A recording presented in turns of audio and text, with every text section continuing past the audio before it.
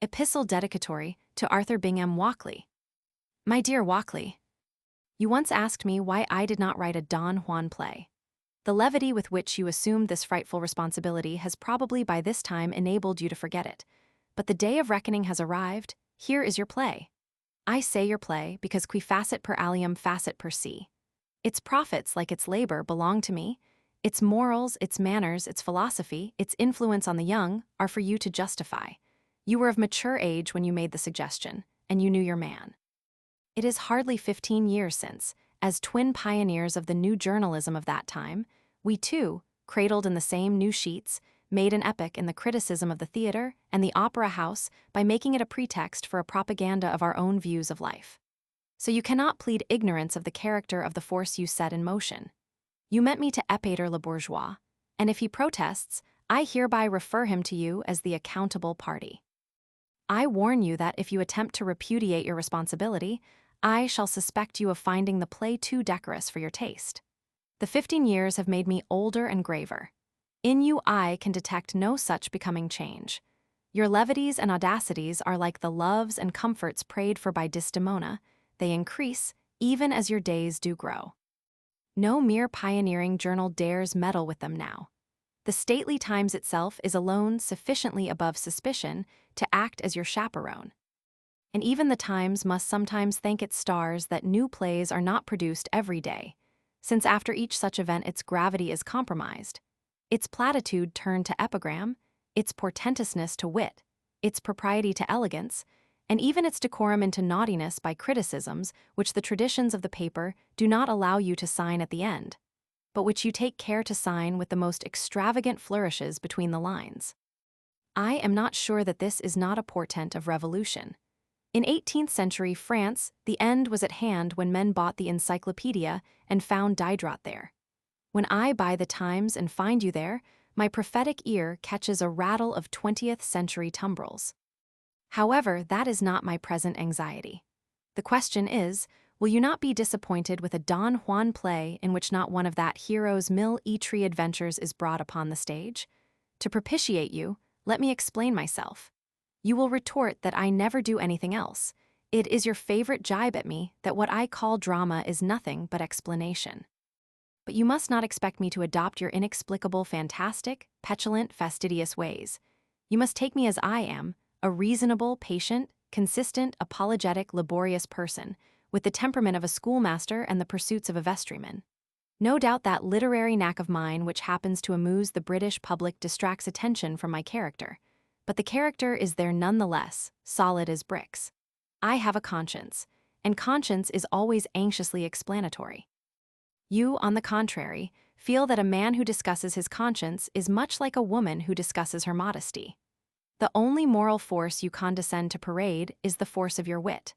The only demand you make in public is the demand of your artistic temperament for symmetry, elegance, style, grace, refinement, and the cleanliness which comes next to godliness if not before it. But my conscience is the genuine pulpit article. It annoys me to see people comfortable when they ought to be uncomfortable, and I insist on making them think in order to bring them to conviction of sin. If you don't like my preaching, you must lump it. I really cannot help it. In the preface to my plays for Puritans, I explain the predicament of our contemporary English drama, forced to deal almost exclusively with cases of sexual attraction, and yet forbidden to exhibit the incidents of that attraction or even to discuss its nature. Your suggestion that I should write a Don Juan play was virtually a challenge to me to treat this subject myself dramatically. The challenge was difficult enough to be worth accepting, because, when you come to think of it, though we have plenty of dramas with heroes and heroines who are in love and must accordingly marry or perish at the end of the play, or about people whose relations with one another have been complicated by the marriage laws, not to mention the looser sort of plays which trade on the tradition that illicit love affairs are at once vicious and delightful. We have no modern English plays in which the natural attraction of the sexes for one another is made the mainspring of the action. That is why we insist on beauty in our performers, differing herein from the countries our friend William Archer holds up as examples of seriousness to our childish theaters. There the Juliets and Isoldes, the Romeos and Tristans, might be our mothers and fathers. Not so the English actress. The heroine she impersonates is not allowed to discuss the elemental relations of men and women. All her romantic twaddle about novelette-made love, all her purely legal dilemmas as to whether she was married or betrayed, quite miss our hearts and worry our minds. To console ourselves, we must just look at her.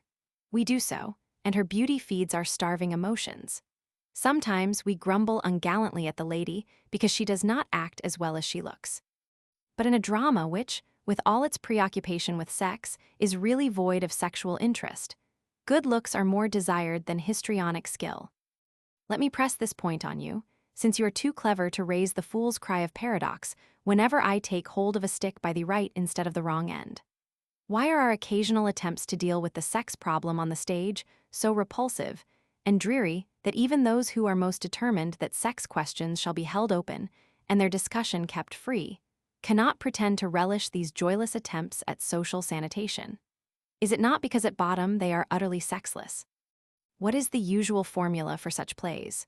A woman has, on some past occasion, been brought into conflict with the law which regulates the relations of the sexes. A man, by falling in love with her or marrying her, is brought into conflict with the social convention which discountenances the woman. Now the conflicts of individuals with law and convention can be dramatized like all other human conflicts, but they are purely judicial. And the fact that we are much more curious about the suppressed relations between the man and the woman than about the relations between both and our courts of law and private juries of matrons, produces that sensation of evasion, of dissatisfaction, of fundamental irrelevance, of shallowness, of useless disagreeableness, of total failure to edify and partial failure to interest, which is as familiar to you in the theaters as it was to me when I, too, frequented those uncomfortable buildings, and found our popular playwrights in the mind to, as they thought, emulate Ibsen. I take it that when you asked me for a Don Juan play, you did not want that sort of thing. Nobody does. The successes such plays sometimes obtain are due to the incidental conventional melodrama with which the experienced popular author instinctively saves himself from failure. But what did you want? Owing to your unfortunate habit you now, I hope, feel its inconvenience of not explaining yourself, I have had to discover this for myself. First, then, I have had to ask myself, what is a Don Juan? Vulgarly, a libertine. But your dislike of vulgarity is pushed to the length of a defect. Universality of character is impossible without a share of vulgarity. And even if you could acquire the taste, you would find yourself overfed from ordinary sources without troubling me. So I took it that you demanded a Don Juan in the philosophic sense. Philosophically, Don Juan is a man who, though gifted enough to be exceptionally capable of distinguishing between good and evil, follows his own instincts without regard to the common statute, or canon law. And therefore, whilst gaining the ardent sympathy of our rebellious instincts, which are flattered by the brilliancies with which Don Juan associates them, finds himself in mortal conflict with existing institutions, and defends himself by fraud and farce as unscrupulously as a farmer defends his crops by the same means against vermin. The prototypic Don Juan, invented early in the Roman 16th century by a Spanish monk, was presented, according to the ideas of that time, as the enemy of God, the approach of whose vengeance is felt throughout the drama, growing in menace from minute to minute. No anxiety is caused on Don Juan's account by any minor antagonist. He easily eludes the police, temporal and spiritual, and when an indignant father seeks private redress with the sword, Don Juan kills him without an effort.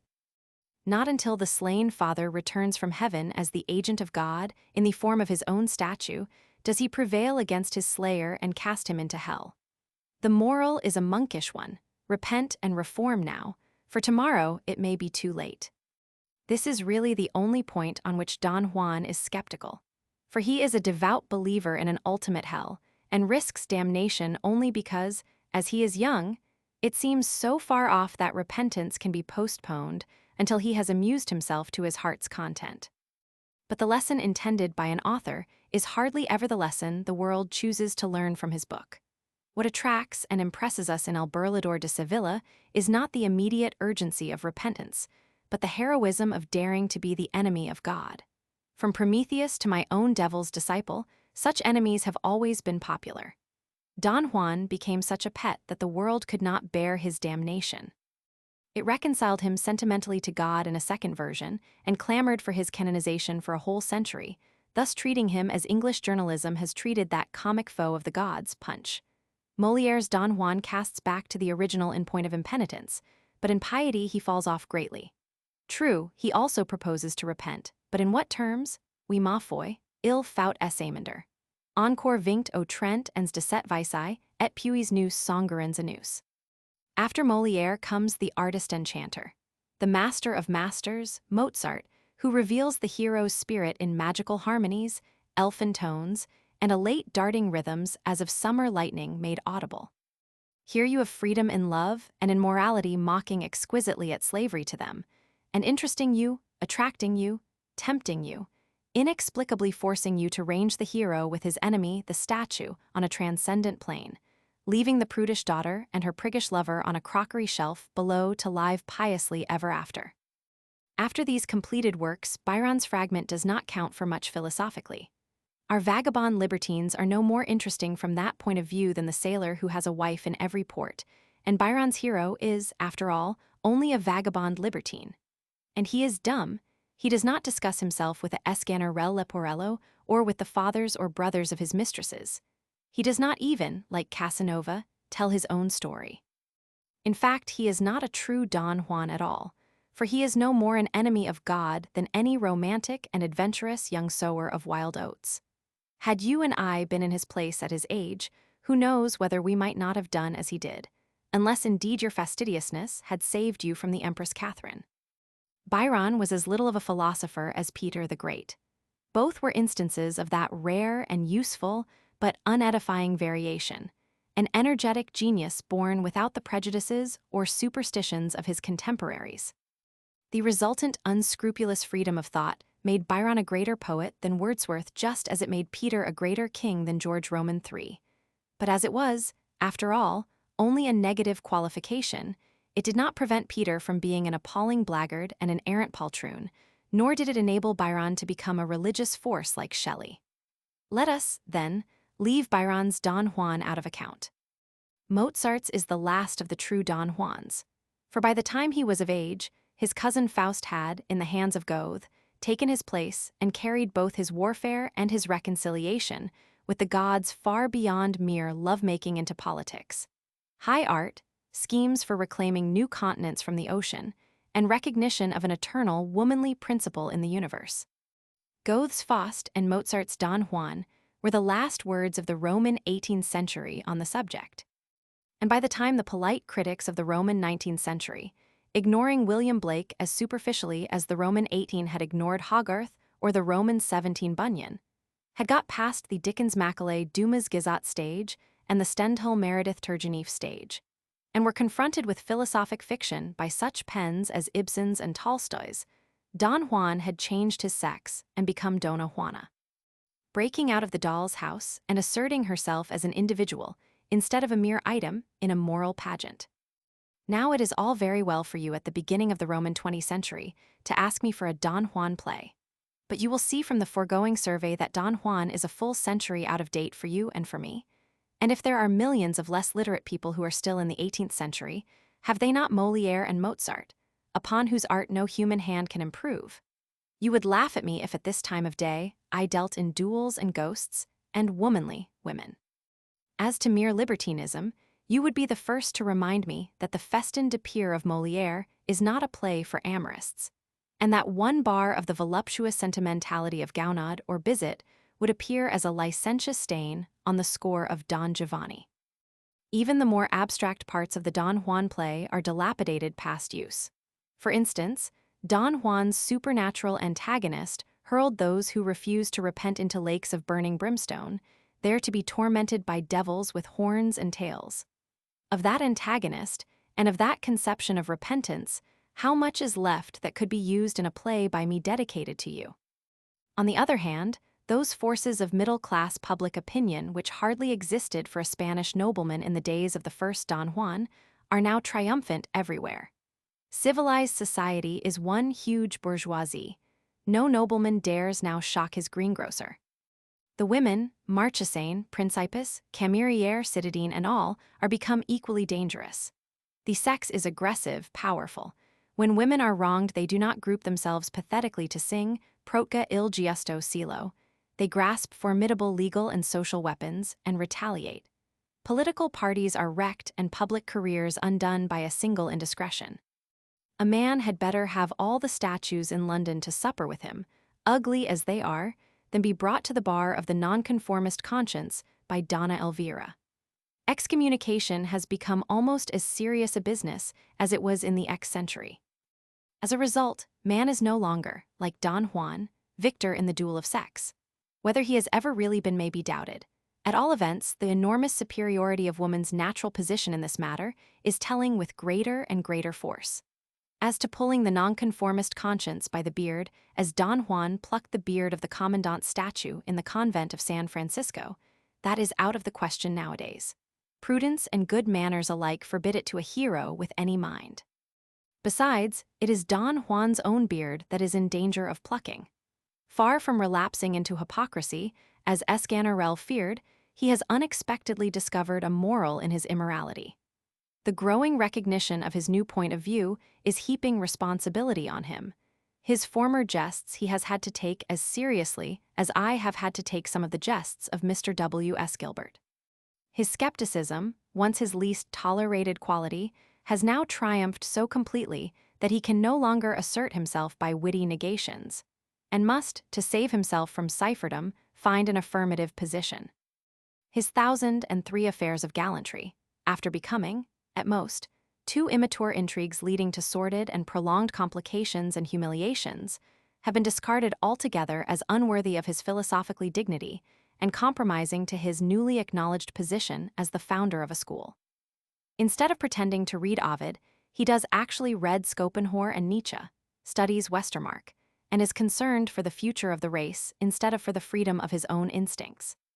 Thus his profligacy and his daredevil airs have gone the way of his sword and mandolin into the rag shop of anachronisms and superstitions. In fact, he is now more Hamlet than Don Juan. For though the lines put into the actor's mouth to indicate to the pit that Hamlet is a philosopher are for the most part mere harmonious platitude which, with a little debasement of the word music, would be proper to Pecksniff. Yet if you separate the real hero, inarticulate and unintelligible to himself, except in flashes of inspiration, from the performer who has to talk at any cost through 5 acts. And if you also do what you must always do in Shakespeare's tragedies, that is, dissect out the absurd sensational incidents and physical violences of the borrowed story from the genuine Shakespearean tissue, you will get a true Promethean foe of the gods, whose instinctive attitude towards women much resembles that to which Don Juan is now driven. From this point of view, Hamlet was a developed Don Juan whom Shakespeare palmed off as a reputable man just as he palmed poor Macbeth off as a murderer. Today the palming off is no longer necessary, at least on your plane and mine, because Don Juanism is no longer misunderstood as mere Casanovism. Don Juan himself is almost ascetic in his desire to avoid that misunderstanding, and so my attempt to bring him up to date by launching him as a modern Englishman into a modern English environment has produced a figure superficially quite unlike the hero of Mozart. And yet I have not the heart to disappoint you wholly of another glimpse of the Mozartian dissoluto punido and his antagonist the statue. I feel sure you would like to know more of that statue to draw him out when he is off duty, so to speak. To gratify you, I have resorted to the trick of the strolling theatrical manager who advertises the pantomime of Sinbad the Sailor with a stock of second-hand picture posters designed for Ali Baba. He simply thrusts a few oil jars into the Valley of Diamonds, and so fulfills the promise held out by the hoardings to the public eye. I have adapted this simple device to our occasion by thrusting into my perfectly modern 3-act play a totally extraneous act in which my hero, enchanted by the air of the Sierra, has a dream in which his Mozartian ancestor appears and philosophizes at great length in a Shavio-Socratic dialogue with the lady, the statue, and the devil. But this pleasantry is not the essence of the play. Over this essence I have no control. You propound a certain social substance, sexual attraction to wit, for dramatic distillation, and I distill it for you. I do not adulterate the product with aphrodisiacs nor dilute it with romance and water, for I am merely executing your commission, not producing a popular play for the market. You must therefore, unless, like most wise men, you read the play first and the preface afterwards, prepare yourself to face a trumpery story of modern London life. A life in which, as you know, the ordinary man's main business is to get means to keep up the position and habits of a gentleman, and the ordinary woman's business is to get married. In 9,999 cases out of 10,000, you can count on their doing nothing, whether noble or base, that conflicts with these ends. And that assurance is what you rely on as their religion, their morality, their principles, their patriotism, their reputation, their honor, and so forth. On the whole, this is a sensible and satisfactory foundation for society. Money means nourishment and marriage means children, and that men should put nourishment first and women children first is, broadly speaking, the law of nature and not the dictate of personal ambition. The secret of the prosaic man's success, such as it is the simplicity with which he pursues these ends. The secret of the artistic man's failure, such as that is the versatility with which he strays in all directions after secondary ideals. The artist is either a poet or a scalawag. As poet, he cannot see, as the prosaic man does, that chivalry is at bottom only romantic suicide. As scalawag, he cannot see that it does not pay to sponge and beg and lie and brag and neglect his person. Therefore, do not misunderstand my plain statement of the fundamental constitution of London society as an Irishman's reproach to your nation. From the day I first set foot on this foreign soil, I knew the value of the prosaic qualities of which Irishmen teach Englishmen to be ashamed, as well as I knew the vanity of the poetic qualities of which Englishmen teach Irishmen to be proud. For the Irishman instinctively disparages the quality which makes the Englishman dangerous to him, and the Englishman instinctively flatters the fault that makes the Irishman harmless and amusing to him.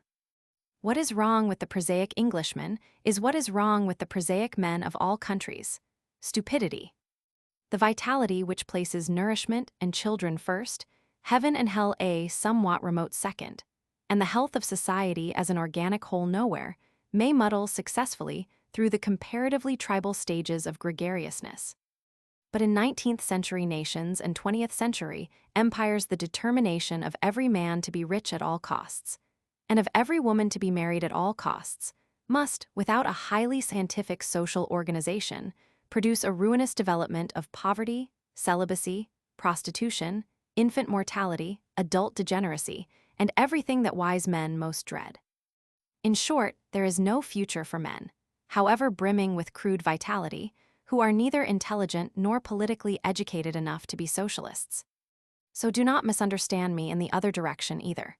If I appreciate the vital qualities of the Englishman as I appreciate the vital qualities of the bee, I do not guarantee the Englishman against being, like the bee or the Canaanite, smoked out and unloaded of his honey by beings inferior to himself in simple acquisitiveness, combativeness, and fecundity, but superior to him in imagination and cunning. The Don Juan play, however, is to deal with sexual attraction, and not with nutrition, and to deal with it in a society in which the serious business of sex is left by men to women, as the serious business of nutrition is left by women to men. That the men, to protect themselves against a too aggressive prosecution of the women's business, have set up a feeble romantic convention that the initiative in sex business must always come from the man, is true. But the pretense is so shallow that even in the theater, that last sanctuary of unreality, it imposes only on the inexperienced. In Shakespeare's plays, the woman always takes the initiative. In his problem plays and his popular plays alike, the love interest is the interest of seeing the woman hunt the man down. She may do it by blandishment, like Rosalind, or by stratagem, like Mariana. But in every case, the relation between the woman and the man is the same. She is the pursuer and contriver, he the pursued and disposed of. When she is baffled, like Ophelia, she goes mad and commits suicide, and the man goes straight from her funeral to a fencing match. No doubt nature, with very young creatures, may save the woman the trouble of scheming. Prospero knows that he has only to throw Ferdinand and Miranda together, and they will mate like a pair of doves. And there is no need for Perdita to capture Florizel as the lady doctor in All's Well That Ends Well, an early Ibsenite heroine, captures Bertram. But the mature cases all illustrate the Shakespearean law. The one apparent exception, Petruchio, is not a real one. He is most carefully characterized as a purely commercial matrimonial adventurer. Once he is assured that Katharine has money, he undertakes to marry her before he has seen her. In real life, we find not only Petruchios, but Mantalinis and Dobbins who pursue women with appeals to their pity or jealousy or vanity, or cling to them in a romantically infatuated way. Such effeminates do not count in the world scheme. Even Bunsby dropping like a fascinated bird into the jaws of Mrs. Maxtinger is by comparison a true tragic object of pity and terror. I find in my own plays that woman, projecting herself dramatically by my hands, a process over which I assure you I have no more real control than I have over my wife, behaves just as woman did in the plays of Shakespeare. And so your Don Juan has come to birth as a stage projection of the tragicomic love chase of the man by the woman, and my Don Juan is the quarry instead of the huntsman. Yet he is a true Don Juan, with a sense of reality that disables convention, defying to the last the fate which finally overtakes him.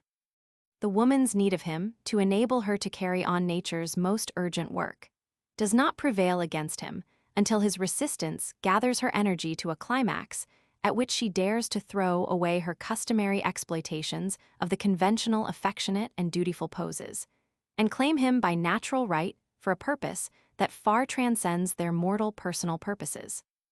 Among the friends to whom I have read this play in manuscript are some of our own sex who are shocked at the unscrupulousness, meaning the total disregard of masculine fastidiousness, with which the woman pursues her purpose.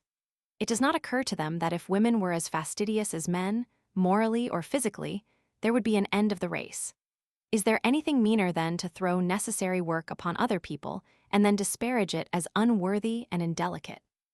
We laugh at the haughty American nation because it makes the Negro clean its boots and then proves the moral and physical inferiority of the Negro by the fact that he is a shoeblack.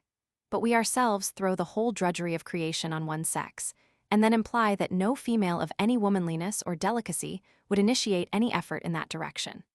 There are no limits to male hypocrisy in this matter.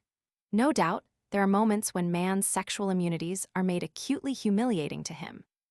When the terrible moment of birth arrives, its supreme importance and its superhuman effort and peril, in which the father has no part, dwarf him into the meanest insignificance. He slinks out of the way of the humblest petticoat, happy if he be poor enough to be pushed out of the house to outface his ignominy by drunken rejoicings. But when the crisis is over, he takes his revenge, swaggering as the breadwinner and speaking of woman's sphere with condescension, even with chivalry, as if the kitchen and the nursery were less important than the office in the city. When his swagger is exhausted, he drivels into erotic poetry or sentimental uxoriousness, and the Tennysonian King Arthur posing as Guinevere becomes Don Quixote groveling before Dulcinea. You must admit that here nature beats comedy out of the field. The wildest hominist or feminist farce is insipid after the most commonplace slice of life. The pretense that women do not take the initiative is part of the farce. Why, the whole world is strewn with snares, traps, gins, and pitfalls for the capture of men by women. Give women the vote, and in 5 years there will be a crushing tax on bachelors. Men, on the other hand, attach penalties to marriage, depriving women of property, of the franchise, of the free use of their limbs, of that ancient symbol of immortality, the right to make oneself at home in the house of God by taking off the hat, of everything that he can force woman to dispense with without compelling himself to dispense with her. All in vain. Woman must marry because the race must perish without her travail. If the risk of death and the certainty of pain, danger and unutterable discomforts cannot deter her, slavery and swaddled ankles will not. And yet we assume that the force that carries women through all these perils and hardships stops abashed before the primnesses of our behavior for young ladies. It is assumed that the woman must wait, motionless, until she is wooed. Nay, she often does wait motionless. That is how the spider waits for the fly. But the spider spins her web. And if the fly, like my hero, shows a strength that promises to extricate him, how swiftly does she abandon her pretense of passiveness and openly fling coil after coil about him until he is secured forever. If the really impressive books and other artworks of the world were produced by ordinary men, they would express more fear of women's pursuit than love of their illusory beauty. But ordinary men cannot produce really impressive artworks. Those who can are men of genius. That is, men selected by nature to carry on the work of building up an intellectual consciousness of her own instinctive purpose. Accordingly, we observe in the man of genius all the unscrupulousness and all the self-sacrifice. The two things are the same of woman. He will risk the stake and the cross, starve, when necessary, in a garret all his life, study women and live on their work and care as Darwin studied worms and lived upon sheep, work his nerves into rags without payment, a sublime altruist in his disregard of himself, an atrocious egotist in his disregard of others. Here woman meets a purpose as impersonal, as irresistible as her own, and the clash is sometimes tragic. When it is complicated by the genius being a woman, then the game is one for a king of critics. Your George Sand becomes a mother to gain experience for the novelist and to develop her, and gobbles up men of genius, Chopins, Mussetts, and the like, as mere hors d'oeuvres. I state the extreme case, of course, but what is true of the great man who incarnates the philosophically consciousness of life, and the woman who incarnates its fecundity, is true in some degree of all geniuses and all women. Hence it is that the world's books get written, its pictures painted, its statues modeled, its symphonies composed, by people who are free of the otherwise universal dominion of the tyranny of sex. Which leads us to the conclusion, astonishing to the vulgar, that art, instead of being before all things the expression of the normal sexual situation, is really the only department in which sex is a superseded and secondary power, with its consciousness so confused and its purpose so perverted that its ideas are mere fantasy to common men. Whether the artist becomes poet or philosopher, moralist or founder of a religion, his sexual doctrine is nothing but a barren special pleading for pleasure, excitement, and knowledge when he is young, and for contemplative tranquility when he is old and satiated. Romance and asceticism, amorism and puritanism are equally unreal in the great Philistine world. The world shown us in books, whether the books be confessed epics or professed gospels, or in codes, or in political orations, or in philosophically systems, is not the main world at all. It is only the self-consciousness of certain abnormal people who have the specific artistic talent and temperament. A serious matter this for you and me, because the man whose consciousness does not correspond to that of the majority is a madman, and the old habit of worshipping madmen is giving way to the new habit of locking them up. And since what we call education and culture is for the most part nothing but the substitution of reading for experience, of literature for life, of the obsolete fictitious for the contemporary real, education, as you no doubt observed at Oxford, destroys, by supplantation, every mind that is not strong enough to see through the imposture, and to use the great masters of arts as what they really are and no more. That is, patentees of highly questionable methods of thinking, and manufacturers of highly questionable, and for the majority but half-valid representations of life. The schoolboy who uses his Homer to throw at his fellow's head makes perhaps the safest and most rational use of him, and I observe with reassurance that you occasionally do the same, in your prime, with your Aristotle. Fortunately for us, whose minds have been so overwhelmingly sophisticated by literature, what produces all these treatises and poems and scriptures of one sort or another is the struggle of life to become divinely conscious of itself, instead of blindly stumbling hither and thither in the line of least resistance. Hence there is a driving towards truth in all books on matters where the writer, though exceptionally gifted, is normally constituted, and has no private axe to grind. Copernicus had no motive for misleading his fellow men as to the place of the sun in the solar system. He looked for it as honestly as a shepherd seeks his path in a mist. But Copernicus would not have written love stories scientifically. When it comes to sex relations, the man of genius does not share the common man's danger of capture, nor the woman of genius the common woman's overwhelming specialization. And that is why our scriptures and other artworks, when they deal with love, turn from honest attempts at science in physics to romantic nonsense, erotic ecstasy, or the stern asceticism of satiety. The road of excess leads to the palace of wisdom, said William Blake, for you never know what is enough unless you know what is more than enough. There is a political aspect of this sex question which is too big for my comedy, and too momentous to be passed over without culpable frivolity.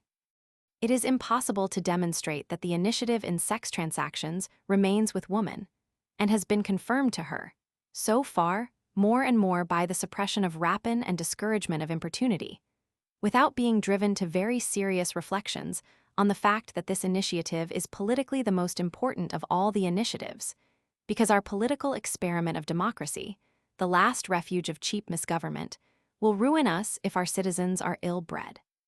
When we too were born, this country was still dominated by a selected class bred by political marriages. The commercial class had not then completed the first 25 years of its new share of political power, and it was itself selected by money qualification, and bred, if not by political marriage, at least by a pretty rigorous class marriage. Aristocracy and plutocracy still furnish the figureheads of politics, but they are now dependent on the votes of the promiscuously bred masses. And this, if you please, at the very moment when the political problem, having suddenly ceased to mean a very limited and occasional interference, mostly by way of jobbing public appointments, in the mismanagement of a tight but parochial little island, with occasional meaningless prosecution of dynastic wars, has become the industrial reorganization of Britain, the construction of a practically international commonwealth, and the partition of the whole of Africa and perhaps the whole of Asia by the civilized powers. Can you believe that the people whose conceptions of society and conduct, whose power of attention and scope of interest, are measured by the British theatre as you know it today, can either handle this colossal task themselves, or understand and support the sort of mind and character that is, at least comparatively, capable of handling it? For remember, what our voters are in the pit and gallery, they are also in the polling booth. We are all now under what Burke called the hoofs of the swinish multitude.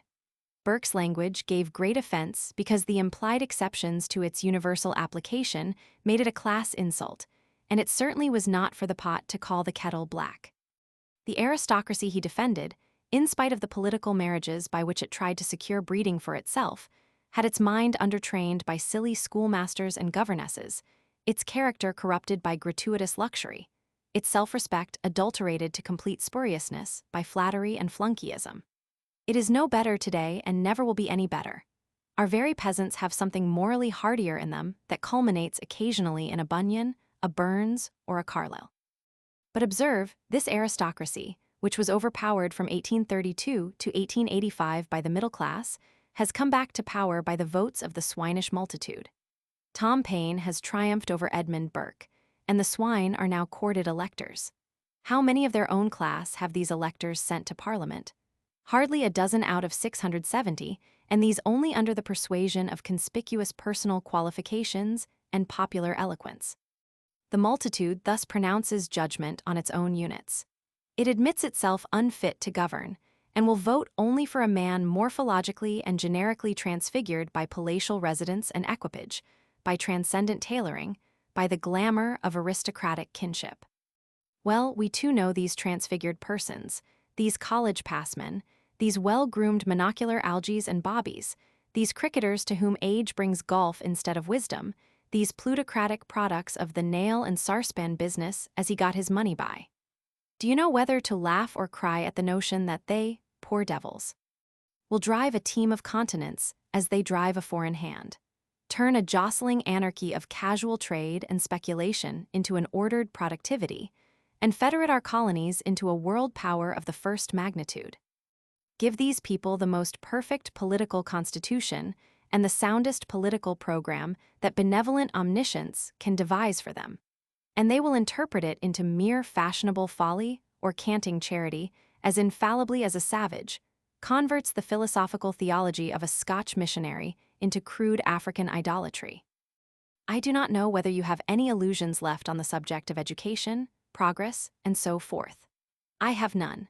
Any pamphleteer can show the way to better things, but when there is no will, there is no way. My nurse was fond of remarking that you cannot make a silk purse out of a sow's ear, and the more I see of the efforts of our churches and universities and literary sages to raise the mass above its own level, the more convinced I am that my nurse was right. Progress can do nothing but make the most of us all as we are, and that most would clearly not be enough even if those who are already raised out of the lowest abysses would allow the others a chance. The bubble of heredity has been pricked. The certainty that acquirements are negligible as elements in practical heredity has demolished the hopes of the educationists as well as the terrors of the degeneracy mongers. And we know now that there is no hereditary governing class, any more than a hereditary hooliganism. We must either breed political capacity or be ruined by democracy, which was forced on us by the failure of the older alternatives. Yet if despotism failed only for want of a capable, benevolent despot, what chance has democracy, which requires a whole population of capable voters? That is, of political critics who, if they cannot govern in person for lack of spare energy or specific talent for administration, can at least recognize and appreciate capacity and benevolence in others, and so govern through capably benevolent representatives.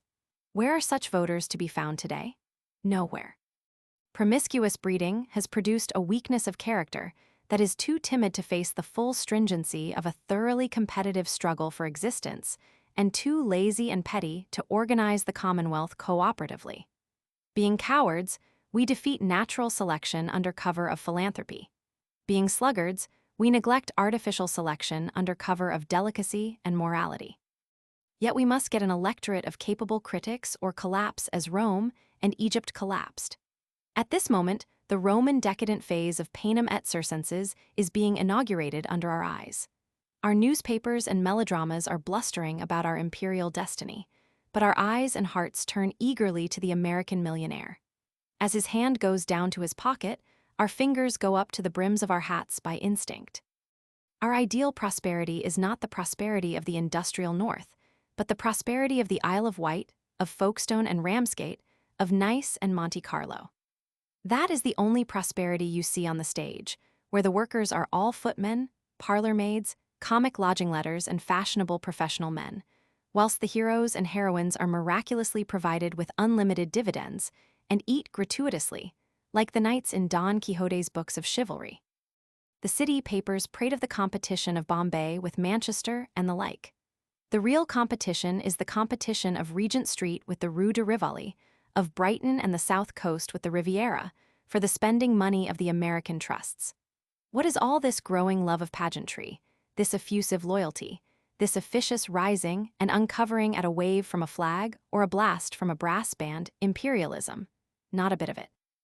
Obsequiousness, servility, cupidity roused by the prevailing smell of money. When Mr. Carnegie rattled his millions in his pockets, all England became one rapacious cringe. Only when Rhodes, who had probably been reading my Socialism for Millionaires, left word that no idler was to inherit his estate, the bent backs straightened mistrustfully for a moment. Could it be that the Diamond King was no gentleman after all? However, it was easy to ignore a rich man's solecism. The ungentlemanly clause was not mentioned again, and the backs soon bowed themselves back into their natural shape. But I hear you asking me in alarm whether I have actually put all this tub thumping into a Don Juan comedy. I have not. I have only made my Don Juan a political pamphleteer and given you his pamphlet in full by way of appendix. You will find it at the end of the book.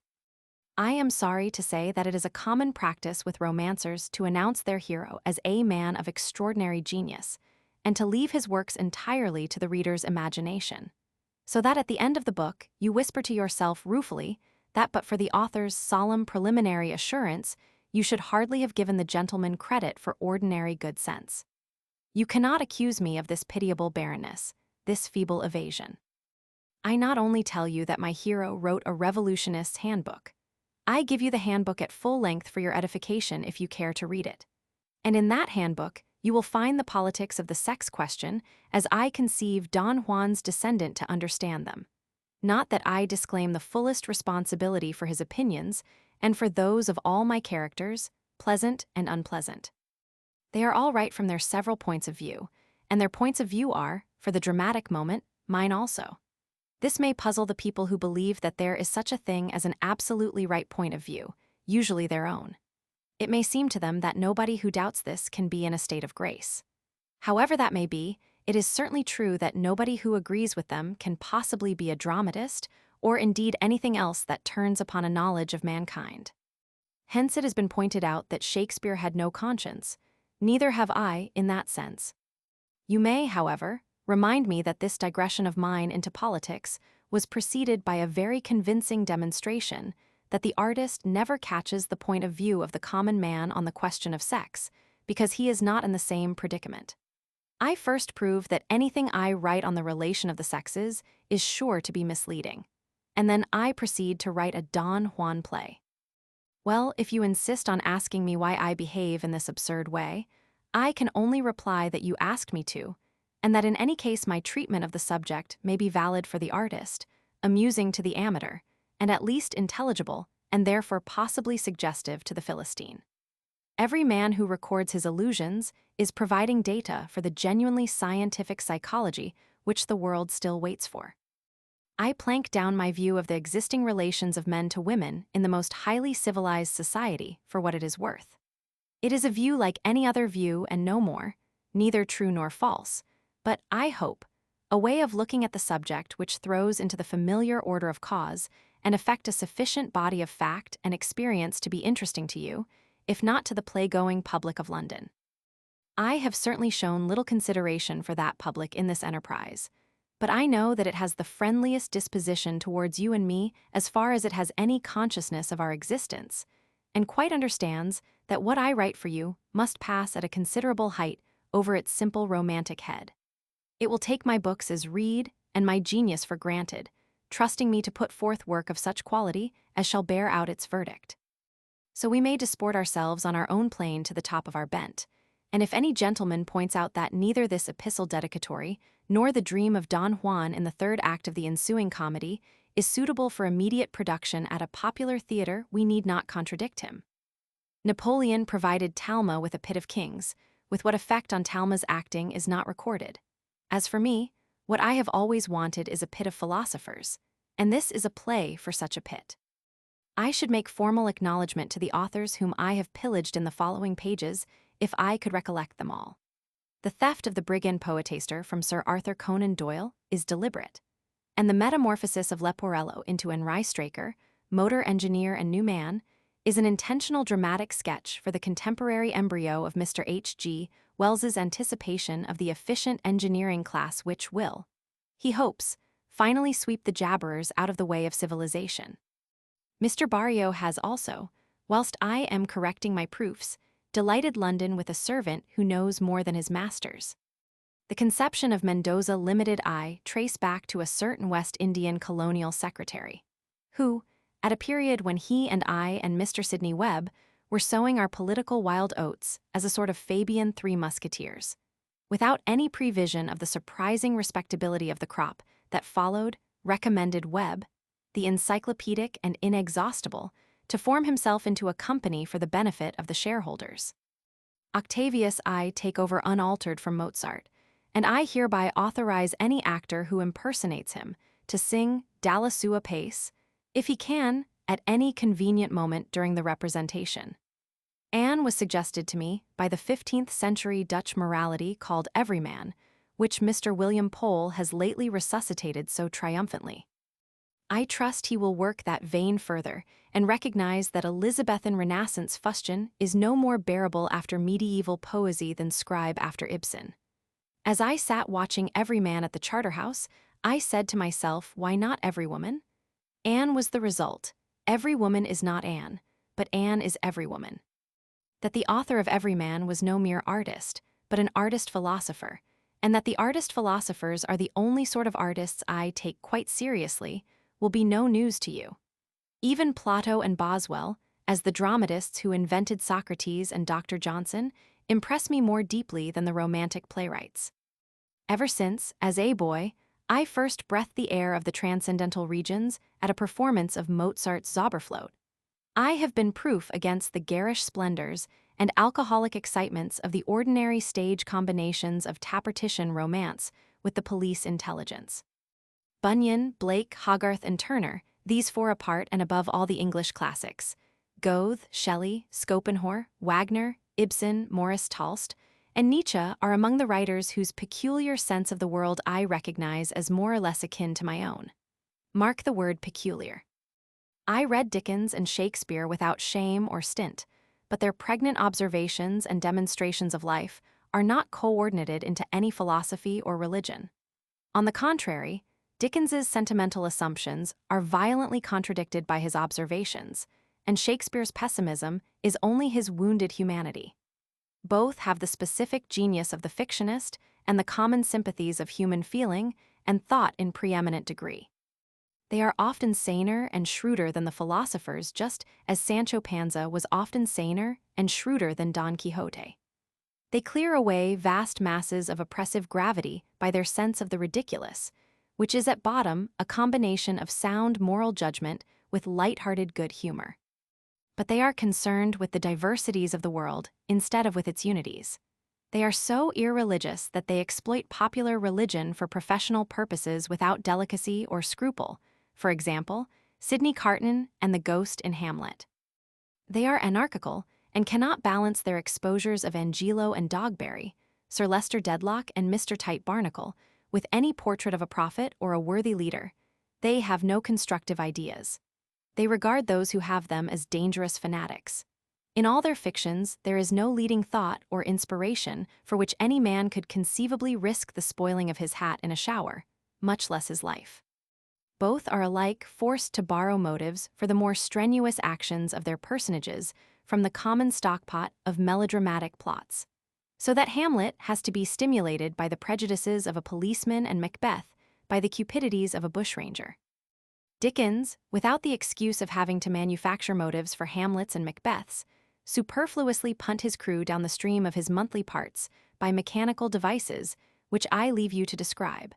My own memory being quite baffled by the simplest question as to monks in Oliver Twist, or the long-lost parentage of Smike, or the relations between the Dorrit and Clenham families so inopportunely discovered by Monsieur Rigaud Blandois. The truth is, the world was to Shakespeare a great stage of fools on which he was utterly bewildered. He could see no sort of sense in living at all, and Dickens saved himself from the despair of the dream and the chimes by taking the world for granted and busying himself with its details. Neither of them could do anything with a serious positive character. They could place a human figure before you with perfect verisimilitude, but when the moment came for making it live and move, they found, unless it made them laugh, that they had a puppet on their hands and had to invent some artificial external stimulus to make it work. This is what is the matter with Hamlet all through. He has no will except in his bursts of temper. Foolish bardolaters make a virtue of this after their fashion. They declare that the play is the tragedy of irresolution. But all Shakespeare's projections of the deepest humanity, he knew have the same defect. Their characters and manners are lifelike, but their actions are forced on them from without, and the external force is grotesquely inappropriate except when it is quite conventional, as in the case of Henry V. Falstaff, is more vivid than any of these serious reflective characters, because he is self-acting. His motives are his own appetites and instincts and humors. Richard Roman III, too, is delightful as the whimsical comedian who stops a funeral to make love to the corpse's widow. But when, in the next act, he is replaced by a stage villain who smothers babies and offs with people's heads, we are revolted at the imposture and repudiate the changeling. Falconbridge, Coriolanus, Leonce are admirable descriptions of instinctive temperaments. Indeed, the play of Coriolanus is the greatest of Shakespeare's comedies, but description is not philosophy, and comedy neither compromises the author nor reveals him. He must be judged by those characters into which he puts what he knows of himself, his Hamlets and Macbeths and Lears and Prosperos. If these characters are agonizing in a void about factitious melodramatic murders and revenges and the like, whilst the comic characters walk with their feet on solid ground, vivid and amusing, you know that the author has much to show and nothing to teach. The comparison between Falstaff and Prospero is like the comparison between Micawber and David Copperfield.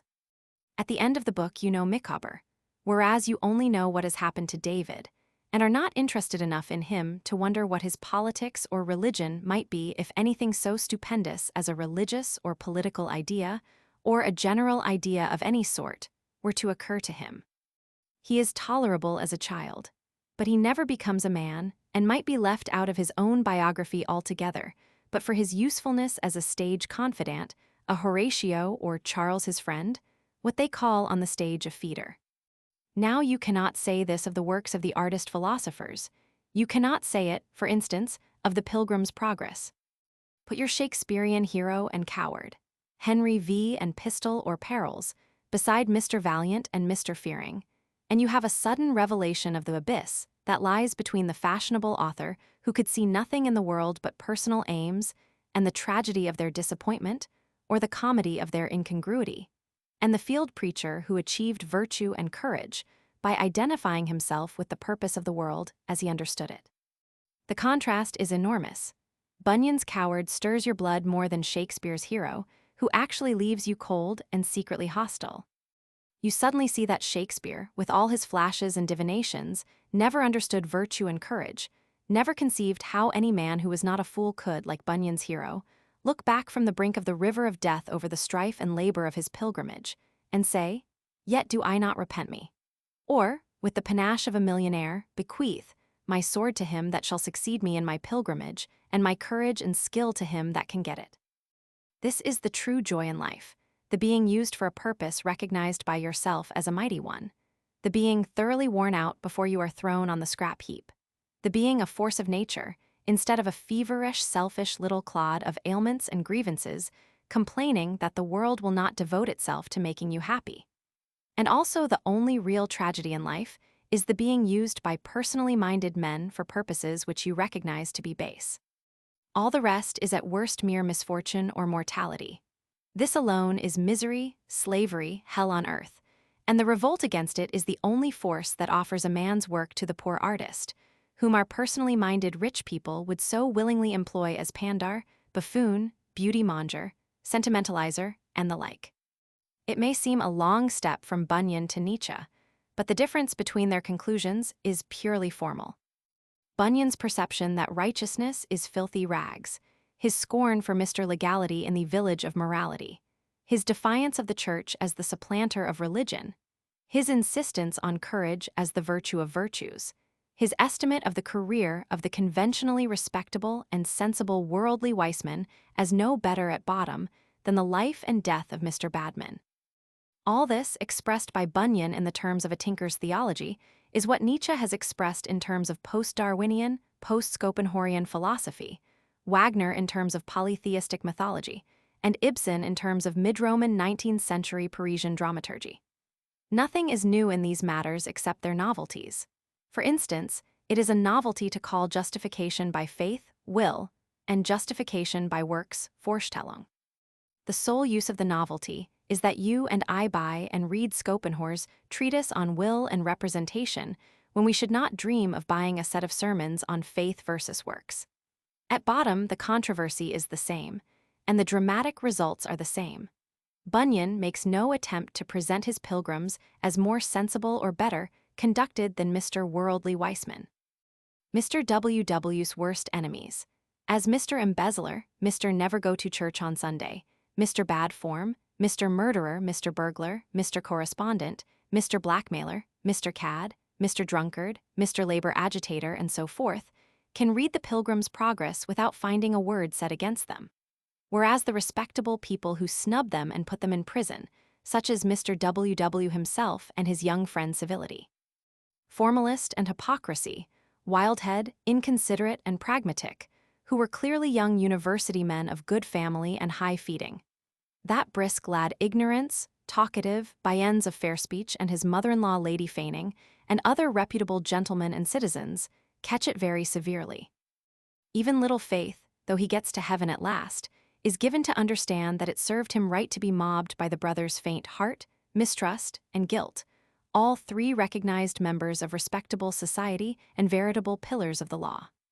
The whole allegory is a consistent attack on morality and respectability, without a word that one can remember against vice and crime. Exactly what is complained of in Nietzsche and Ibsen, is it not?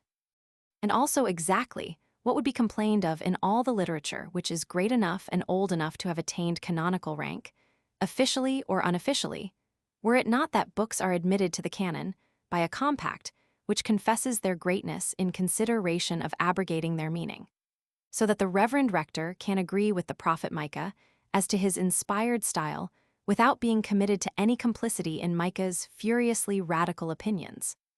Why, even I, as I force myself, pen in hand, into recognition and civility, find all the force of my onslaught destroyed by a simple policy of non-resistance.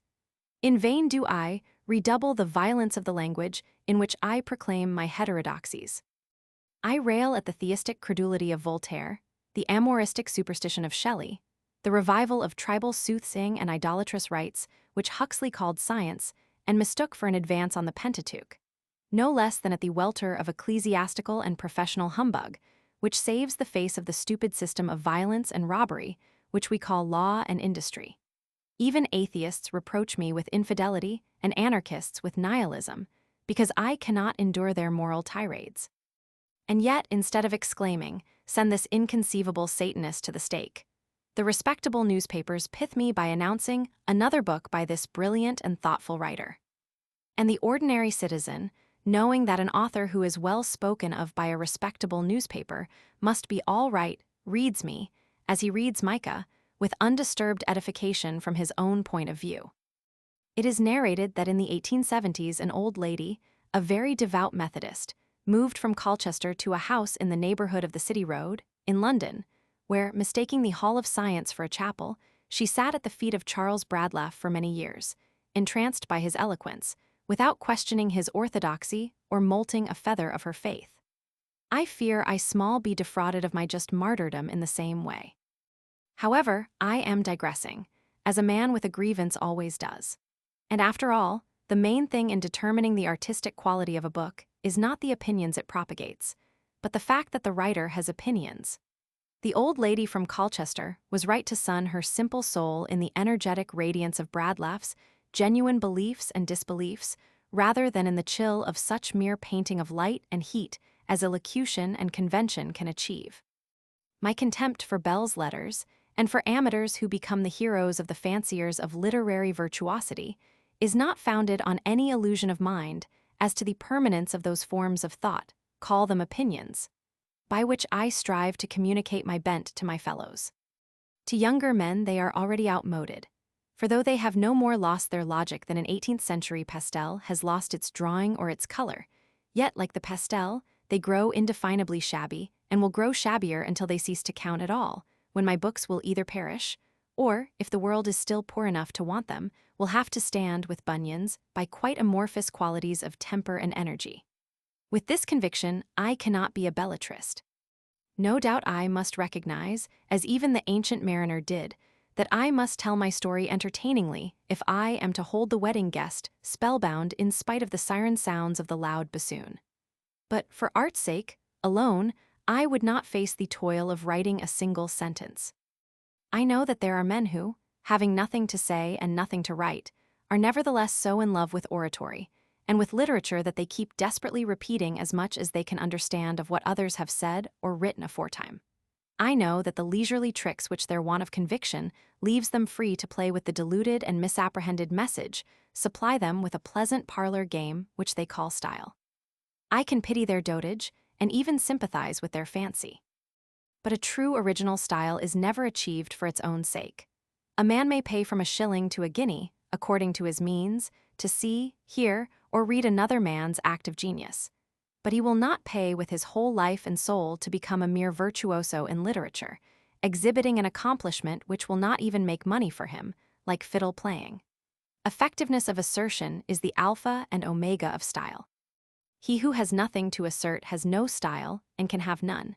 He who has something to assert will go as far in power of style as its momentousness, and his conviction will carry him. Disprove his assertion after it is made, yet its style remains. Darwin has no more destroyed the style of Job nor of Handel than Martin Luther destroyed the style of Giotto. All the assertions get disproved sooner or later, and so we find the world full of a magnificent debris of artistic fossils, with the matter-of-fact credibility gone clean out of them, but the form still splendid. And that is why the old masters play the deuce with our mere susceptibles. Your royal academician thinks he can get the style of Giotto without Giotto's beliefs, and correct his perspective into the bargain. Your man of letters thinks he can get Bunyan's or Shakespeare's style without Bunyan's conviction or Shakespeare's apprehension, especially if he takes care not to split his infinitives. And so with your doctors of music, who, with their collections of discords duly prepared and resolved or retarded or anticipated in the manner of the great composers, think they can learn the art of Pelstrina from Cherubim's treatise. All this academic art is far worse than the trade in sham antique furniture. For the man who sells me an oaken chest which he swears was made in the Roman 13th century, though as a matter of fact he made it himself only yesterday, at least does not pretend that there are any modern ideas in it, whereas your academic copier of fossils offers them to you as the latest outpouring of the human spirit. And, worst of all, kidnaps young people as pupils and persuades them that his limitations are rules, his observances dexterities, his timidities good taste, and his emptinesses purities. And when he declares that art should not be didactic, all the people who have nothing to teach and all the people who don't want to learn agree with him emphatically. I pride myself on not being one of these susceptible.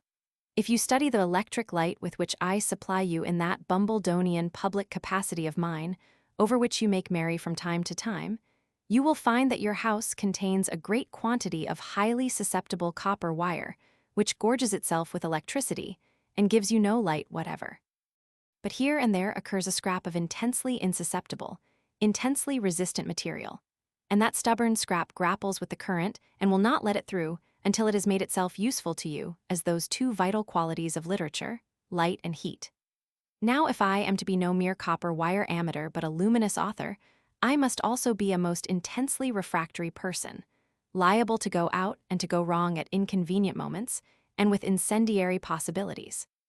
These are the faults of my qualities, and I assure you that I sometimes dislike myself so much that when some irritable reviewer chances at that moment to pitch into me with zest, I feel unspeakably relieved and obliged. But I never dream of reforming, knowing that I must take myself as I am and get what work I can out of myself. All this you will understand, for there is community of material between us. We are both critics of life as well as of art, and you have perhaps said to yourself when I have passed your windows, "There, but for the grace of God, go I, an awful and chastening reflection, which shall be the closing cadence of this immoderately long letter from yours faithfully." G. Bernard Shaw. Walking, 1903. Act 1. Roebuck Ramsden is in his study, opening the morning letters. The study, handsomely and solidly furnished, proclaims the man of means. Not a speck of dust is visible. It is clear that there are at least 2 housemaids and a parlor maid downstairs, and a housekeeper upstairs who does not let them spare elbow grease. Even the top of Roebuck's head is polished. On a sunshiny day, he could heliograph his orders to distant camps by merely nodding. In no other respect, however, does he suggest the military man. It is in active civil life that men get his broad air of importance, his dignified expectation of deference, his determinate mouth disarmed and refined since the hour of his success by the withdrawal of opposition and the concession of comfort and precedence and power. He is more than a highly respectable man. He is marked out as a president of highly respectable men, a chairman among directors, an alderman among councillors, a mayor among aldermen. 4 tufts of iron-gray hair, which will soon be as white as isinglass, and are in other respects not at all unlike it, grow in 2 symmetrical pairs above his ears and at the angles of his spreading jaws. He wears a black frock coat, a white waistcoat, it is bright spring weather, and trousers, neither black nor perceptibly blue, of one of those indefinitely mixed hues which the modern clothier has produced to harmonize with the religions of respectable men. He has not been out of doors yet today, so he still wears his slippers, his boots being ready for him on the hearthrug. Surmising that he has no valet, and seeing that he has no secretary with a shorthand notebook and a typewriter, one meditates on how little our great Burgess domesticity has been disturbed by new fashions and methods, or by the enterprise of the railway and hotel companies, which sell you a Saturday to Monday of life at Folkestone as a real gentleman for 2 guineas. First-class fares both ways included. How old is Roebuck? The question is important on the threshold of a drama of ideas, for under such circumstances, everything depends on whether his adolescence belonged to the 60s or to the 80s. He was born, as a matter of fact, in 1839, and was a Unitarian and free trader from his boyhood, and an evolutionist from the publication of The Origin of Species. Consequently, he has always classed himself as an advanced thinker and fearlessly outspoken reformer. Sitting at his writing table, he has on his right the windows giving on Portland Place. Through these, as through a proscenium, the curious spectator may contemplate his profile as well as the blinds will permit. On his left is the inner wall, with a stately bookcase, and the door not quite in the middle, but somewhat further from him. Against the wall opposite him are two busts on pillars, one to his left of John Bright, the other to his right of Mr. Herbert Spencer. Between them hang an engraved portrait of Richard Cobden, enlarged photographs of Martineau, Huxley, and George Eliot, autotypes of allegories by Mr. G.F. Watts, for Roebuck believed in the fine arts with all the earnestness of a man who does not understand them, and an impression of Dupont's engraving of Delaroche's Beaux Arts hemicycle, representing the great men of all ages. On the wall behind him, above the mantelshelf, is a family portrait of impenetrable obscurity. A chair stands near the writing table for the convenience of business visitors. Two other chairs are against the wall between the busts. A parlor maid enters with a visitor's card. Roebuck takes it and nods pleased, evidently a welcome caller. Ramsden, show him up. The parlor maid goes out and returns with the visitor. The maid, Mr. Robinson. Mr. Robinson is really an uncommonly nice-looking young fellow. He must, one thinks, be the June premier, for it is not unreason to suppose that a second such attractive male figure should appear in one story. The slim, shapely frame, the elegant suit of new mourning, the small head and regular features, the pretty little mustache, the frank, clear eyes, the wholesome bloom and the youthful complexion, the well-brushed glossy hair, not curly, but of fine texture and good dark color, the arch of good nature in the eyebrows, the erect forehead and neatly pointed chin, all announce the man who will love and suffer later on. And that he will not do so without sympathy is guaranteed by an engaging sincerity and eager modest serviceableness, which stamp him as a man of amiable nature. The moment he appears, Ramsden's face expands into fatherly liking and welcome, an expression which drops into one of decorous grief as the young man approaches him with sorrow in his face as well as in his black clothes. Ramsden seems to know the nature of the bereavement. As the visitor advances silently to the writing table, the old man rises and shakes his hand across it without a word. A long, affectionate shake which tells the story of a recent sorrow common to both. Ramsden, well, Octavius, it's the common lot, we must all face it someday. Sit down. Octavius takes the visitor's chair. Ramsden replaces himself in his own. Octavius, yes, we must face it, Mr. Ramsden, but I owed him a great deal. He did everything for me that my father could have done if he had lived. Ramsden, he had no son of his own, you see. Octavius, but he had daughters, and yet he was as good to my sister as to me, and his death was so sudden. I always intended to thank him to let him know that I had not taken all his care of me as a matter of course, as any boy takes his father's care. But I waited for an opportunity, and now he is dead dropped without a moment's warning. He will never know what I felt. He takes out his handkerchief and cries unaffectedly. Ramsden, how do we know that, Octavius? He may know it, we cannot tell. Come, don't grieve. Octavius masters himself and puts up his handkerchief. That's right. Now let me tell you something to console you. The last time I saw him it was in this very room. He said to me, "Tavy is a generous lad and the soul of honor. And when I see how little consideration other men get from their sons, I realize how much better than a son he's been to me." There, doesn't that do you good? Octavius, Mr. Ramsden, he used to say to me that he had met only one man in the world who was the soul of honor, and that was Roebuck Ramsden. Ramsden? Oh, that was his partiality. We were very old friends, you know. But there was something else he used to say about you. I wonder whether I ought to tell you or not. Octavius, you know best. Ramsden, it was something about his daughter. Octavius, about Anne. Oh, do tell me that, Mr. Ramsden. Ramsden, well, he said he was glad, after all, you were not his son, because he thought that someday Annie and you. Octavius blushes vividly. Well, perhaps I shouldn't have told you, but he was in earnest. Octavius, oh, if only I thought I had a chance. You know, Mr. Ramsden, I don't care about money or about what people call position, and I can't bring myself to take an interest in the business of struggling for them. Well, Anne has a most exquisite nature, but she is so accustomed to be in the thick of that sort of thing that she thinks a man's character incomplete if he is not ambitious. She knows that if she married me, she would have to reason herself out of being ashamed of me, for not being a big success of some kind. Ramsden, getting up and planting himself with his back to the fireplace. Nonsense, my boy, nonsense. You're too modest. What does she know about the real value of men at her age? Besides, she's a wonderfully dutiful girl. Her father's wish would be sacred to her. Do you know that since she grew up to years of discretion, I don't believe she has ever once given her own wish as a reason for doing anything or not doing it. It's always, father wishes me to, or mother wouldn't like it. It's really almost a fault in her. I have often told her she must learn to think for herself. Octavius, I couldn't ask her to marry me because her father wished it, Mr. Ramsden. Ramsden? Well, perhaps not. No, of course not. I see that. No, you certainly couldn't. But when you win her on your own merits, it will be a great happiness to her to fulfill her father's desire as well as her own. Come, you'll ask her, won't you? Octavius, at all events, I promise you I shall never ask anyone else. Ramsden, oh, you shan't need to. She'll accept you, my boy, although you have one great drawback. Octavius, what drawback is that, Mr. Ramsden?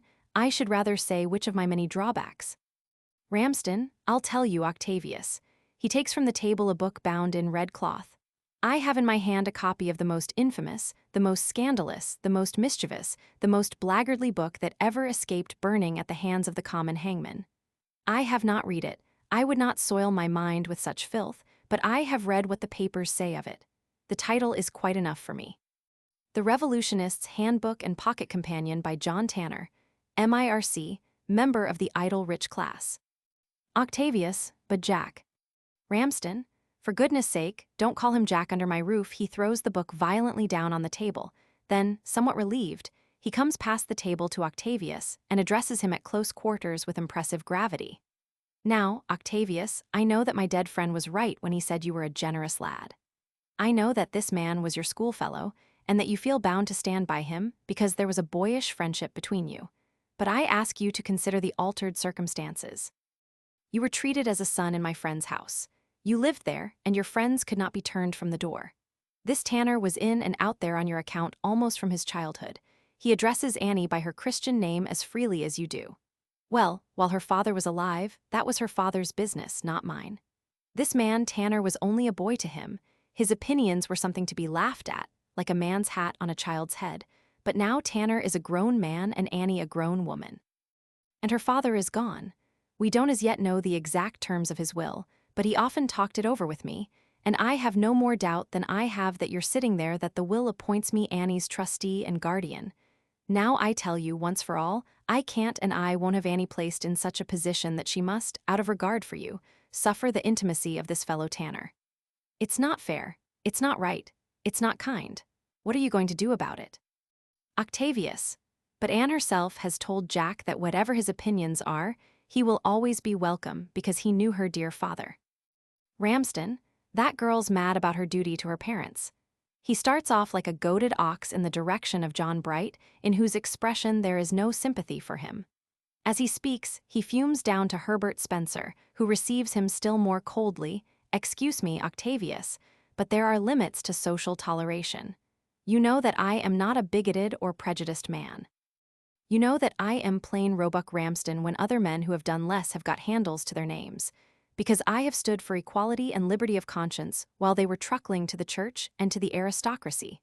Whitefield and I lost chance after chance through our advanced opinions. But I draw the line at anarchism and free love and that sort of thing.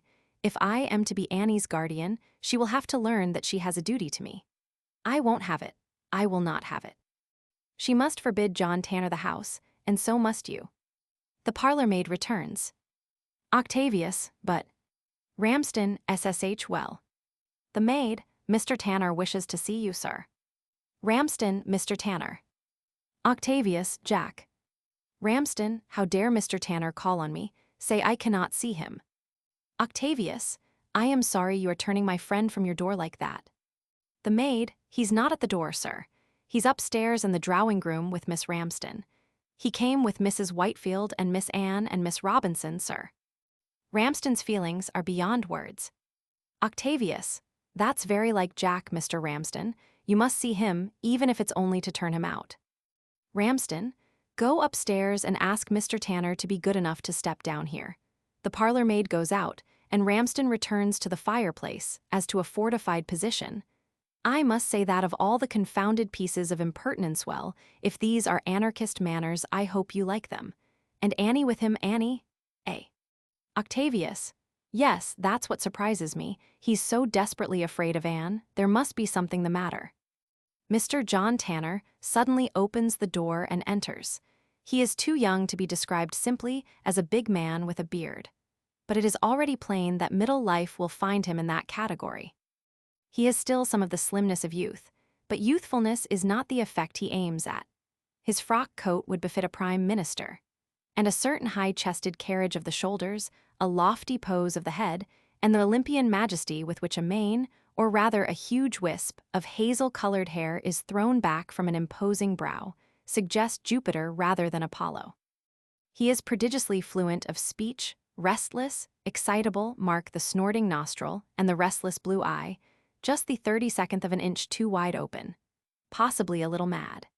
He is carefully dressed, not from the vanity that cannot resist finery, but from a sense of the importance of everything he does, which leads him to make as much of paying a call as other men do of getting married or laying a foundation stone. A sensitive, susceptible, exaggerative, earnest man, a megalomaniac who would be lost without a sense of humor. Just at present, the sense of humor is in abeyance. To say that he is excited is nothing. All his moods are phases of excitement. He is now in the panic-stricken phase, and he walks straight up to Ramsden as if with the fixed intention of shooting him on his own hearthrug. But what he pulls from his breast pocket is not a pistol, but a foolscap document which he thrusts under the indignant nose of Ramsden as he exclaims, "Tanner, Ramsden, do you know what that is?" Ramsden, "No, sir." "Tanner, it's a copy of Whitefield's will. Anne got it this morning."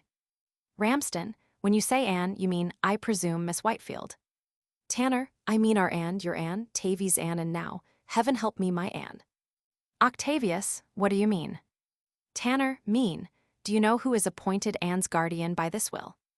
Ramsden, "I believe I am." Tanner, you and I, man. I, both of us." He flings the will down on the writing table. Ramsden, "You, impossible." Tanner, "It's only too hideously true." He throws himself into Octavius's chair. Ramsden, "Get me out of it somehow. You don't know Anne as well as I do. She'll commit every crime a respectable woman can, and she'll justify every one of them by saying that it was the wish of her guardians. She'll put everything on us, and we shall have no more control over her than a couple of mice over a cat." Octavius, "Jack, I wish you wouldn't talk like that about Anne." Tanner, "This chap's in love with her. That's another complication. Well, she'll either jilt him and say I didn't approve of him, or marry him and say you ordered her to.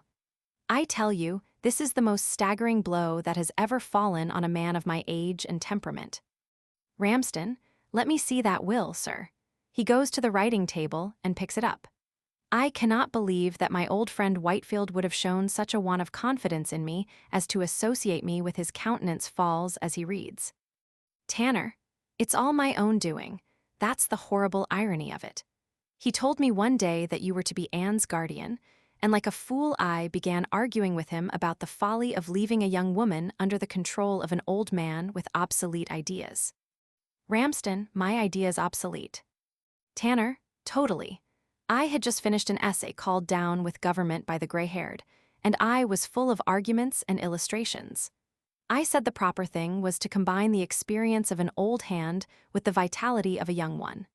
Hang me if he didn't take me at my word, and alter his willets dated only a fortnight after that conversation appointing me as joint guardian with you. Ramsden, "I shall refuse to act." Tanner, "What's the good of that? I've been refusing all the way from Richmond, but Anne keeps on saying that of course she's only an orphan, and that she can't expect the people who were glad to come to the house in her father's time to trouble much about her now. That's the latest game. An orphan. It's like hearing an ironclad talk about being at the mercy of the winds and waves." Octavius, "This is not fair, Jack. She is an orphan, and you ought to stand by her." Tanner, "Stand by her? What danger is she in? She has the law on her side. She has popular sentiment on her side. She has plenty of money and no conscience. All she wants with me is to load up all her moral responsibilities on me and do as she likes at the expense of my character. I can't control her, and she can compromise me as much as she likes. I might as well be her husband. Ramsden, you can refuse to accept the guardianship. I shall certainly refuse to hold it jointly with you. Tanner, yes, and what will she say to that? What does she say to it? Just that her father's wishes are sacred to her, and that she shall always look up to me as her guardian whether I care to face the responsibility or not. Refuse? You might as well refuse to accept the embraces of a boa constrictor when once it gets round your neck. Octavius, this sort of talk is not kind to me, Jack. Tanner, rising and going to Octavius to console him, but still lamenting. If he wanted a young guardian, why didn't he appoint Tavy? Ramsden, why indeed? Octavius, I will tell you. He sounded me about it, but I refused the trust because I loved her. I had no right to let myself be forced on her as a guardian by her father. He spoke to her about it, and she said I was right. You know I love her, Mr. Ramsden, and Jack knows it too. If Jack loved a woman, I would not compare her to a boa constrictor in his presence. However much I might dislike her, he sits down between the busts and turns his face to the wall. Ramsden, I do not believe that Whitefield was in his right senses when he made that will. You have admitted that he made it under your influence. Tanner, you ought to be pretty well obliged to me for my influence. He leaves you $2,500 for your trouble. He leaves Tavy a dowry for his sister and $5,000 for himself. Octavius, oh, I can't take it, he was too good to us. Tanner, you won't get it, my boy, if Ramsden upsets the will. Ramsden, I see, you have got me in a cleft stick. Tanner, he leaves me nothing but the charge of Ann's morals, on the ground that I have already more money than is good for me. That shows that he had his wits about him, doesn't it? Ramsden, I admit that. Octavius, Mr. Ramsden, I think you are prejudiced against Jack. He is a man of honor and incapable of abusing. Tanner, don't, Tavy, you'll make me ill. I am not a man of honor. I am a man struck down by a dead hand. Tavy, you must marry her after all and take her off my hands. And I had set my heart on saving you from her. Octavius, oh, Jack, you talk of saving me from my highest happiness. Tanner, yes, a lifetime of happiness. If it were only the first half-hour's happiness, Tavy, I would buy it for you with my last penny. But a lifetime of happiness. No man alive could bear it. It would be hell on earth. Ramsden, stuff, sir. Talk sense. Or else go and waste someone else's time. I have something better to do than listen to your fooleries. He positively kicks his way to his table and resumes his seat. Tanner, you hear him, Tavy. Not an idea in his head later than 1860. We can't leave Anne with no other guardian to turn to. Ramsden, I am proud of your contempt for my character and opinions, sir. Your own are set forth in that book, I believe. Tanner, what? You've got my book. What do you think of it? Ramsden, do you suppose I would read such a book, sir? Tanner, then why did you buy it? Ramsden, I did not buy it, sir. It has been sent me by some foolish lady who seems to admire your views. I was about to dispose of it when Octavius interrupted me. I shall do so now, with your permission. He throws the book into the waste paper basket with such vehemence that Tanner recoils under the impression that it is being thrown at his head. Tanner, you have no more manners than I have myself. However, that saves ceremony between us. What do you intend to do about this will? Octavius, may I make a suggestion? Ramsden, certainly, Octavius. Octavius, aren't we forgetting that Anne herself may have some wishes in this matter? Ramsden, I quite intend that Annie's wishes shall be consulted in every reasonable way. But she is only a woman, and a young and inexperienced woman at that. Tanner, Ramsden, I begin to pity you. Ramsden, I don't want to know how you feel towards me, Mr. Tanner. Tanner, Anne will do just exactly what she likes. And what's more, she'll force us to advise her to do it, and she'll put the blame on us if it turns out badly. So, as Tavy is longing to see her. Octavius, I am not Jack. Tanner, you lie, Tavy, you are. So let's have her down from the drawing room and ask her what she intends us to do. Off with you, Tavy, and fetch her. And don't be long, for the strained relations between myself and Ramsden will make the interval rather painful. Octavius, never mind him, Mr. Ramsden, he's not serious. Ramsden, Mr. Tanner, you are the most impudent person I have ever met. Tanner, I know it, Ramsden. Yet even I cannot wholly conquer shame. We live in an atmosphere of shame. We are ashamed of everything that is real about us, ashamed of ourselves, of our relatives, of our incomes, of our accents, of our opinions, of our experience, just as we are ashamed of our naked skins. Good Lord, my dear Ramsden, we are ashamed to walk, ashamed to ride in an omnibus, ashamed to hire a hansom instead of keeping a carriage, ashamed of keeping one horse instead of two and a groom gardener instead of a coachman and footman. The more things a man is ashamed of, the more respectable he is. Why, you're ashamed to buy my book, ashamed to read it. The only thing you're not ashamed of is to judge me for it without having read it, and even that only means that you're ashamed to have heterodox opinions. Look at the effect I produce, because my fairy godmother withheld from me this gift of shame. I have every possible virtue that a man can have except. Ramsden, I am glad you think so well of yourself. Tanner, all you mean by that is that you think I ought to be ashamed of talking about my virtues. You don't mean that I haven't got them.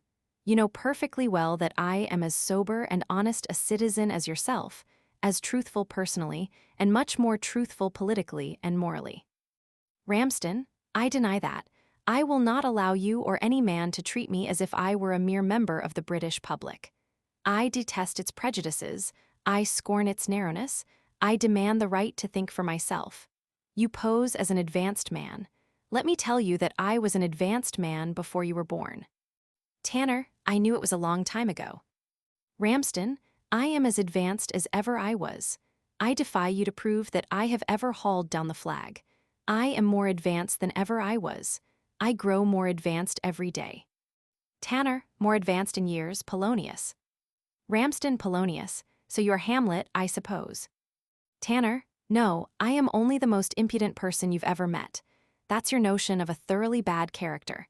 When you want to give me a piece of your mind, you ask yourself, as a just and upright man, what is the worst you can fairly say of me? Thief, liar, forger, adulterer, perjurer, glutton, drunkard, not one of these names fit me. You have to fall back on my deficiency in shame. Well, I admit it. I even congratulate myself, for if I were ashamed of my real self, I should cut as stupid a figure as any of the rest of you. Cultivate a little impudence, Ramsden, and you will become quite a remarkable man. Ramsden, I have no. Tanner, you have no desire for that sort of notoriety.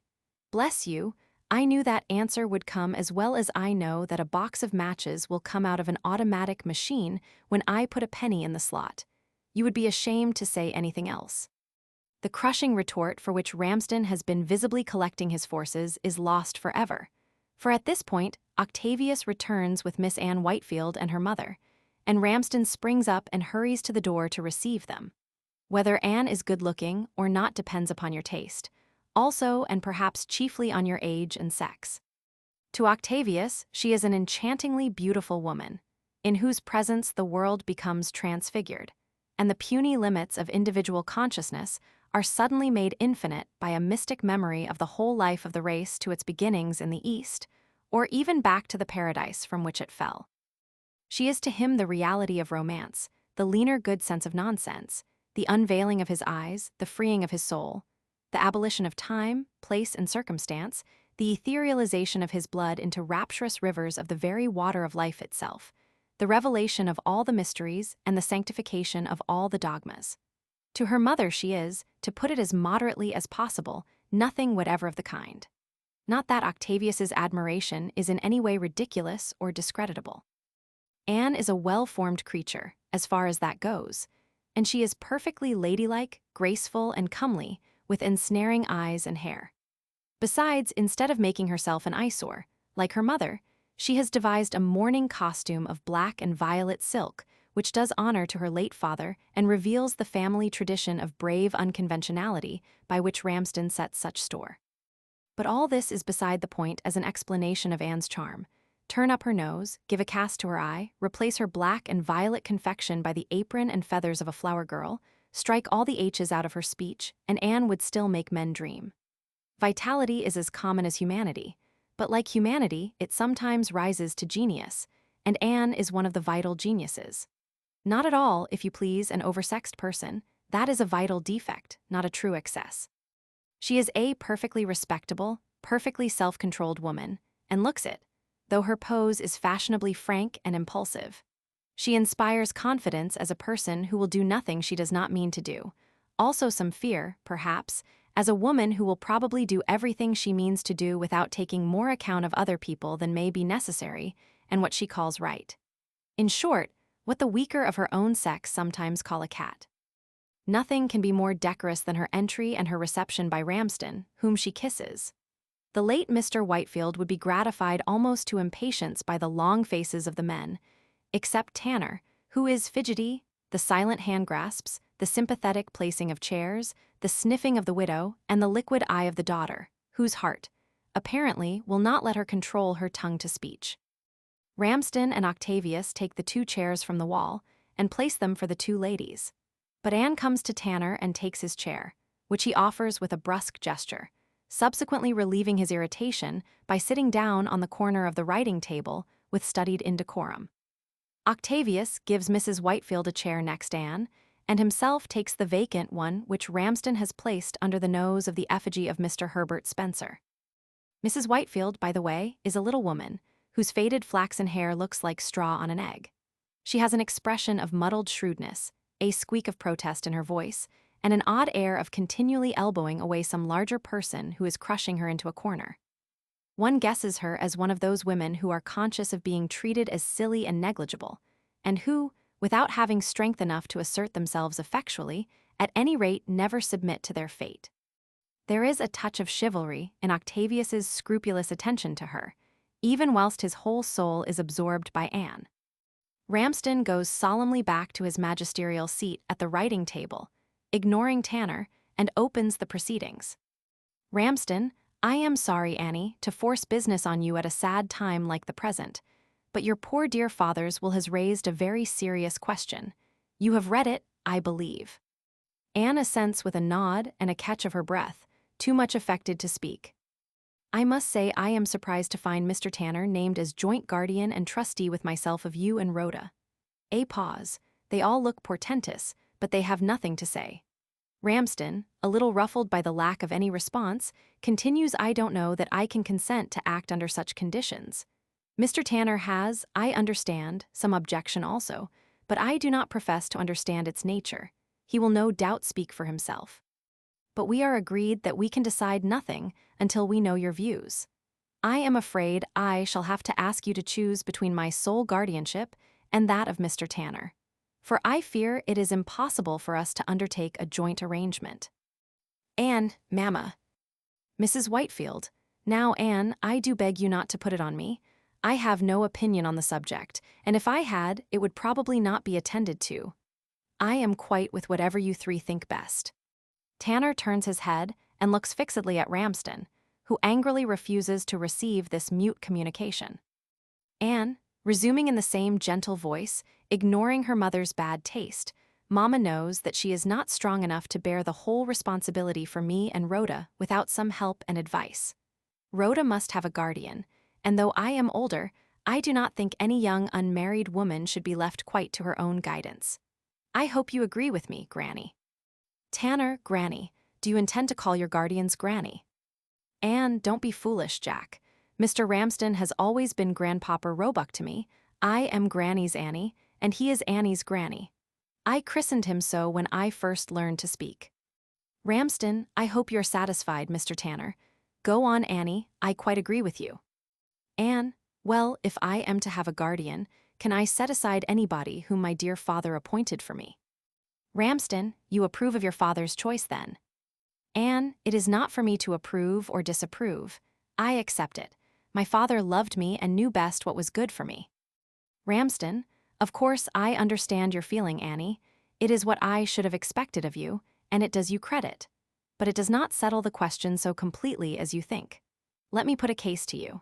Suppose you were to discover that I had been guilty of some disgraceful action that I was not the man your poor dear father took me for. Would you still consider it right that I should be Rhoda's guardian? Anne, I can't imagine you doing anything disgraceful, Granny. Tanner, you haven't done anything of the sort, have you? Ramsden, no, sir. Mrs. Whitefield, well then, why suppose it? Anne, you see, Granny, Mamma would not like me to suppose it. Ramsden, You are both so full of natural and affectionate feeling in these family matters that it is very hard to put the situation fairly before you. Tanner, besides, my friend, you are not putting the situation fairly before them. Ramsden, put it yourself then. Tanner, I will. Ann, Ramsden thinks I am not fit be your guardian, and I quite agree with him. He considers that if your father had read my book, he wouldn't have appointed me. That book is the disgraceful action he has been talking about. He thinks it's your duty for Rhoda's sake to ask him to act alone and to make me withdraw. Say the word and I will. Ann, but I haven't read your book, Jack. Tanner, diving at the waste paper basket and fishing the book out for her, then read it at once and decide. Ramsden, if I am to be your guardian, I positively forbid you to read that book, Annie. Ann, of course, if you don't wish it. Tanner, if one guardian is to forbid you to read the other guardian's book, how are we to settle it? Suppose I order you to read it. What about your duty to me? Ann, I am sure you would never purposely force me into a painful dilemma, Jack. Ramsden, yes, Annie. This is all very well and, as I said, quite natural and becoming. But you must make a choice one way or the other. We are as much in a dilemma as you. Ann, I feel that I am too young, too inexperienced to decide. My father's wishes are sacred to me. Mrs. Whitefield, if you two men won't carry them out, I must say it is rather hard that you should put the responsibility on Ann. It seems to me that people are always putting things on other people in this world. Ramsden, I am sorry you take it that way. Ann, do you refuse to accept me as your ward granny? Ramsden, no, I never said that. I greatly object to act with Mr. Tanner, that's all. Mrs. Whitefield, why, what's the matter with poor Jack? Tanner, my views are too advanced for him. Ramsden, they are not, I deny it. Ann, of course not. What nonsense. Nobody is more advanced than Granny. I am sure it is Jack himself who has made all the difficulty. Come, Jack, be kind to me in my sorrow. You don't refuse to accept me as your ward, do you? Tanner, no, I let myself in for it, so I suppose I must face it. He turns away to the bookcase and stands there, moodily studying the titles of the volumes. Ann, then we are all agreed, and my dear father's will is to be carried out. You don't know what a joy that is to me and to my mother. She goes to Ramsden and presses both his hands, saying, and I shall have my dear Granny to help and advise me. And Jack the giant killer. And Jack's inseparable friend Rikki Tikki Tavi, he blushes and looks inexpressibly foolish. Mrs. Whitefield, now that you are Ann's guardian, Mr. Ramsden, I wish you would speak to her about her habit of giving people nicknames. They can't be expected to like it, Zir. Ann, how can you say such a thing, Mamma? Glowing with affectionate remorse. Oh, I wonder can you be right? Have I been inconsiderate? She turns to Octavius, who is sitting astride his chair with his elbows on the back of it. Putting her hand on his forehead, she turns his face up suddenly. Do you want to be treated like a grown-up man? Must I call you Mr. Robinson in future? Octavius, oh please call me Rikki Tikki Tavi. Mr. Robinson would hurt me cruelly. She laughs and pats his cheek with her finger, then comes back to Ramsden. You know, I'm beginning to think that Granny is rather a piece of impertinence, but I never dreamt of its hurting you. Ramsden, my dear Annie, nonsense. I insist on Granny. I won't answer to any other name than Annie's Granny. Ann, you all spoil me except Jack. Tanner, I think you ought to call me Mr. Tanner. Ann, no you don't, Jack. That's like the things you say on purpose to shock people, those who know you pay no attention to them. But if you like, I'll call you after your famous ancestor Don Juan. Ramsden, Don Juan. Ann, oh, is there any harm in it? I didn't know. Then I certainly won't call you that. May I call you Jack until I can think of something else? Tanker, oh, for heaven's sake don't try to invent anything worse. I capitulate. I consent to Jack. I embrace Jack. Here endeth my first and last attempt to assert my authority. Ann, you see, Mamma, they all really like to have pet names. Mrs. Whitefield, well, I think you might at least drop them until we are out of mourning. Ann, oh, how could you remind me, Mother? Mrs. Whitefield, of course, my fault as usual. Tanner, Ramsden, were beat smashed on and titized like her mother. Ramsden, stuff, sir. Tanner, Tavi, do you want to count for something in the world? Octavius, I want to count for something as a poet. I want to write a great play. Tanner, with Anne as the heroine. Octavius, yes, I confess it. Tanner, take care, Tavy. The play with Anne as the heroine is all right, but if you're not very careful, by heaven she'll marry you. Octavius, no such luck, Jack. Tanner, why, man, your head is in the lioness's mouth. You are half swallowed already in 3 bites. Bite 1, Ricky. Bite 2, Ticky. Bite 3, Tavy, and down you go. Octavius, she is the same to everybody, Jack. You know her ways. Tanner, yes, she breaks everybody's back with the stroke of her paw, but the question is, which of us will she eat? My own opinion is that she means to eat you. Octavius, it's horrible to talk like that about her when she is upstairs crying for her father. But I do so want her to eat me that I can bear your brutalities because they give me hope. Tanner, Tavy, that's the devilish side of a woman's fascination. She makes you your own destruction. Octavius, but it's not destruction, it's fulfillment. Tanner, yes, of her purpose, and that purpose is neither her happiness nor yours, but nature's. Vitality in a woman is a blind fury of creation. She sacrifices herself to it. Do you think she will hesitate to sacrifice you? Octavius, why, it is just because she is self-sacrificing that she will not sacrifice those she loves. Tanner, that is the profoundest of mistakes, Tavy. It is the self-sacrificing women that sacrifice others most recklessly. Because they are unselfish, they are kind in little things. Because they have a purpose which is not their own purpose, but that of the whole universe. A man is nothing to them but an instrument of that purpose. Octavius, don't be ungenerous, Jack. They take the tenderest care of us. Tanner, yes, as a soldier takes care of his rifle or a musician of his violin. But do they allow us any purpose or freedom of our own? Will they lend us to one another? Can the strongest man escape from them when once he is appropriated? They tremble when we are in danger and weep when we die, but the tears are not for us, but for a father wasted, a son's breeding thrown away. They accuse us of treating them as a mere means to our pleasure. But how can so feeble and transient a folly, as a man's selfish pleasure, enslave a woman as the whole purpose of nature, embodied in a woman, can enslave a man? Octavius, what matter if the slavery makes us happy? Tanner, no matter at all if you have no purpose of your own, and are like most men, a mere breadwinner. But you, Tavy, are an artist. That is, you have a purpose as absorbing and as unscrupulous as a woman's purpose. Octavius, not unscrupulous. Tanner, quite unscrupulous. The true artist will let his wife starve, his children go barefoot, his mother drudge for his living at 70, sooner than work at anything but his art.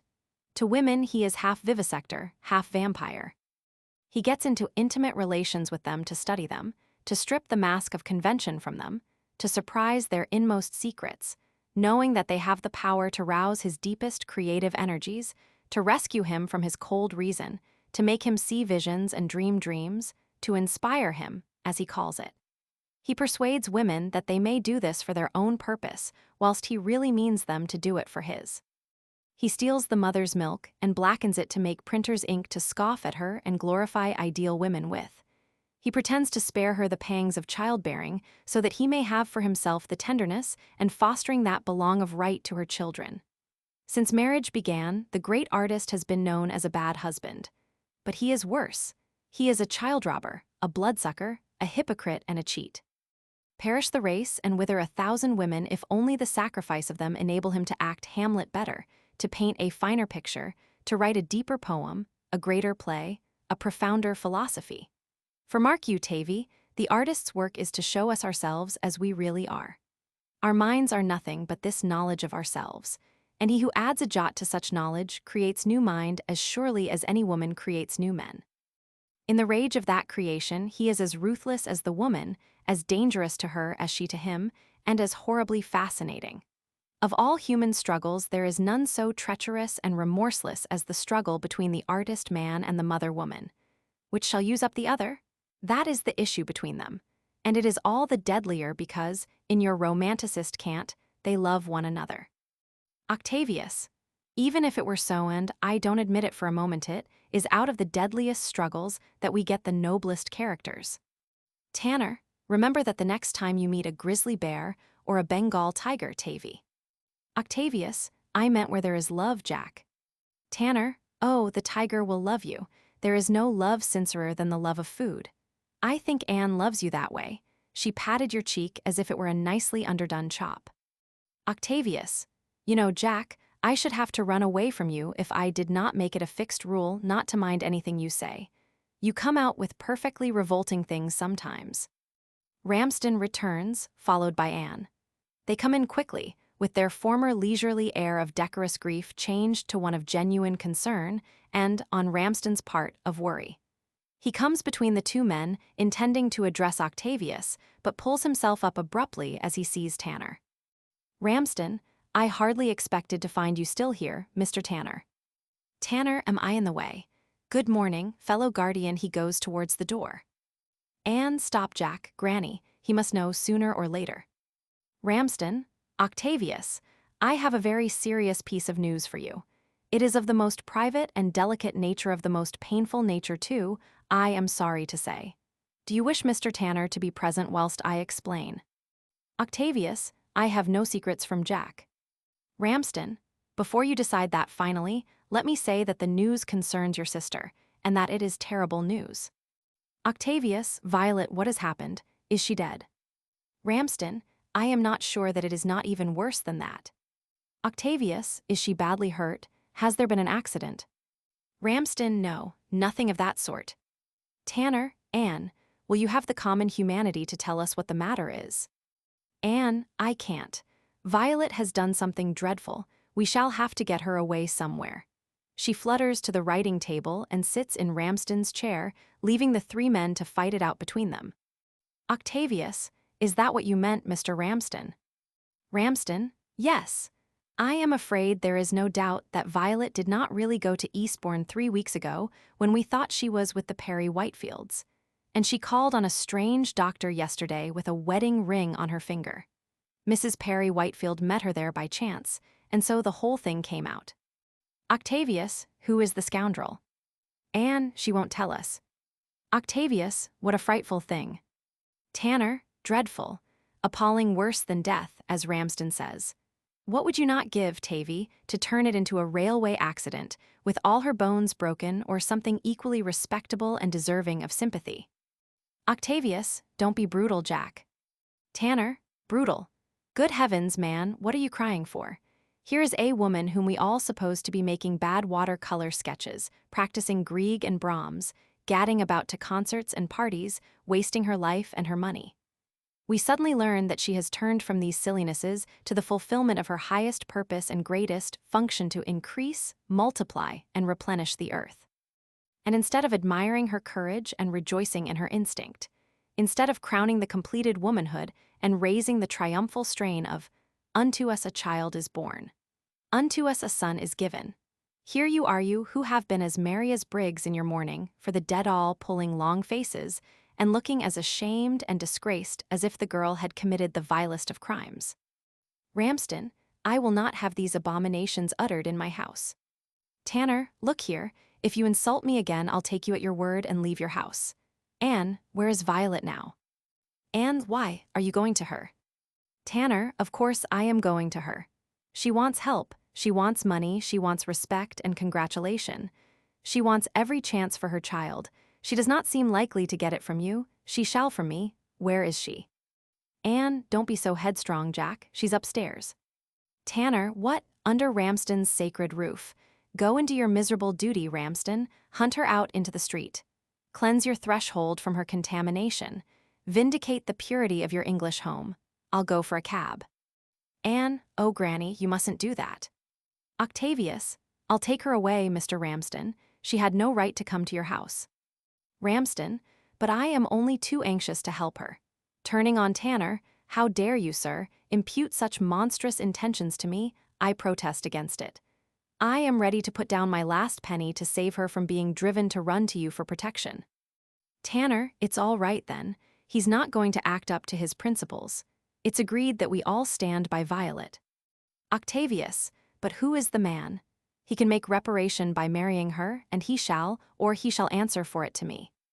Ramsden, he shall. Octavius, there you speak like a man. Tanner, then you don't think him a scoundrel after all. Octavius, not a scoundrel, he is a heartless scoundrel. Ramsden, a damned scoundrel. I beg your pardon, Annie, but I can say no less. Tanner, so we are to marry your sister to a damned scoundrel by way of reforming her character. On my soul, I think you are all mad. Anne, don't be absurd, Jack. Of course you are quite right, Tavy, but we don't know who he is. Violet won't tell us. Tanner, what on earth does it matter who he is? He's done his part, and Violet must do the rest. Ramsden, stuff, lunacy, there is a rascal in our midst, a libertine, a villain worse than a murderer, and we are not to learn who he is. In our ignorance we are to shake him by the hand, to introduce him into our homes, to trust our daughters with him, to. Anne, there, Granny, don't talk so loud. It's most shocking, we must all admit that, but if Violet won't tell us, what can we do? Nothing. Simply nothing. Ramsden, HMPH, I'm not so sure of that. If any man has paid Violet any special attention, we can easily find that out. If there is any man of notoriously loose principles among us. Tanner, ahem. Ramsden, yes, sir, I repeat, if there is any man of notoriously loose principles among us. Tanner, or any man notoriously lacking in self-control. Ramsden, do you dare to suggest that I am capable of such an act? Tanner, my dear Ramsden, this is an act of which every man is capable. That is what comes of getting at cross purposes with nature. The suspicion you have just flung at me clings to us all. It's a sort of mud that sticks to the judge's ermine or the cardinal's robe as fast as to the rags of the tramp. Come, Tavy, don't look so bewildered. It might have been me, it might have been Ramsden, just as it might have been anybody. If it had, what could we do but lie and protest, as Ramsden is going to protest? Ramsden, aye. Tanner, guilt itself could not stammer more confusedly, and yet you know perfectly well he's innocent, Tavy. Ramsden, I am glad you admit that, sir. I admit, myself, that there is an element of truth in what you say, grossly as you may distort it to gratify your malicious humor. I hope, Octavius, no suspicion of me is possible in your mind. Octavius, of you, no, not for a moment. Tanner, I think he suspects me just a little. Octavius, Jack, you wouldn't. Tanner, why not? Octavius, why not? Tanner, oh well, I'll tell you why not. First, you would feel bound to quarrel with me. Second, Violet doesn't like me. Third, if I had the honor of being the father of Violet's child, I should boast of it instead of denying it. So be easy, our friendship is not in danger. Octavius, I should have put away the suspicion with horror if only you would think and feel naturally about it. I beg your pardon. Tanner, my pardon? Nonsense. And now let's sit down and have a family council. He sits down. The rest follow his example, more or less under protest. Violet is going to do the state a service. Consequently, she must be packed abroad like a criminal until it's over. What's happening upstairs? Anne, Violet is in the housekeeper's room by herself, of course. Tanner, why not in the drawing-room? Anne, don't be absurd, Jack. Miss Ramsden is in the drawing-room with my mother, considering what to do. Tanner, oh, the housekeeper's room is the penitentiary, I suppose, and the prisoner is waiting to be brought before her judges. The old cats. Anne, oh, Jack. Ramsden, you are at present a guest beneath the roof of one of the old cats, sir. My sister is the mistress of this house. Tanner, she would put me in the housekeeper's room, too, if she dared, Ramsden. However, I withdraw cats. Cats would have more sense. Anne, as your guardian, I order you to go to Violet at once and be particularly kind to her. Anne, I have seen her, Jack, and I am sorry to say I am afraid she is going to be rather obstinate about going abroad. I think Tavy ought to speak to her about it. Octavius, how can I speak to her about such a thing? Anne, don't break down, Ricky. Try to bear it for all our sakes. Ramsden, life is not all plays and poems, Octavius. Come, face it like a man. Tanner, poor dear brother. Poor dear friends of the family. Poor dear Tabbies and Grimalkins. Poor dear everybody except the woman who is going to risk her life to create another life. Tavy, don't you be a selfish ass. Away with you and talk to Violet, and bring her down here if she cares to come. Tell her we'll stand by her. Ramsden, no, sir. Tanner, oh, we understand. It's against your conscience, but still you'll do it. Octavius, I assure you all, on my word, I never meant to be selfish. It's so hard to know what to do when one wishes earnestly to do right. Tanner, my dear Tavy, your pious English habit of regarding the world as a moral gymnasium built expressly to strengthen your character occasionally leads you to think about your own confounded principles when you should be thinking about other people's necessities. The need of the present hour is a happy mother and a healthy baby. Bend your energies on that, and you will see your way clearly enough. Octavius, much perplexed, goes out. Ramsden and morality, sir, what is to become of that? Tanner, meaning a weeping Magdalene and an innocent child branded with her shame. Not in our circle, thank you. Morality can go to its father the devil. Ramsden, I thought so, sir. Morality sent to the devil to please our libertines, male and female. That is to be the future of England, is it? Tanner, oh, England will survive your disapproval. Meanwhile, I understand that you agree with me as to the practical course we are to take. Ramsden, not in your spirit, sir. Not for your reasons. Tanner, you can explain that if anybody calls you to account, here or hereafter. He turns away and plants himself in front of Mr. Herbert Spencer, at whom he stares gloomily. Anne, Granny, hadn't you better go up to the drawing-room and tell them what we intend to do? Ramsden, I hardly like to leave you alone with this gentleman. Will you not come with me? Anne, Miss Ramsden would not like to speak about it before me, Granny. I ought not to be present. Ramsden, you are right, I should have thought of that. You are a good girl, Annie. He pats her on the shoulder. She looks up at him with beaming eyes and he goes out, much moved. Having disposed of him, she looks at Tanner.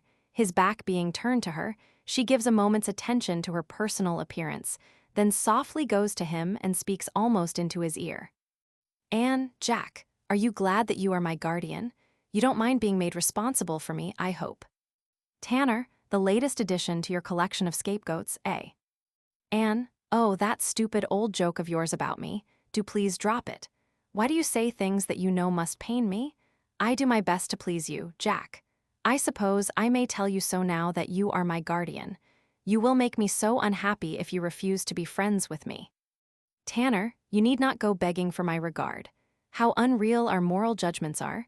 You seem to me to have absolutely no conscience-only hypocrisy, and you can't see the difference yet. There is a sort of fascination about you. I always attend to you somehow. I should miss you if I lost you. Anne, but isn't that only natural, Jack? We have known each other since we were children. Do you remember? Tanner, stop. I remember everything. Anne, oh, I dare say we were often very silly, but... Tanner, I won't have it, Anne. I am no more that schoolboy now than I am the dotard of 90 I shall grow into if I live long enough. It is over. Let me forget it. Anne, wasn't it a happy time? Tanner, sit down and behave yourself. He makes her sit down in the chair next the writing table. No doubt it was a happy time for you. You were a good girl and never compromised yourself. And yet the wickedest child that ever was slapped could hardly have had a better time. I can understand the success with which you bullied the other girls. Your virtue imposed on them. But tell me this, did you ever know a good boy? Anne, of course. All boys are foolish sometimes, but Tavy was always a really good boy. Tanner, yes, you're right. For some reason you never tempted Tavy. Anne tempted Jack. Tanner, yes, my dear Lady Mephistopheles, tempted. You were insatiably curious as to what a boy might be capable of, and diabolically clever at getting through his guard and surprising his inmost secrets. Anne, what nonsense. All because you used to tell me long stories of the wicked things you had done, silly boys' tricks, and you call such things inmost secrets. Boys' secrets are just like men's, and you know what they are. Tanner, no I don't. What are they, pray? Anne, why, the things they tell everybody, of course. Tanner, now I swear I told you things I told no one else. You lured me into a compact by which we were to have no secrets from one another. We were to tell one another everything. I didn't notice that you never told me anything. Anne, you didn't want to talk about me, Jack. You wanted to talk about yourself. Tanner, ah, true, horribly true. But what a devil of a child you must have been to know that weakness and to play on it for the satisfaction of your own curiosity. I wanted to brag to you, to make myself interesting. And I found myself doing all sorts of mischievous things simply to have something to tell you about. I fought with boys I didn't hate. I lied about things I might just as well have told the truth about. I stole things I didn't want. I kissed little girls I didn't care for. It was all bravado, passionless and therefore unreal. Anne, I never told of you, Jack. Tanner, no, but if you had wanted to stop me, you would have told of me. You wanted me to go on. Anne, oh, that's not true. It's not true, Jack. I never wanted you to do those dull, disappointing, brutal, stupid, vulgar things. I always hoped that it would be something really heroic at last. Excuse me, Jack, but the things you did were never a bit like the things I wanted you to do. They often gave me great uneasiness, but I could not tell on you and get you into trouble. And you were only a boy. I knew you would grow out of them. Perhaps I was wrong. Tanner, do not give way to remorse, Anne. At least 19/20ths of the exploits I confessed to you were pure lies. I soon noticed that you didn't like the true stories. Anne, of course I knew that some of the things couldn't have happened, but… Tanner, you are going to remind me that some of the most disgraceful ones did. Anne, I don't want to remind you of anything, but I knew the people they happened to and heard about them. Tanner, yes, but even the true stories were touched up for telling. A sensitive boy's humiliations may be very good fun for ordinary thick-skinned grown-ups, but to the boy himself they are so acute, so ignominious, that he cannot confess them, cannot but deny them passionately. However, perhaps it was as well for me that I romanced a bit, for, on the one occasion when I told you the truth, you threatened to tell of me. Anne, oh, never, never once. Tanner, yes, you did. Do you remember a dark-eyed girl named Rachel Rosetree? I got up a love affair with her, and we met one night in the garden and walked about very uncomfortably with our arms round one another, and kissed at parting and were most conscientiously romantic. If that love affair had gone on, it would have bored me to death, but it didn't go on, for the next thing that happened was that Rachel cut me because she found out that I had told you. How did she find it out? From you. You went to her and held the guilty secret over her head, leading her a life of abject terror and humiliation by threatening to tell on her. Anne, and a very good thing for her, too. It was my duty to stop her misconduct, and she is thankful to me for it now. Tanner, is she? Anne, she ought to be at all events. Tanner, it was not your duty to stop my misconduct, I suppose. Anne, I did stop it by stopping her.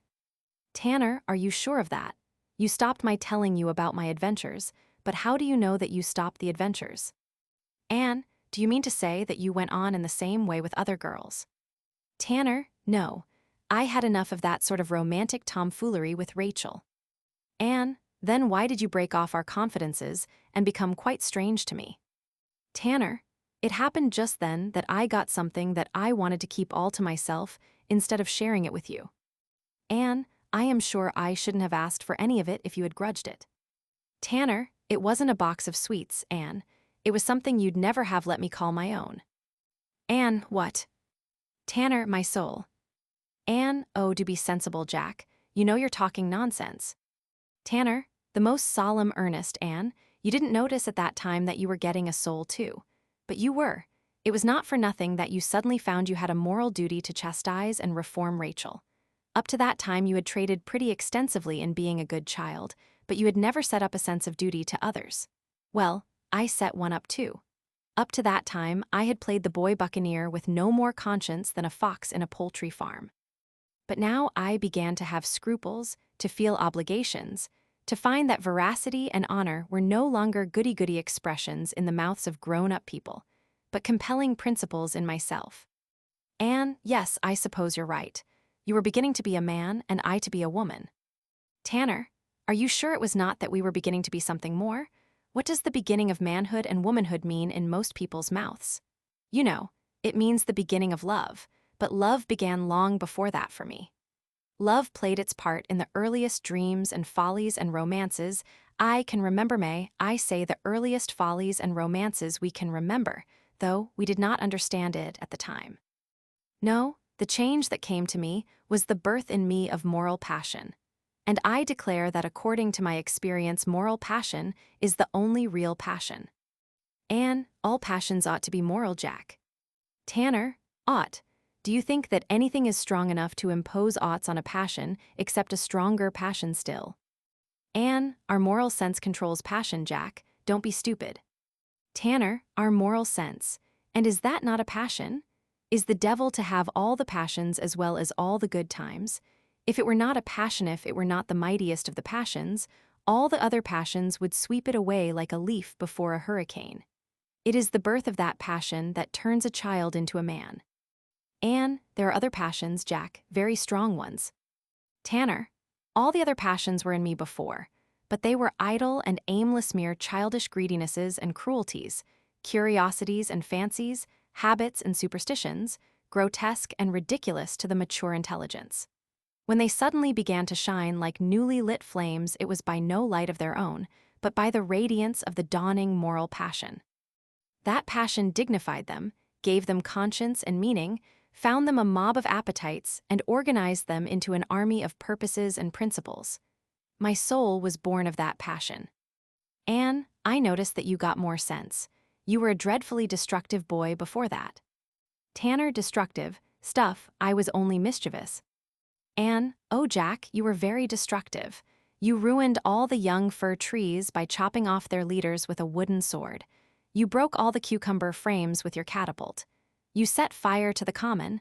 The police arrested Tavy for it because he ran away when he couldn't stop you. You. Tanner, pooh, pooh, pooh, these were battles, bombardments, stratagems to save our scalps from the Red Indians. You have no imagination, Anne.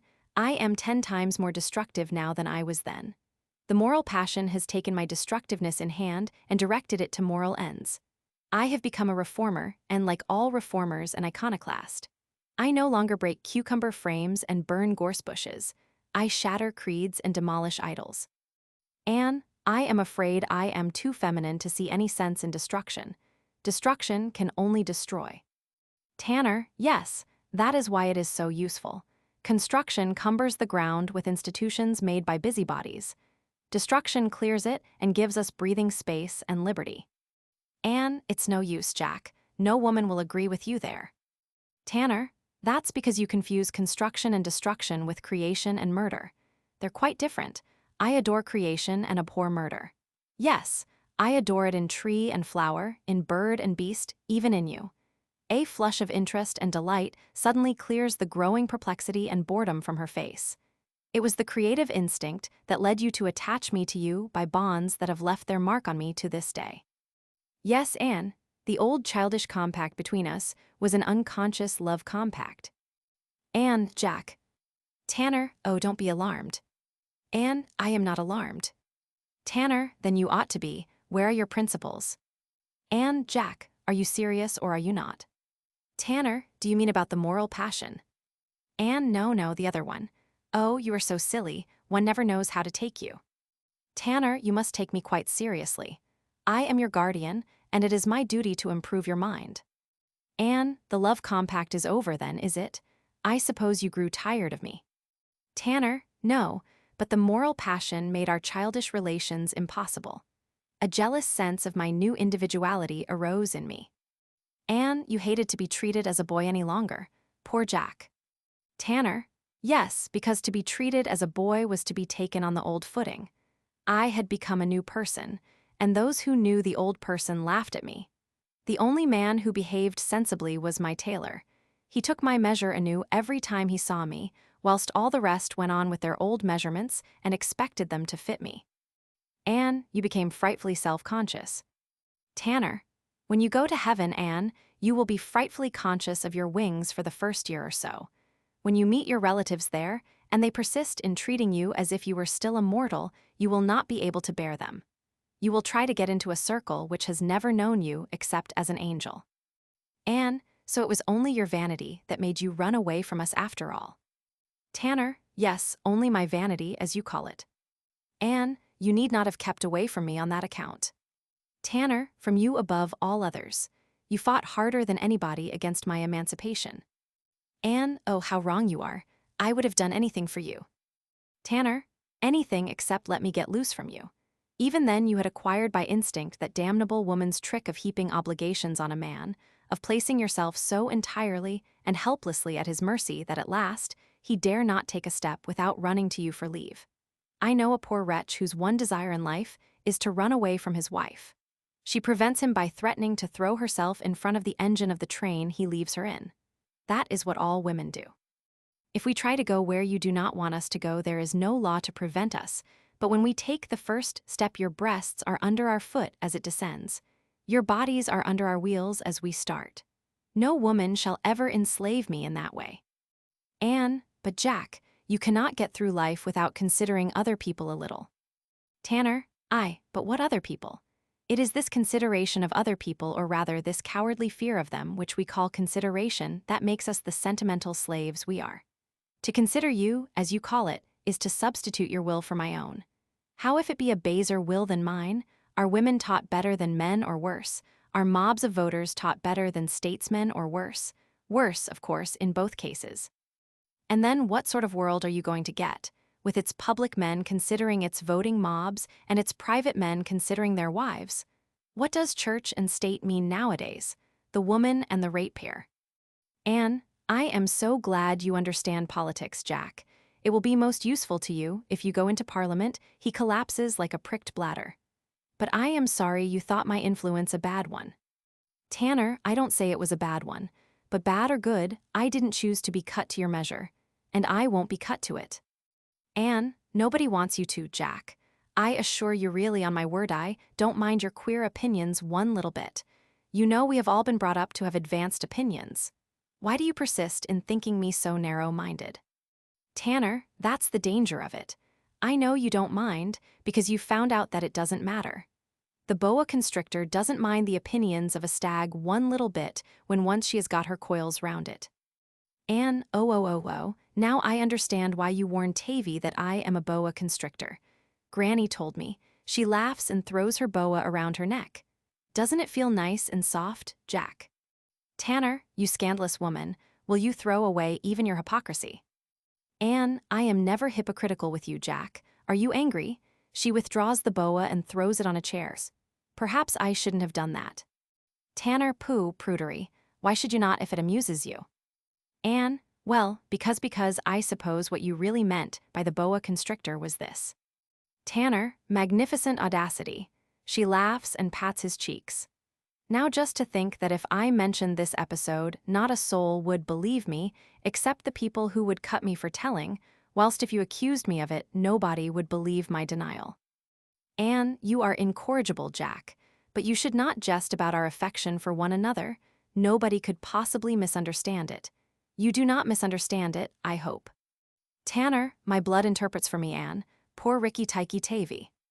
Anne, surely you are not so absurd as to be jealous of Tavy. Tanner, jealous? Why should I be? But I don't wonder at your grip of him. I feel the coils tightening round my very self, though you are only playing with me. Anne, do you think I have designs on Tavy? Tanner, I know you have. Anne, take care, Jack. You may make Tavy very happy if you mislead him about me. Tanner, never fear, he will not escape you. Anne, I wonder, are you really a clever man? Tanner, why this sudden misgiving on the subject? Anne, you seem to understand all the things I don't understand, but you are a perfect baby in the things I do understand. Tanner, I understand how Tavy feels for you, Anne. You may depend on that at all events. Anne, and you think you understand how I feel for Tavy, don't you? Tanner, I know only too well what is going to happen to poor Tavy. Anne, I should laugh at you, Jack, if it were not for poor Papa's death. Mind, Tavy will be very unhappy. Tanner, yes, but he won't know it, poor devil. He is 1,000 times too good for you. That's why he is going to make the mistake of his life about you.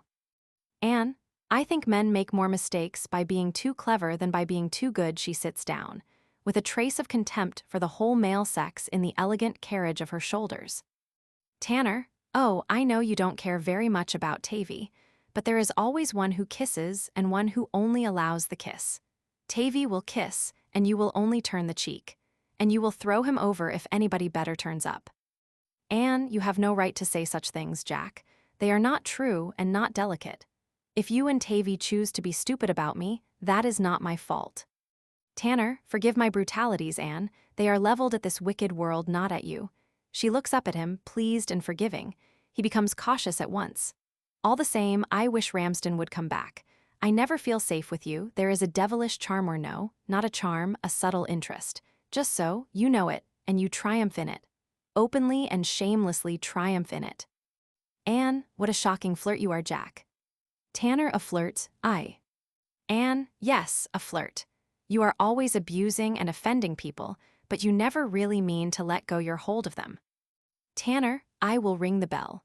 This conversation has already gone further than I intended. Ramsden and Octavius come back with Miss Ramsden, a hard-headed old maiden lady in a plain brown silk gown, with enough rings, chains, and brooches to show that her plainness of dress is a matter of principle, not of poverty. She comes into the room very determinedly, the two men, perplexed and downcast, following her. Anne rises and goes eagerly to meet her. Tanner retreats to the wall between the busts and pretends to study the pictures. Ramsden goes to his table as usual, and Octavius clings to the neighborhood of Tanner. Miss Ramsden, almost pushing Anne aside as she comes to Mr. Whitefield's chair and plants herself there resolutely, I wash my hands of the whole affair. Octavius, I know you wish me to take Violet away, Miss Ramsden. I will. Ramsden, no. Miss Ramsden, what is the use of saying no, Roebuck? Octavius knows that I would not turn any truly contrite and repentant woman from your doors. But when a woman is not only wicked, but intends to go on being wicked, she and I part company. Anne, oh, Miss Ramsden, what do you mean? What has Violet said? Ramsden, Violet is certainly very obstinate. She won't leave London. I don't understand her. Miss Ramsden, I do. It's as plain as the nose on your face, Roebuck, that she won't go because she doesn't want to be separated from this man, whoever he is. Anne, oh, surely. Octavius, did you speak to her? Octavius, she won't tell us anything. She won't make any arrangement until she has consulted somebody. It can't be anybody else than the scoundrel who has betrayed her. Tanner, well, let her consult him. He will be glad enough to have her sent abroad. Where is the difficulty? Miss Ramsden, the difficulty, Mr. Jack, is that when he offered to help her, I didn't offer to become her accomplice in her wickedness. She either pledges her word never to see that man again, or else she finds some new friends, and the sooner the better. The parlor maid appears at the door. Anne hastily resumes her seat and looks as unconcerned as possible. Octavius instinctively imitates her. The maid, the cab is at the door, ma'am. Miss Ramsden, what cab? The maid, for Miss Robinson. Miss Ramsden, oh, all right. She has sent for a cab. Tanner, I wanted to send for that cab half an hour ago. Miss Ramsden, I am glad she understands the position she has placed herself in. Ramsden, I don't like her going away in this fashion, Susan. We had better not do anything harsh. Octavius, no, thank you again and again, but Miss Ramsden is quite right. Violet cannot expect to stay. Anne, hadn't you better go with her, Tavy? Octavius, she won't have me. Miss Ramsden, of course she won't. She's going straight to that man. Tanner, as a natural result of her virtuous reception here. Ramsden, there's Susan, you hear, and there's some truth in it. I wish you could reconcile it with your principles to be a little patient with this poor girl. She's very young, and there's a time for everything. Miss Ramsden, oh, she will get all the sympathy she wants from the men. I'm surprised at you, Roebuck. Tanner, so am I, Ramsden, most favorably. Violet appears at the door.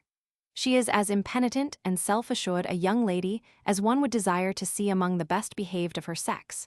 Her small head and tiny resolute mouth and chin, her haughty crispness of speech and trimness of carriage, the ruthless elegance of her equipment, which includes a very smart hat with a dead bird in it, mark a personality which is as formidable as it is exquisitely pretty.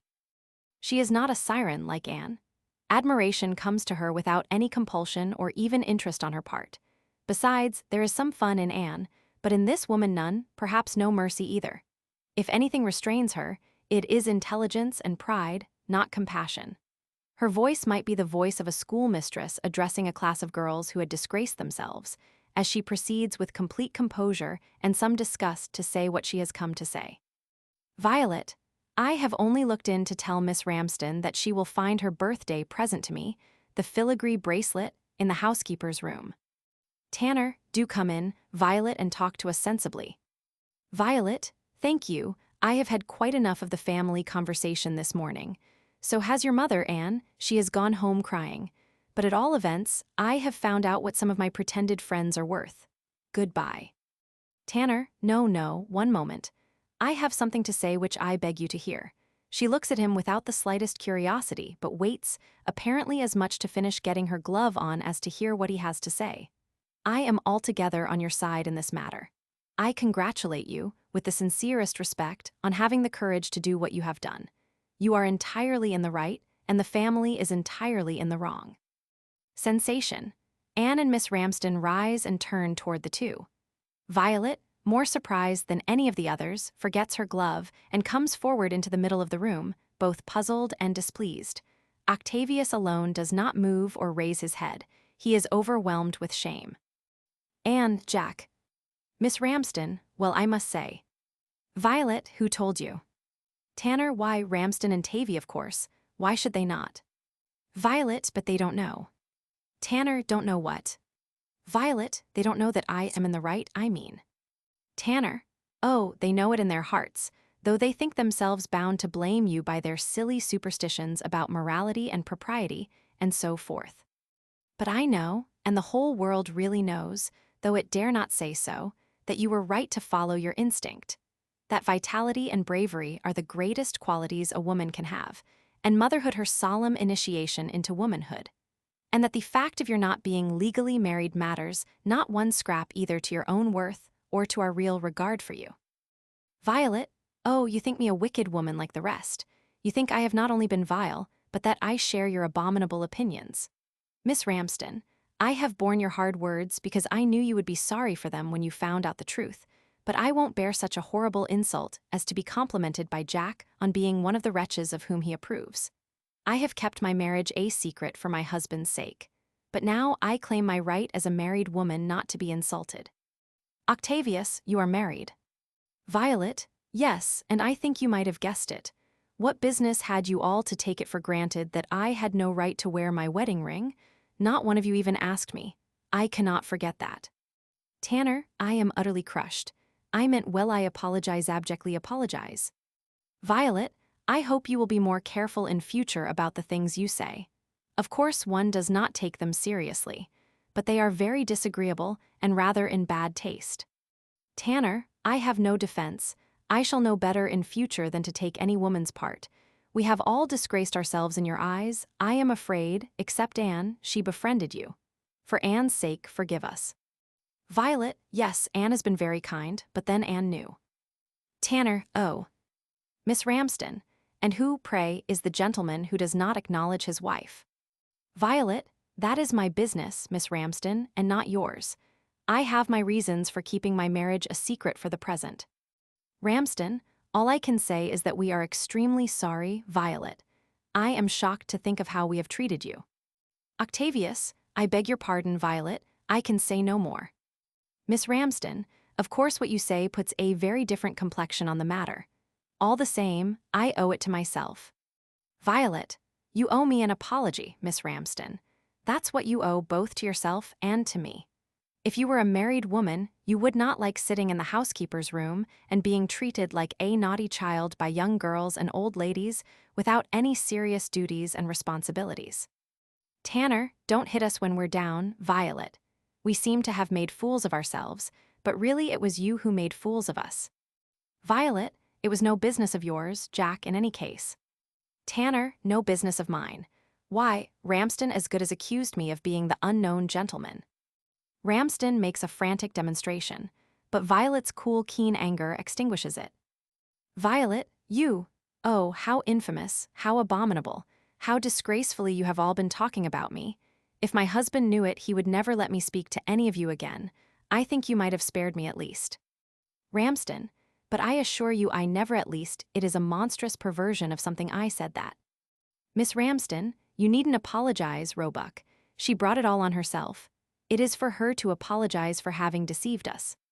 Violet, I can make allowances for you, Miss Ramsden. You cannot understand how I feel on this subject, though I should have expected rather better taste from people of greater experience. However, I quite feel that you have all placed yourselves in a very painful position, and the most truly considerate thing for me to do is to go at once. Good morning.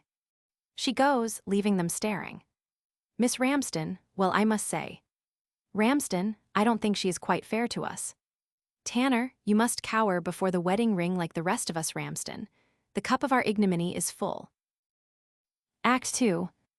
On the carriage drive in the park of a country house near Richmond, a motor car has broken down.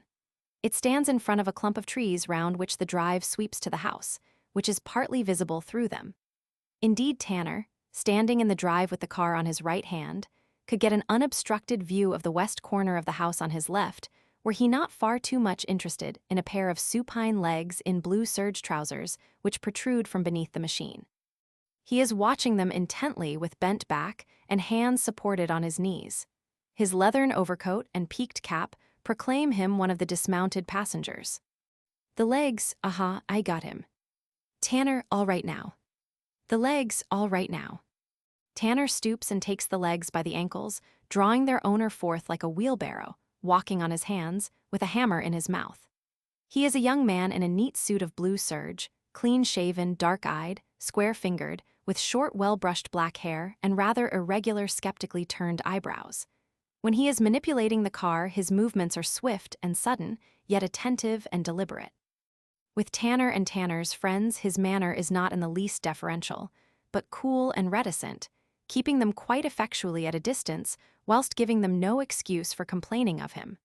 Nevertheless, he has a vigilant eye on them always, and that, too, rather cynically, like a man who knows the world well from its seamy side. He speaks slowly and with a touch of sarcasm, and as he does not at all affect the gentleman in his speech, it may be inferred that his smart appearance is a mark of respect to himself and his own class, not to that which employs him. He now gets into the car to test his machinery and put his cap and overcoat on again. Tanner takes off his leather overcoat and pitches it into the car. The chauffeur, or automobilist, or motorier, or whatever England may presently decide to call him, looks round inquiringly in the act of stowing away his hammer. The chauffeur had enough of it, eh? Tanner, I may as well walk to the house and stretch my legs and calm my nerves a little. I suppose you know that we have come from Hyde Park Corner to Richmond in 21 minutes. The chauffeur, I'd have done it under 15 if I'd had a clear road all the way. Tanner, why do you do it? Is it for love of sport or for the fun of terrifying your unfortunate employer? The chauffeur, what are you afraid of? Tanner, the police, and breaking my neck. The chauffeur, well, if you like easy going, you can take a bus, you know. It's cheaper. You pay me to save your time and give you the value of your £1,000 car. Tanner, I am the slave of that car and of you too. I dream of the accursed thing at night. The chauffeur, you'll get over that. If you're going up to the house, may I ask how long you're going to stay there? Because if you mean to put in the whole morning talkin' to the ladies, I'll put the car in the stables and make myself comfortable. If not, I'll keep the car on the go about here till you come. Tanner, better wait here. We shan't be long. There's a young American gentleman, a Mr. Malone, who is driving Mr. Robinson down in his new American steam car. The chauffeur, springing up and coming hastily out of the car to Tanner, American steam car, what, rassin' us down from London. Tanner, perhaps they're here already. The chauffeur, if I'd known it, why didn't you tell me, Mr. Tanner? Tanner, because I've been told that this car is capable of 84 miles an hour, and I already know what you are capable of when there is a rival car on the road. No, Henry, there are things it is not good for you to know, and this was one of them. However, cheer up, we are going to have a day after your own heart. The American is to take Mr. Robinson and his sister and Miss Whitefield. We are to take Miss Rhoda. The chauffeur, that's Miss Whitefield's sister, isn't it? Tanner, yes. The chauffeur, and Miss Whitefield herself is goin' in the other car, not with you. Tanner, why the devil should she come with me? Mr. Robinson will be in the other car. The chauffeur looks at Tanner with cool incredulity and turns to the car, whistling a popular air softly to himself. Tanner, a little annoyed, is about to pursue the subject when he hears the footsteps of Octavius on the gravel. Octavius is coming from the house, dressed for motoring, but without his overcoat. We've lost the race, thank heaven. Here's Mr. Robinson. Well, Tavy, is the steam car a success? Octavius, I think so. We came from Hyde Park Corner here in 17 minutes. The chauffeur, furious, kicks the car with a groan of vexation. How long were you? Tanner, oh, about 3/4 of an hour or so. The chauffeur, now, Mr. Tanner, come now. We could ha' done it easy under 15. Tanner, by the way, let me introduce you. Mr. Octavius Robinson, Mr. Henry Straker. Straker, pleased to meet you, sir. Mr. Tanner is gittin' at you with his Henry Straker, you know, you call it Henry, but I don't mind, bless you. Tanner, you think it's simply bad taste in me to chaff him, Tavy, but you're wrong. This man takes more trouble to drop his H's than ever his father did to pick them up. It's a mark of caste to him. I have never met anybody more swollen with the pride of class than Rye is. Straker, easy, easy. A little moderation, Mr. Tanner. Tanner, a little moderation, Tavy, you observe. You would tell me to draw it mild, but this chap has been educated. What's more, he knows that we haven't. What was that board school of yours, Straker? Straker, Sherbrooke Road. Tanner, Sherbrooke Road. Would any of us say Rugby? Harrow, Eton, in that tone of intellectual snobbery. Sherbrooke Road is a place where boys learn something. Eton is a boy farm where we are sent because we are nuisances at home, and because in after life, whenever a duke is mentioned, we can claim him as an old schoolfellow. Straker, you don't know nothing about it, Mr. Tanner. It's not the board school that does it, it's the Polytechnic. Tanner, his university, Octavius. Not Oxford, Cambridge, Durham, Dublin, or Glasgow. Not even those nonconformist holes in Wales. No, Tavy. Regent Street, Chelsea, the borough I don't know half their confounded names. These are his universities, not mere shops for selling class limitations like ours. You despise Oxford and Rye, don't you? Straker, no, I don't. Very nice sort of place, Oxford, I should think, for people that like that sort of place. They teach you to be a gentleman there. In the Polytechnic, they teach you to be an engineer or such like. See. Tanner, sarcasm, Tavy, sarcasm. Oh, if you could only see into Rye's soul, the depth of his contempt for a gentleman, the arrogance of his pride in being an engineer, would appall you. He positively likes the car to break down because it brings out my gentlemanly helplessness and his workmanlike skill and resource. Straker, never you mind him, Mr. Robinson. He likes to talk. We know him, don't we? Octavius, but there's a great truth at the bottom of what he says. I believe most intensely in the dignity of labor. Straker, that's because you never done any, Mr. Robinson. My business is to do away with labor. You'll get more out of me and a machine than you will out of 20 laborers, and not so much to drink either. Tanner, for heaven's sake, Tavy, don't start him on political economy. He knows all about it, and we don't. You're only a poetic socialist, Tavy. He's a scientific one. Straker, yes. Well, this conversation is very improven, but I've got to look after the car, and you two want to talk about your ladies. I know. He retires to busy himself about the car, and presently saunters off towards the house. Tanner, that's a very momentous social phenomenon. Octavius, what is?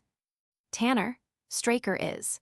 Here have we literary and cultured persons been for years setting up a cry of the new woman whenever some unusually old-fashioned female came along, and never noticing the advent of the new man. Straker's the new man. Octavius, I see nothing new about him except your way of chaffing him, but I don't want to talk about him just now. I want to speak to you about Ann. Tanner, Straker knew even that. He learnt it at the Polytechnic probably. Well, what about Ann? Have you proposed to her? Octavius, I was brute enough to do so last night. Tanner, brute enough, what do you mean? Octavius, Jack, we men are all coarse. We never understand how exquisite a woman's sensibilities are. How could I have done such a thing? Tanner, done what, you maudlin idiot? Octavius, yes, I am an idiot. Jack, if you had heard her voice, if you had seen her tears, I have lain awake all night thinking of them. If she had reproached me, I could have borne it better. Tanner, tears, that's dangerous. What did she say? Octavius, she asked me how she could think of anything now but her dear father. She stifled a sob. Tanner, bear it like a man, Tavy, even if you feel it like an ass. It's the old game, she's not tired of playing with you yet. Octavius, oh, don't be a fool, Jack. Do you suppose this eternal shallow cynicism of yours has any real bearing on a nature like hers? Tanner, did she say anything else? Octavius, yes, and that is why I expose myself and her to your ridicule by telling you what passed. Tanner, no, dear Tavy, not ridicule on my honor, however, no matter. Go on. Octavius, her sense of duty is so devout, so perfect, so. Tanner, yes, I know, go on. Octavius, you see, under this new arrangement, you and Ramsden are her guardians, and she considers that all her duty to her father is now transferred to you. She said she thought I ought to have spoken to you both in the first instance. Of course she is right, but somehow it seems rather absurd that I am to come to you and formally ask to be received as a suitor for your ward's hand. Tanner, I am glad that love has not totally extinguished your sense of humor, Tavy. Octavius, that answer won't satisfy her. Tanner, my official answer is obviously, bless you, my children, may you be happy. Octavius, I wish you would stop playing the fool about this. If it is not serious to you, it is to me and to her. Tanner, you know very well that she is as free to choose as you. She does not think so. Octavius, she does not think so. Tanner, oh, doesn't she just, however, say what you want me to do. Octavius, I want you to tell her sincerely and earnestly what you think about me. I want you to tell her that you can trust her to me, that is, if you feel you can. Tanner, I have no doubt that I can trust her to you. What worries me is the idea of trusting you to her. Have you read Maeterlinck's book about the bee? Octavius, I am not discussing literature at present. Tanner, be just a little patient with me. I am not discussing literature. The book about the bee is natural history. It's an awful lesson to mankind. You think that you are Ann's suitor, that you are the pursuer and she the pursued, that it is your part to woo, to persuade, to prevail, to overcome. Fool, it is you who are the pursued, the marked-down quarry, the destined prey. You need not sit looking longingly at the bait through the wires of the trap. The door is open, and will remain so until it shuts behind you forever. Octavius, I wish I could believe that, vilely as you put it. Tanner, why, man, what other work has she in life but to get a husband? It is a woman's business to get married as soon as possible, and a man's to keep unmarried as long as he can. You have your poems and your tragedies to work at. Anne has nothing. Octavius, I cannot write without inspiration, and nobody can give me that except Anne. Tanner, well, hadn't you better get it from her at a safe distance? Petrarch didn't see half as much of Laura, nor Dante of Beatrice, as you see of Anne now, and yet they wrote first-rate poetry, at least so I'm told. They never exposed their idolatry to the test of domestic familiarity, and it lasted them to their graves. Marry Anne, and at the end of a week you'll find no more inspiration than in a plate of muffins. Octavius, you think I shall tire of her. Tanner, not at all. You don't get tired of muffins, but you don't find inspiration in them, and you won't in her when she ceases to be a poet's dream and becomes a solid 11-stone wife. You'll be forced to dream about somebody else, and then there will be a row. Octavius, this sort of talk is no use, Jack. You don't understand. You have never been in love. Tanner, I have never been out of it. Why, I am in love even with Anne, but I am neither the slave of love nor its dupe. Go to the bee, thou poet, consider her ways and be wise. By heaven, Tavy, if women could do without our work, and we ate their children's bread instead of making it, they would kill us as the spider kills her mate, or as the bees kill the drone. And they would be right if we were good for nothing but love. Octavius, if we were only good enough for love, there is nothing like love, there is nothing else but love. Without it, the world would be a dream of sordid horror. Tanner, and this is the man who asks me to give him the hand of my ward. Tavy, I believe we were changed in our cradles, and that you are the real descendant of Don Juan. Octavius, I beg you not to say anything like that to Anne. Tanner, don't be afraid. She has marked you for her own, and nothing will stop her now. You are doomed. Straker comes back with a newspaper. Here comes the new man, demoralizing himself with a halfpenny paper as usual. Straker, now would you believe it? Mr. Robinson, when we're out motoring we take in 2 papers, the Times for him, the Leader or the Echo for me, and do you think I ever see my paper? Not much. He grabs the Leader and leaves me to stodge myself with his Times. Octavius, are there no winners in the Times? Tanner and Rye don't old with Bet and Tavy. Motor records are his weakness. What's the latest? Straker, Paris to Biskra at 40-mile-an-hour average, not countin' the Mediterranean. Tanner, how many killed? Straker, 2 silly sheep. What does it matter? Sheep don't cost such a lot. They were glad to ave the price without the trouble o' sellin' 'em to the butcher. All the same, DC, there'll be a clamor agin it presently, and then the French government'll stop it, and our chance will be gone, see? That what makes me fairly mad. Mr. Tanner won't do a good run while he can. Tanner, Tavy, do you remember my Uncle James? Octavius, yes, why? Tanner, Uncle James had a first-rate cook. He couldn't digest anything except what she cooked. Well, the poor man was shy and hated society, but his cook was proud of her skill and wanted to serve up dinners to princes and ambassadors. To prevent her from leaving him, that poor old man had to give a big dinner twice a month and suffer agonies of awkwardness. Now here am I, and here is this chap Enri Straker, the new man. I loathe traveling, but I rather like Enri. He cares for nothing but tearing along in a leather coat and goggles, with 2 inches of dust all over him, at 60 miles an hour and the risk of his life and mine. Except, of course, when he is lying on his back in the mud under the machine trying to find out where it has given way. Well, if I don't give him a 1,000-mile run at least once a fortnight, I shall lose him. He will give me the sack and go to some American millionaire, and I shall have to put up with a nice, respectful groom-gardener amateur who will touch his hat and know his place. I am Enri's slave, just as Uncle James was his cook's slave. Straker, Garn, I wish I had a car that would go as fast as you can talk, Mr. Tanner. What I say is that you lose money by a motor car unless you keep it workin'. Might as well have a pram and a nussmaid to wheel you in it as that car and me if you don't get the last inch out of us both. Tanner, all right, Henry, all right. We'll go out for half an hour presently. Straker, arf and ar. He returns to his machine, seats himself in it, and turns up a fresh page of his paper in search of more news. Octavius, oh, that reminds me, I have a note for you from Rhoda. He gives Tanner a note. Tanner, I rather think Rhoda is heading for a row with Anne.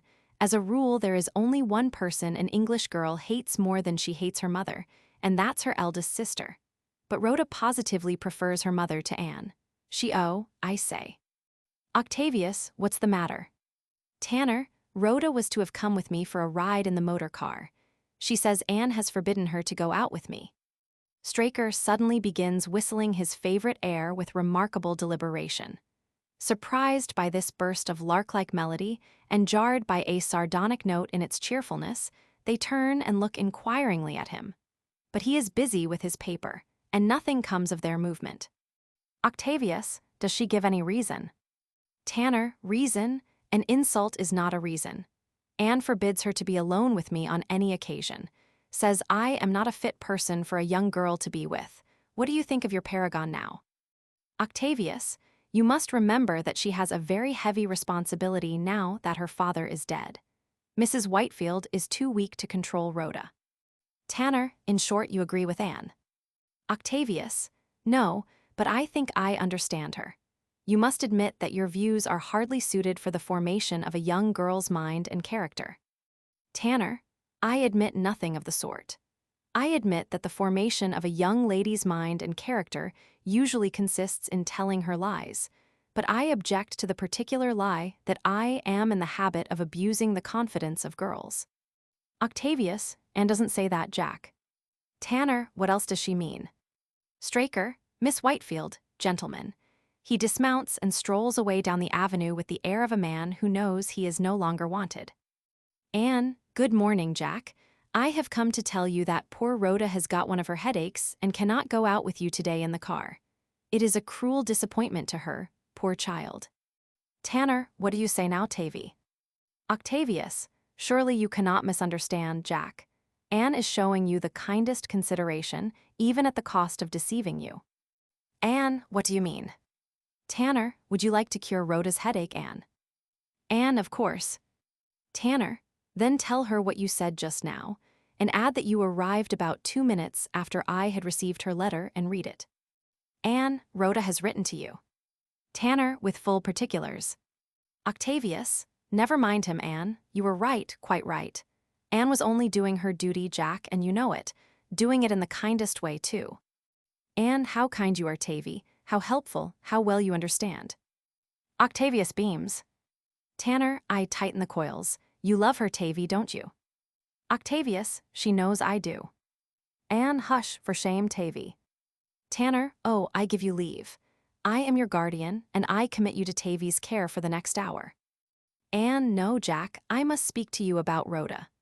Ricky, will you go back to the house and entertain your American friend? He's rather on Mamma's hands so early in the morning. She wants to finish her housekeeping. Octavius, I fly, dearest Anne. Anne, Ricky Tikki Tavi. He looks at her with an eloquent blush and runs off. Tanner, now look here, Anne. This time you've landed yourself, and if Tavy were not in love with you past all salvation, he'd have found out what an incorrigible liar you are. Anne, you misunderstand, Jack. I didn't dare tell Tavy the truth. Tanner, no, your daring is generally in the opposite direction. What the devil do you mean by telling Rhoda that I am too vicious to associate with her? How can I ever have any human or decent relations with her again, now that you have poisoned her mind in that abominable way? Anne, I know you are incapable of behaving badly. Tanner, then why did you lie to her? Anne, I had to. Tanner had to. Anne, mother made me. Tanner, I might have known it. The mother, always the mother. Anne, it was that dreadful book of yours. You know how timid mother is. All timid women are conventional. We must be conventional, Jack, or we are so cruelly, so vilely misunderstood. Even you, who are a man, cannot say what you think without being misunderstood and vilified. Yes, I admit it. I have had to vilify you. Do you want to have poor Rhoda misunderstood and vilified to the same way? Would it be right for mother to let her expose herself to such treatment before she is old enough to judge for herself? Tanner, in short, the way to avoid misunderstanding is for everybody to lie and slander and insinuate and pretend as hard as they can. That is what obeying your mother comes to. Anne, I love my mother, Jack. Tanner, is that any reason why you are not to call your soul your own? Oh, I protest against this vile abjection of youth to age. Look at fashionable society as you know it. What does it pretend to be? An exquisite dance of nymphs. What is it? A horrible procession of wretched girls, each in the claws of a cynical, cunning, avaricious, disillusioned, ignorantly experienced, foul-minded old woman whom she calls mother, and whose duty it is to corrupt her mind and sell her to the highest bidder. Why do these unhappy slaves marry anybody, however old and vile, sooner than not marry at all? Because marriage is their only means of escape from these decrepit fiends who hide their selfish ambitions, their jealous hatreds of the young rivals who have supplanted them, under the mask of maternal duty and family affection. Such things are abominable. The voice of nature proclaims for the daughter a father's care and for the son a mother's. The law for father and son and mother and daughter is not the law of love. It is the law of revolution, of emancipation, of final supersession of the old and worn out by the young and capable. I tell you, the first duty of manhood and womanhood is a declaration of independence. The man who pleads his father's authority is no man. The woman who pleads her mother's authority is unfit to bear citizens to a free people. Anne, I suppose you will go in seriously for politics some day, Jack. Tanner, what? W.H., collecting his scattered wits, what has that got to do with what I have been saying? Anne, you talk so well. Tanner, talk. It means nothing to you but talk. Well, go back to your mother and help her to poison Rhoda's imagination as she has poisoned yours. It is the tame elephants who enjoy capturing the wild ones. Anne, I am getting on. Yesterday I was a boa constrictor, today I am an elephant. Tanner, yes, so pack your trunk and begone, I have no more to say to you. Anne, you are so utterly unreasonable and impracticable. What can I do? Tanner, do, break your chains. Go your way according to your own conscience and not according to your mother's. Get your mind clean and vigorous, and learn to enjoy a fast ride in a motor car instead of seeing nothing in it but an excuse for a detestable intrigue. Come with me to Marseille and across to Algiers and to Biskra at 60 miles an hour. Come right down to the Cape if you like. That will be a declaration of independence with a vengeance. You can write a book about it afterwards. That will finish your mother and make a woman of you. Anne, I don't think there would be any harm in that, Jack. You are my guardian. You stand in my father's place by his own wish. Nobody could say a word against our traveling together. It would be delightful. Thank you 1,000 times, Jack. I'll come. Tanner, you'll come. Anne, of course. Tanner, but no, look here, Anne. If there's no harm in it, there's no point in doing it. Anne, how absurd you are. You don't want to compromise me, do you? Tanner, yes. That's the whole sense of my proposal. Anne, you are talking the greatest nonsense, and you know it. You would never do anything to hurt me. Tanner, well, if you don't want to be compromised, don't come. Anne, yes, I will come, Jack, since you wish it. You are my guardian, and think we ought to see more of one another and come to know one another better. It's very thoughtful and very kind of you, Jack, to offer me this lovely holiday, especially after what I said about Rhoda. You really are good, much better than you think. When do we start? Tanner, but... The conversation is interrupted by the arrival of Mrs. Whitefield from the house. She is accompanied by the American gentleman and followed by Ramsden and Octavius. Hector Malone is an Eastern American, but he is not at all ashamed of his nationality. This makes English people of fashion think well of him, as of a young fellow who is manly enough to confess to an obvious disadvantage without any attempt to conceal or extenuate it. They feel that he ought not to be made to suffer for what is clearly not his fault, and make a point of being specially kind to him. His chivalrous manners to women, and his elevated moral sentiments, being both gratuitous and unusual, strike them as being a little unfortunate. And though they find his vein of easy humor rather amusing when it has ceased to puzzle them, as it does at first, they have had to make him understand that he really must not tell anecdotes unless they are strictly personal and scandalous, and also that oratory is an accomplishment which belongs to a cruder stage of civilization than that in which his migration has landed him. On these points, Hector is not quite convinced.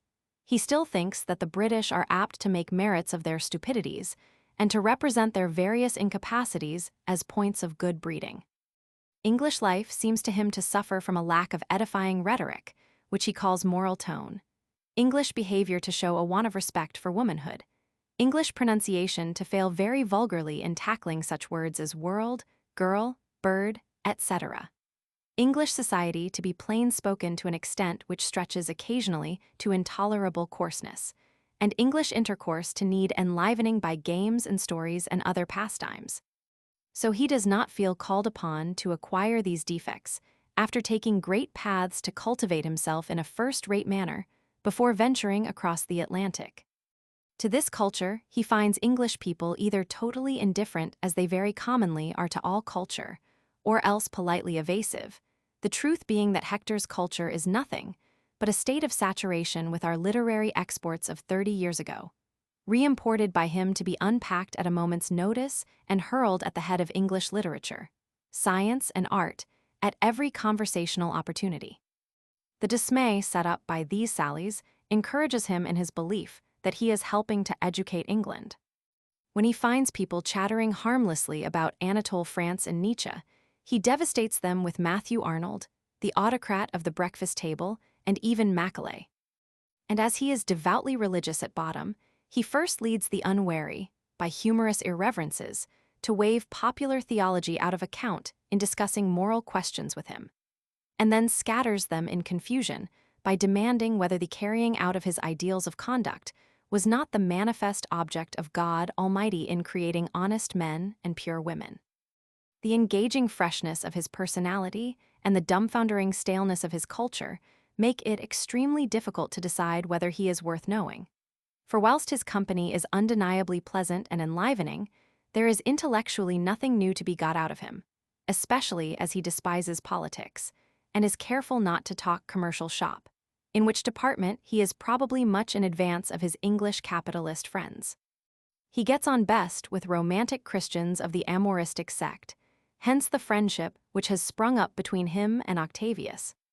In appearance, Hector is a neatly built young man of 24, with a short, smartly trimmed black beard, clear, well-shaped eyes, and an ingratiating vivacity of expression.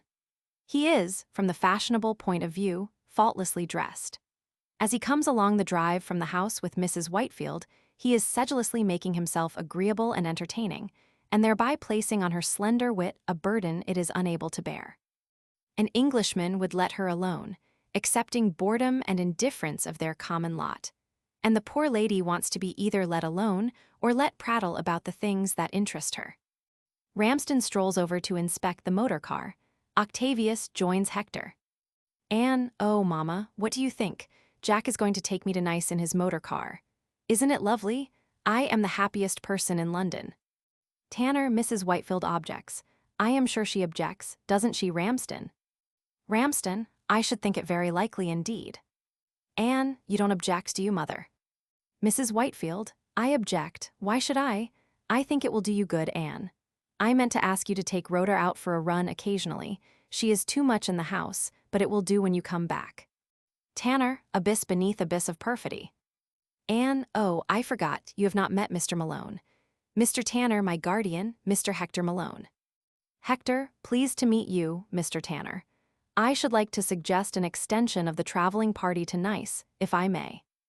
Anne, oh, we're all coming. That's understood, isn't it?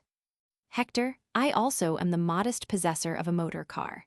If Miss Robinson will allow me the privilege of taking her, my car is at her service. Octavius, Violet. General constraint. Anne, come, mother, we must leave them to talk over the arrangements. I must see to my traveling kit. Mrs. Whitefield looks bewildered, but Anne draws her discreetly away, and they disappear round the corner towards the house. Hector, I think I may go so far as to say that I can depend on Miss Robinson's consent. Continued embarrassment. Octavius, I'm afraid we must leave Violet behind. There are circumstances which make it impossible for her to come on such an expedition. Hector, too American, eh? Must the young lady have a chaperone? Octavius, it's not that, Malone, at least not altogether. Hector, indeed. May I ask what other objection applies? Tanner, oh, tell him. We shall never be able to keep the secret unless everybody knows what it is. Mr. Malone, if you go to Nice with Violet, you go with another man's wife. She is married. Hector, you don't tell me so. Tanner, we do, in confidence. Ramsden, with an air of importance, lest Malone should suspect a misalliance, her marriage has not yet been made known. She desires that it shall not be mentioned for the present. Hector, I shall respect the lady's wishes. Would it be indiscreet to ask who her husband is, in case I should have an opportunity of consulting him about this trip? Tanner, we don't know who he is. Hector, in that case, I have no more to say. They become more embarrassed than ever. Octavius, you must think this very strange. Hector, a little singular, pardon me for saving so. Ramsden, the young lady was married secretly, and her husband has forbidden her, it seems, to declare his name. It is only right to tell you, since you are interested in Mr. and Violet. Octavius, I hope this is not a disappointment to you. Hector, well, it is a blow. I can hardly understand how a man can leave a wife in such a position. Surely it's not customary. It's not manly. It's not considerate. Octavius, we feel that, as you may imagine, pretty deeply. Ramsden, it is some young fool who has not enough experience to know what mystifications of this kind lead to. Hector, I hope so. A man need be very young and pretty foolish too to be excused for such conduct. You take a very lenient view, Mr. Ramsden, too lenient to my mind. Surely marriage should ennoble a man. Tanner, Hector, am I to gather from that cachinnation that you don't agree with me, Mr. Tanner? Tanner, get married and try. You may find it delightful for a while. You certainly won't find it ennobling. The greatest common measure of a man and a woman is not necessarily greater than the man's single measure. Hector, well, we think in America that a woman's moral number is higher than a man's, and that the purer nature of a woman lifts a man right out of himself and makes him better than he was. Octavius, so it does. Tanner, no wonder American women prefer to live in Europe. It's more comfortable than standing all their lives on an altar to be worshipped. Anyhow, Violet's husband has not been ennobled, so what's to be done? Hector, I can't dismiss that man's conduct as lightly as you do, Mr. Tanner. However, I'll say no more. Whoever he is, he's Miss Robinson's husband, and I should be glad for her sake to think better of him. Octavius, I'm very sorry, Malone, very sorry. Hector, you're a good fellow, Robinson, thank you. Tanner, talk about something else. Violet's coming from the house. Hector, I should esteem it a very great favor, men, if you would take the opportunity to let me have a few words with the lady alone. I shall have to cry off this trip, and it's rather a delicate. Ramsden, say no more. Come Tanner, come Tavy. He strolls away into the park with Octavius and Tanner, past the motor car. Violet comes down the avenue to Hector. Violet, are they looking? Hector, no. She kisses him. Violet, have you been telling lies for my sake? Hector, lying hardly describes it. I overdo it. I get carried away in an ecstasy of mendacity. Violet, I wish you'd let me own up. Violet, no, Hector, you promised me not to. Hector, I'll keep my promise until you release me from it. But I feel mean, lying to those men and denying my wife. Just dastardly. Violet, I wish your father were not so unreasonable. Hector, he's not unreasonable. He's right from his point of view. He has a prejudice against the English middle class. Violet, it's too ridiculous. You know how I dislike saying such things to you, Hector, but if I were to, well, no matter. Hector, I know. If you were to marry the son of an English manufacturer of office furniture, your friends would consider it a misalliance. And here's my silly old dad, who is the biggest office furniture man in the world, would show me the door for marrying the most perfect lady in England merely because she has no handle to her name. Of course, it's just absurd. But I tell you, Violet, I don't like deceiving him. I feel as if I was stealing his money. Why won't you let me own up? Violet, we can't afford it. You can be as romantic as you please about love, Hector, but you mustn't be romantic about money. Hector, divided between his uxoriousness and his habitual elevation of moral sentiment, that's very English. Violet, Dad's bound to find us out someday. Violet, oh yes, later on of course. But don't let's go over this every time we meet, dear. You promised. Hector, all right, I. Violet, it is I and not you who suffer by this concealment, and as to facing a struggle and poverty and all that sort of thing, I simply will not do it. It's too silly. Hector, you shall not. I'll sort of borrow the money from my dad until I get on my own feet, and then I can own up and pay up at the same time. Violet, do you mean to work? Do you want to spoil our marriage? Hector, well, I don't mean to let marriage spoil my character. Your friend Mr. Tanner has got the laugh on me a bit already about that, and… Violet the beast, I hate Jack Tanner. Hector, oh, he's all right. He only needs the love of a good woman to ennoble him. Besides, he's proposed a motoring trip to Nice, and I'm going to take you. Violet, how jolly. Hector, yes, but how are we going to manage? You see, they've warned me off going with you, so to speak. They've told me in confidence that you're married. That's just the most overwhelming confidence I've ever been honored with. Tanner returns with Straker, who goes to his car. Tanner, your car is a great success, Mr. Malone. Your engineer is showing it off to Mr. Ramsden. Hector, let's come Roman 6. Violet, I beg your pardon, Mr. Malone, I did not quite catch. Hector, I asked to be allowed the pleasure of showing you my little American steam car, Miss Robinson. Violet, I shall be very pleased. Tanner, about this trip, Straker. Straker, yes. Tanner, Miss Whitefield is supposed to be coming with me. Straker, so I gather. Tanner, Mr. Robinson is to be one of the party. Straker, yes. Tanner, well, if you can manage so as to be a good deal occupied with me, and leave Mr. Robinson a good deal occupied with Miss Whitefield, he will be deeply grateful to you. Straker, evidently. Tanner, evidently. Your grandfather would have simply winked. Straker, my grandfather would have touched his hat. Tanner, and I should have given your good, nice, respectful grandfather a sovereign. Straker, 5 shillings more likely. He leaves the car and approaches Tanner. What about the lady's views? Tanner, she is just as willing to be left to Mr. Robinson as Mr. Robinson is to be left to her. Straker looks at his principal with cool skepticism, then turns to the car whistling his favorite air. Stop that aggravating noise. What do you mean by it? Straker calmly resumes the melody and finishes it. Tanner politely hears it out before he again addresses Straker, this time with elaborate seriousness. Enri, I have ever been a warm advocate of the spread of music among the masses, but I object to your obliging the company whenever Miss Whitefield's name is mentioned. You did it this morning, too. Straker, it's not a bit o' use. Mr. Robinson may as well give it up first as last. Tanner, why? Straker, garn, you know why. Course it's not my business, but you needn't start kidding me about it. Tanner, I am not kidding. I don't know why. Straker, oh very well, all right, it ain't my business. Tanner, I trust, Enri, that, as between employer and engineer, I shall always know how to keep my proper distance and not intrude my private affairs on you. Even our business arrangements are subject to the approval of your trade union. But don't abuse your advantages. Let me remind you that Voltaire said that what was too silly to be said could be sung. Straker, it wasn't Voltaire, it was Beaumarchais. Tanner, I stand corrected. Beaumarchais, of course.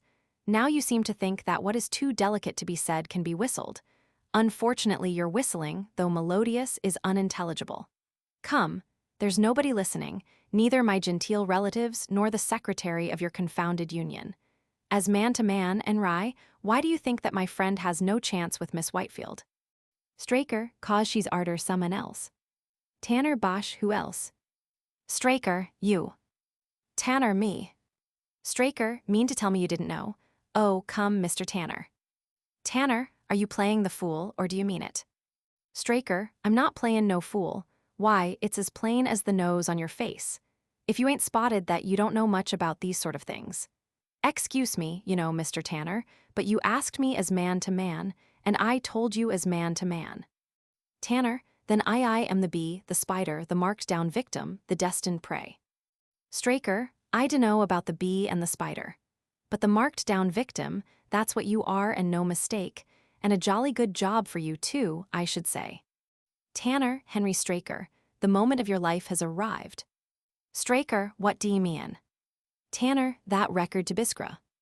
Straker, yes. Tanner, break it. Straker, do you mean it? Tanner, I do. Straker, when? Tanner, now, is that machine ready to start? Straker, but you can't. Tanner, off we go. First to the bank for money, then to my rooms for my kit, then to your rooms for your kit, then break the record from London to Dover or Folkestone, then across the Channel and away like mad to Marseille, Gibraltar, Genoa, any port from which we can sail to a Mahometan country where men are protected from women. Straker, garn your kit in. Tanner, stay behind then. If you won't come, I'll do it alone. Straker, here, mister. Arfamo, steady on. He scrambles in as the car plunges forward. Act 3. Evening in the Sierra Nevada. Rolling slopes of brown, with olive trees instead of apple trees in the cultivated patches, and occasional prickly pears instead of gorse and bracken in the wilds. Higher up, tall stone peaks and precipices, all handsome and distinguished. No wild nature here, rather a most aristocratic mountain landscape made by a fastidious artist-creator. No vulgar profusion of vegetation, even a touch of aridity in the frequent patches of stones. Spanish magnificence and Spanish economy everywhere. Not very far north of a spot, at which the high road over one of the passes crosses a tunnel on the railway from Malaga to Granada, is one of the mountain amphitheaters of the Sierra. Looking at it from the wide end of the horseshoe, one sees, a little to the right in the face of the cliff, a romantic cave which is really an abandoned quarry, and towards the left a little hill, commanding a view of the road, which skirts the amphitheater on the left, maintaining its higher level on embankments and on an occasional stone arch. On the hill, watching the road, is a man who is either a Spaniard or a Scotchman. Probably a Spaniard, since he wears the dress of a Spanish goatherd and seems at home in the Sierra Nevada, but very like a Scotchman for all that. In the hollow, on the slope leading to the quarry cave, are about a dozen men who, as they recline at their cave round a heap of smoldering white ashes of dead leaf and brushwood, have an air of being conscious of themselves as picturesque scoundrels honoring the Sierra by using it as an effective pictorial background. As a matter of artistic fact, they are not picturesque, and the mountains tolerate them as lions tolerate lice. An English policeman or poor law guardian would recognize them as a selected band of tramps and able-bodied paupers. This description of them is not wholly contemptuous. Whoever has intelligently observed the tramp or visited the able-bodied ward of a workhouse will admit that our social failures are not all drunkards and weaklings. Some of them are men who do not fit the class they were born into. Precisely the same qualities that make the educated gentleman an artist may make an uneducated manual laborer an able-bodied pauper. There are men who fall helplessly into the workhouse because they are good for nothing. But there are also men who are there because they are strong-minded enough to disregard the social convention. Obviously not a disinterested one on the part of the ratepayer, which bids a man live by heavy and badly paid drudgery when he has the alternative of walking into the workhouse, announcing himself as a destitute person, and legally compelling the guardians to feed, clothe and house him better than he could feed, clothe and house himself without great exertion. When a man who is born a poet refuses a stool in a stockbroker's office and starves in a garret, sponging on a poor landlady or on his friends and relatives rather than work against his grain. Or when a lady, because she is a lady, will face any extremity of parasitic dependence rather than take a situation as cook or parlor maid, we make large allowances for them. To such allowances, the able-bodied pauper and his nomadic variant the tramp are equally entitled. Further, the imaginative man, if his life is to be tolerable to him, must have leisure to tell himself stories, and a position which lends itself to imaginative decoration. The ranks of unskilled labor offer no such positions. We misuse our laborers horribly, and when a man refuses to be misused, we have no right to say that he is refusing honest work. Let us be frank in this matter before we go on with our play, so that we may enjoy it without hypocrisy. If we were reasoning, far-sighted people, 4/5 of us would go straight to the guardians for relief, and knock the whole social system to pieces with most beneficial reconstructive results. The reason we do not do this is because we work like bees or ants, by instinct or habit, not reasoning about the matter at all. Therefore, when a man comes along who can and does reason, and who, applying the Kantian test to his conduct, can truly say to us, if everybody did as I do, the world would be compelled to reform itself industrially, and abolish slavery and squalor, which exist only because everybody does as you do, let us honor that man and seriously consider the advisability of following his example. Such a man is the able-bodied, able-minded pauper. Were he a gentleman doing his best to get a pension or a sinecure instead of sweeping a crossing, nobody would blame him for deciding that so long as the alternative lies between living mainly at the expense of the community and allowing the community to live mainly at his, it would be folly to accept what is to him personally the greater of the two evils. We may therefore contemplate the tramps of the Sierra without prejudice, admitting cheerfully that our objects briefly, to be gentlemen of fortune are much the same as theirs, and the difference in our position and methods merely accidental. One or two of them, perhaps, it would be wiser to kill without malice in a friendly and frank manner.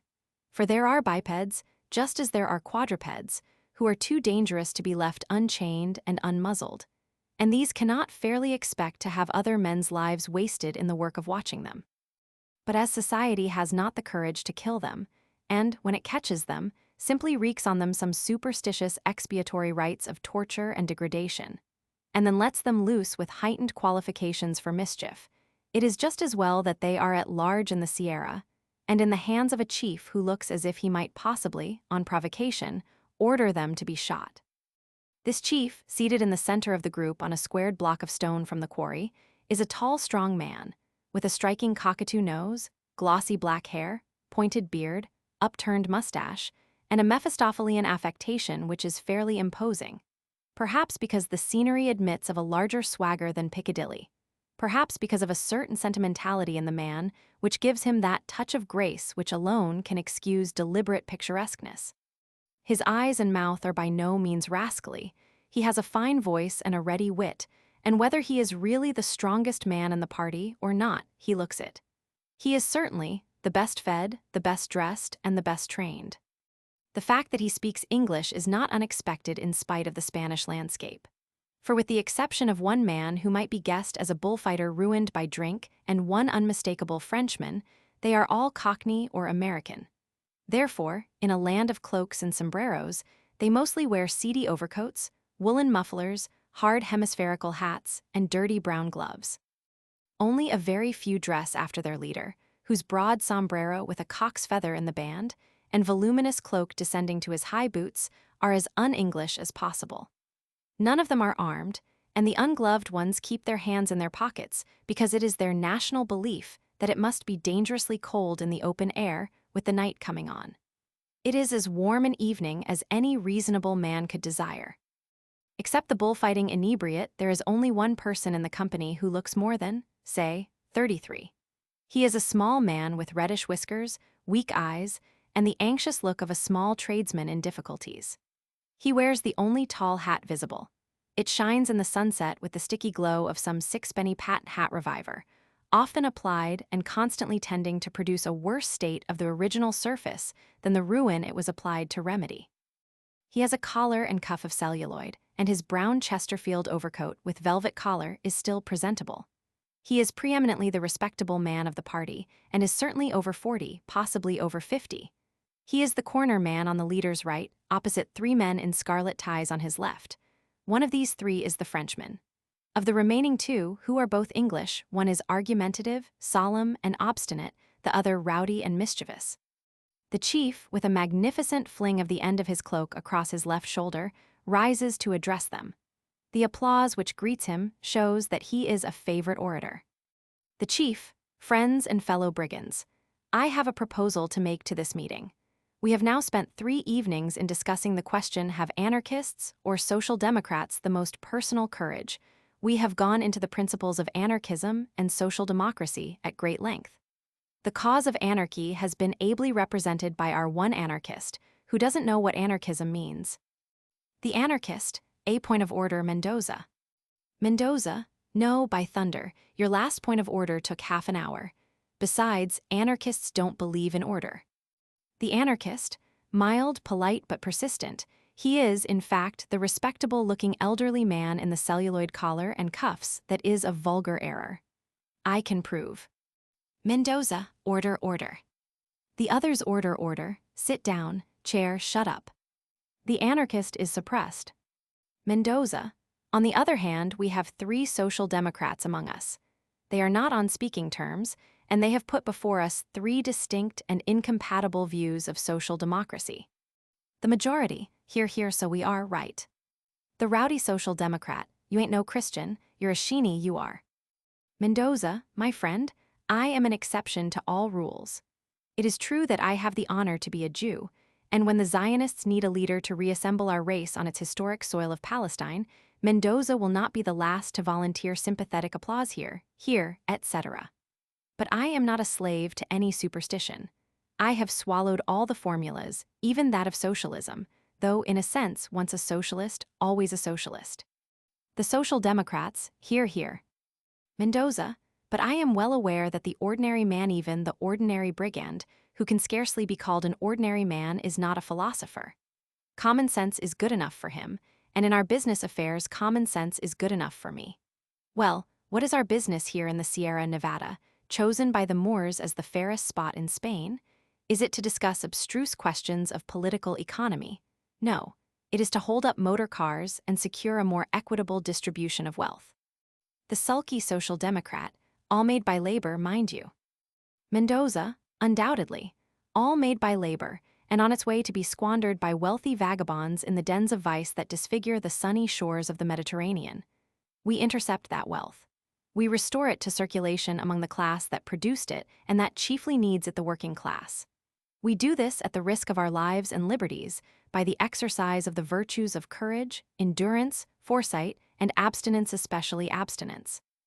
I myself have eaten nothing but prickly pears and broiled rabbit for 3 days. The sulky social democrat, no more ain't we. Mendoza, have I taken more than my share? The sulky social democrat, why should you? The anarchist, why should he not? To each according to his needs, from each according to his means. The Frenchman, fumiste. Mendoza, I agree with both of you. The genuinely English brigands, here, bravo Mendoza. Mendoza, what I say is, let us treat one another as gentlemen, and strive to excel in personal courage only when we take the field. The rowdy social democrat, Shakespeare. A whistle comes from the goatherd on the hill. He springs up and points excitedly forward along the road to the north. The goatherd, automobile. He rushes down the hill and joins the rest, who all scramble to their feet. Mendoza, to arms, who has the gun. The sulky social democrat, here. Mendoza, have the nails been strewn in the road? The rowdy social democrat, 2 ounces of M. Mendoza, good, with me, Duval, if the nails fail, puncture their tires with a bullet. He gives the rifle to Duval, who follows him up the hill. Mendoza produces an opera glass. The others hurry across to the road and disappear to the north. Mendoza, 2 only a capitalist and his chauffeur. They look English. Duval, English, AIS, Cochuns, Faut tire NSC pass. Mendoza, no, the nails have gone home. Their tire is down, they stop. Duval, fondus are you, nam de dia. Mendoza, do kami Duval, keep your hair on, they take it quietly. Let us descend and receive them. Mendoza descends, passing behind the fire and coming forward, whilst Tanner and Straker, in their motoring goggles, leather coats, and caps, are led in from the road by brigands. Tanner, is this the gentleman you describe as your boss? Does he speak English? The rowdy social democrat, course he does. You don't suppose we Englishmen lets ourselves be bossed by a bloomin' Spaniard, do you? Mendoza, allow me to introduce myself. Mendoza, president of the League of the Sierra. I am a brigand, I live by robbing the rich. Tanner, I am a gentleman, I live by robbing the poor. Shake hands. The English Social Democrats, hear, hear. General laughter and good humor. Tanner and Mendoza shake hands. The brigands drop into their former places. Straker, where do I come in? Tanner, my friend and chauffeur. The sulky Social Democrat, well, which is he? Friend or chauffeur, it makes all the difference, you know. Mendoza, we should expect ransom for a friend. A professional chauffeur is free of the mountains. He even takes a trifling percentage of his Prinkbul's ransom if he will honor us by accepting it. Straker, I see, just to encourage me to come this way again. Well, I'll think about it. Duval, Monfrere, he embraces him rapturously and kisses him on both cheeks. Straker, get out, don't be silly. Who are you, pray? Duval, Social Democrat. Straker, oh, you're a Social Democrat, are you? The anarchist, he means that he has sold out to the parliamentary humbugs and the bourgeoisie. Compromise, that is his faith. Duval, I understand what he say bourgeois, he say compromise, jamais de la vie, miserable mentor. Straker, see here, Captain Mendoza, how much this sort o' thing do you put up with here? Are we avin' a pleasure trip in the mountains, or are we at a socialist meetin'? The majority, here, shut up. Chuck it. Sit down, etc. The Social Democrats and the anarchist are hurtled into the background. Straker, after superintending this proceeding with satisfaction, places himself on Mendoza's left, Tanner being on his right. Mendoza, can we offer you anything? Broiled rabbit and prickly pears. Tanner, thank you, we have dined. Mendoza, gentlemen, business is over for the day. Go as you please until morning. The brigands disperse into groups lazily. Some go into the cave. Others sit down or lie down to sleep in the open. A few produce a pack of cards and move off towards the road, for it is now starlight, and they know that motor cars have lamps which can be turned to account for lighting a card party. Straker, don't none of you go fooling with that car, d'ye hear? Mendoza, no fear, monsieur le chauffeur. The first one we captured cured us of that. Straker, what did it do? Mendoza, it carried 3 brave comrades of ours, who did not know how to stop it, into Granada and capsized them opposite the police station. Since then we never touch one without sending for the chauffeur. Shall we chat at our ease? Tanner, by all means. Tanner, Mendoza, and Straker sit down on the turf by the fire. Mendoza delicately waives his presidential dignity, of which the right to sit on the squared stone block is the appanage, by sitting on the ground like his guests, and using the stone only as a support for his back. Mendoza, it is the custom in Spain always to put off business until tomorrow. In fact, you have arrived out of office hours. However, if you would prefer to settle the question of ransom at once, I am at your service. Tanner, tomorrow will do for me. I am rich enough to pay anything in reason. Mendoza, you are a remarkable man, sir. Our guests usually describe themselves as miserably poor. Tanner, pooh, miserably poor people don't own motor cars. Mendoza, precisely what we say to them. Tanner, treat us well, we shall not prove ungrateful. Straker, no prickly pears and broiled rabbits, you know. Don't tell me you can't do us a bit better than that if you like. Mendoza, wine, kids, milk, cheese, and bread can be procured for ready money. Straker, now you're talking. Tanner, are you all socialist here, may I ask? Mendoza, oh no, nothing of the kind, I assure you.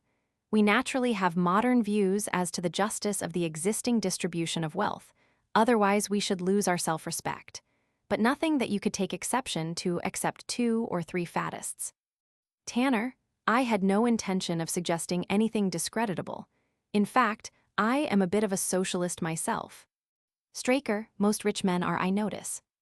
Mendoza, quite so. It has reached us, I admit. It is in the air of the century. Straker, socialism must be looking up a bit if your chaps are taking to it. Mendoza, that is true, sir. A movement which is confined to philosophers and honest men can never exercise any real political influence. There are too few of them. Until a movement shows itself capable of spreading among brigands, it can never hope for a political majority. Tanner, but are your brigands any less honest than ordinary citizens? Mendoza, sir, I will be frank with you. Brigandage is abnormal. Abnormal professions attract two classes, those who are not good enough for ordinary bourgeois life and those who are too good for it. We are dregs and scum, sir.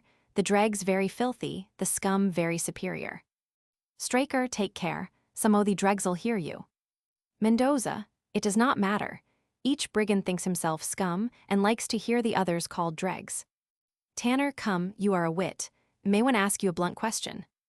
Mendoza, as blunt as you please. Tanner, how does it pay a man of your talent to shepherd such a flock as this on broiled rabbit and prickly pears? I have seen men less gifted, and I'll swear less honest, supping at the Savoy on foie gras and champagne. Mendoza, pooh, they have all had their turn at the broiled rabbit, just as I shall have my turn at the Savoy. Indeed, I have had a turn there already as waiter.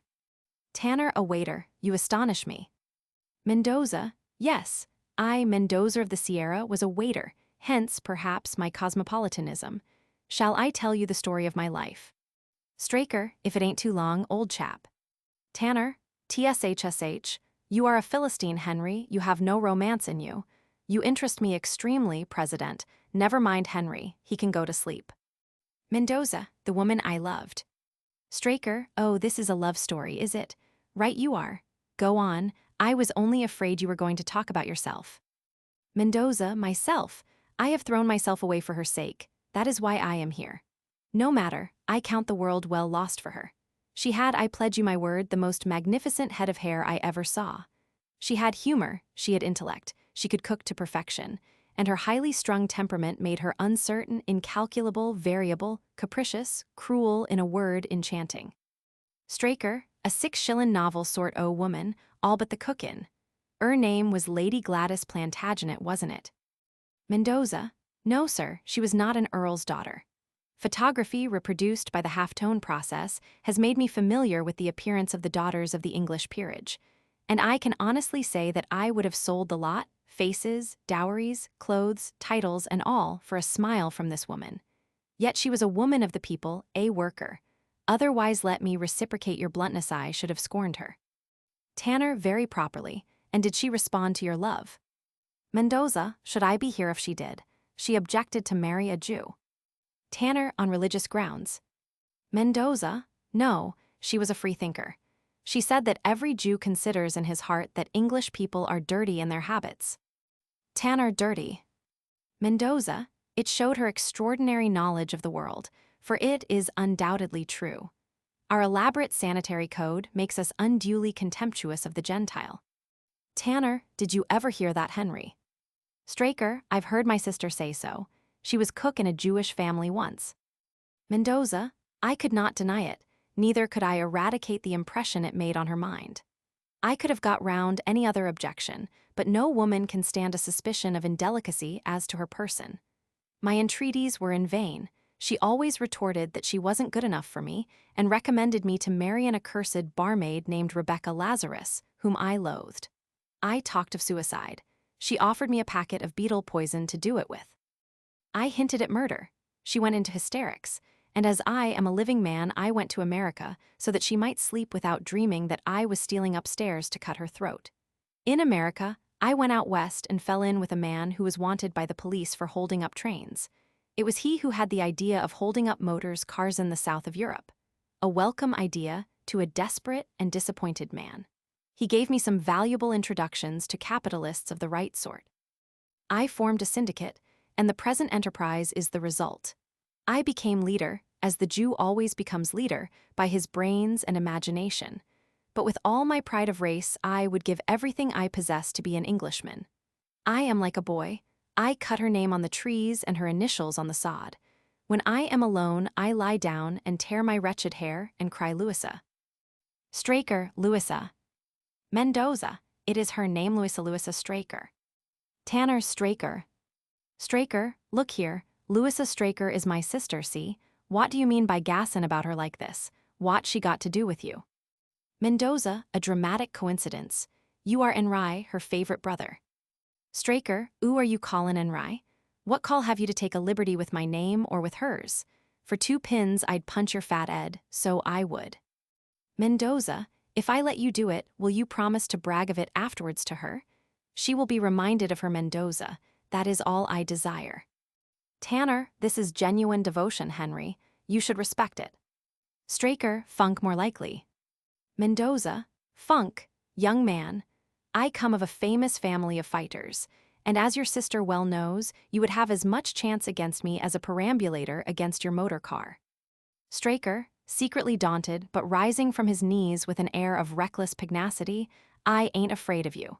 With your Louisa, Miss Straker is good enough for you, I should think. Mendoza, I wish you could persuade her to think so. Straker, here. Tanner, oh come, Henry, even if you could fight the president, you can't fight the whole League of the Sierra. Sit down again and be friendly. A cat may look at a king, and even a president of brigands may look at your sister. All this family pride is really very old-fashioned. Straker, let him look at her. But what does he mean by mackin' out that she ever looked at I am? Reluctantly resuming his couch on the turf, ear him talk, one 'ud think she was keepin' company with him. Mendoza, to Tanner, becoming more confidential as he finds himself virtually alone with a sympathetic listener in the still starlight of the mountains. For all the rest are asleep by this time. It was just so with her, sir. Her intellect reached forward into the 20th century. Her social prejudices and family affections reached back into the Dark Ages. Ah, sir, how the words of Shakespeare seem to fit every crisis in our emotions. I loved Louisa. 40,000 brothers could not with all their quantity of love make up my sum. And so on, I forget the rest. Call it madness if you will, infatuation.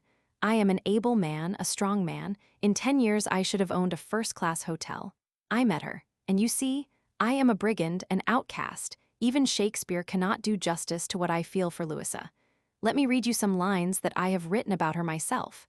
However slight their literary merit may be, they express what I feel better than any casual words can. He produces a packet of hotel bills scrawled with manuscript and kneels at the fire to decipher them, poking it with a stick to make it glow.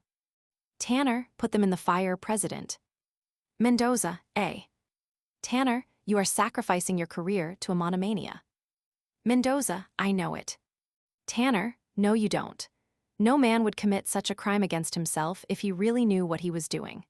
How can you look round at these august hills, look up at this divine sky, taste this finely tempered air, and then talk like a literary hack on a second floor in Bloomsbury? Mendoza, the Sierra is no better than Bloomsbury when once the novelty has worn off. Besides, these mountains make you dream of women with magnificent hair. Tanner, of Louisa, in short, they will not make me dream of women, my friend. I am heart-whole. Mendoza, do not boast until morning, sir. This is a strange country for dreams. Tanner, well, we shall see. Good night. He lies down and composes himself to sleep. Mendoza, with a sigh, follows his example, and for a few moments there is peace in the Sierra. Then Mendoza sits up suddenly and says pleadingly to Tanner, Mendoza, just allow me to read a few lines before you go to sleep. I should really like your opinion of them. Tanner, go on, I am listening. Mendoza, I saw thee first in Whitsun Week, Louisa. Tanner, my dear President, Louisa is a very pretty name, but it really doesn't rhyme well to Whitsun Week. Mendoza, of course not. Louisa is not the rhyme but the refrain. Tanner, the refrain. I beg your pardon, go on. Mendoza, perhaps you do not care for that one. I think you will like this better. Louisa, I love thee. I love thee, Louisa. Louisa, I love thee. One name and one phrase make my music, Louisa. Louisa, I love thee. Mendoza, thy lover? thy lover, Mendoza, Mendoza adoringly lives for Louisa. There's nothing but that in the world for Mendoza. Louisa, Louisa, Mendoza adores thee. There is no merit in producing beautiful lines upon such a name. Louisa is an exquisite name, is it not? Tanner, Mendoza. O wert thou, Louisa, the wife of Mendoza, Mendoza's Louisa, Louisa Mendoza, how blessed were the life of Louis's Mendoza. How painless his longing of love for Louisa. That is real poetry from the heart of hearts. Don't you think it will move her? No answer. Asleep as usual, doggerel to all the world, heavenly music to me. Idiot that I am to wear my heart on my sleeve. He composes himself to sleep, murmuring, Louisa, I love thee, Louisa, Louisa, Louisa, Louisa, I. Straker snores, rolls over on his side, and relapses into sleep. Stillness settles on the Sierra, and the darkness deepens. The fire has again buried itself in white ash and ceased to glow. The peaks show unfathomably dark against the starry firmament, but now the stars dim and vanish, and the sky seems to steal away out of the universe. Instead of the Sierra, there is nothing, omnipresent nothing. No sky, no peaks, no light, no sound, no time nor space, utter void. Then somewhere the beginning of a pallor, and with it, a faint throbbing buzz as of a ghostly violoncello palpitating on the same note endlessly. A couple of ghostly violins presently take advantage of this bass. A staff of music is supplied here. And therewith the pallor reveals a man in the void, an incorporeal but visible man, seated, absurdly enough, on nothing. For a moment he raises his head as the music passes him by. Then, with a heavy sigh, he droops in utter dejection, and the violins, discouraged, retrace their melody in despair, and at last give it up, extinguished by wailings from uncanny wind instruments, thus. More music. It is all very odd. One recognizes the Mozartian strain, and on this hint, and by the aid of certain sparkles of violet light in the pallor, the man's costume explains itself as that of a Spanish nobleman of the Roman 16th century. Don Juan, of course, but where? Why? How? Besides, in the brief lifting of his face, now hidden by his hat brim, there was a curious suggestion of Tanner. A more critical, fastidious, handsome face, paler and colder, without Tanner's impetuous credulity and enthusiasm, and without a touch of his modern plutocratic vulgarity, but still a resemblance, even in identity. The name, too, Don Juan Tenorio, John Tanner. Where on earth or elsewhere have we got to from the Roman 20th century and the Sierra? Another pallor in the void, this time not violet, but a disagreeable smoky yellow. With it, the whisper of a ghostly clarionet turning this tune into infinite sadness. Here there is another musical staff. The yellowish pallor moves. There is an old crone wandering in the void, bent and toothless, draped, as well as one can guess, in the coarse brown frock of some religious order. She wanders and wanders in her slow, hopeless way, much as a wasp flies in its rapid, busy way, until she blunders against the thing she seeks, companionship. With a sob of relief, the poor old creature clutches at the presence of the man and addresses him in her dry, unlovely voice, which can still express pride and resolution as well as suffering. The old woman, excuse me, but I am so lonely, and this place is so awful. Don Juan, a newcomer. The old woman, yes, I suppose I died this morning. I confessed, I had extreme unction, I was in bed with my family about me and my eyes fixed on the cross.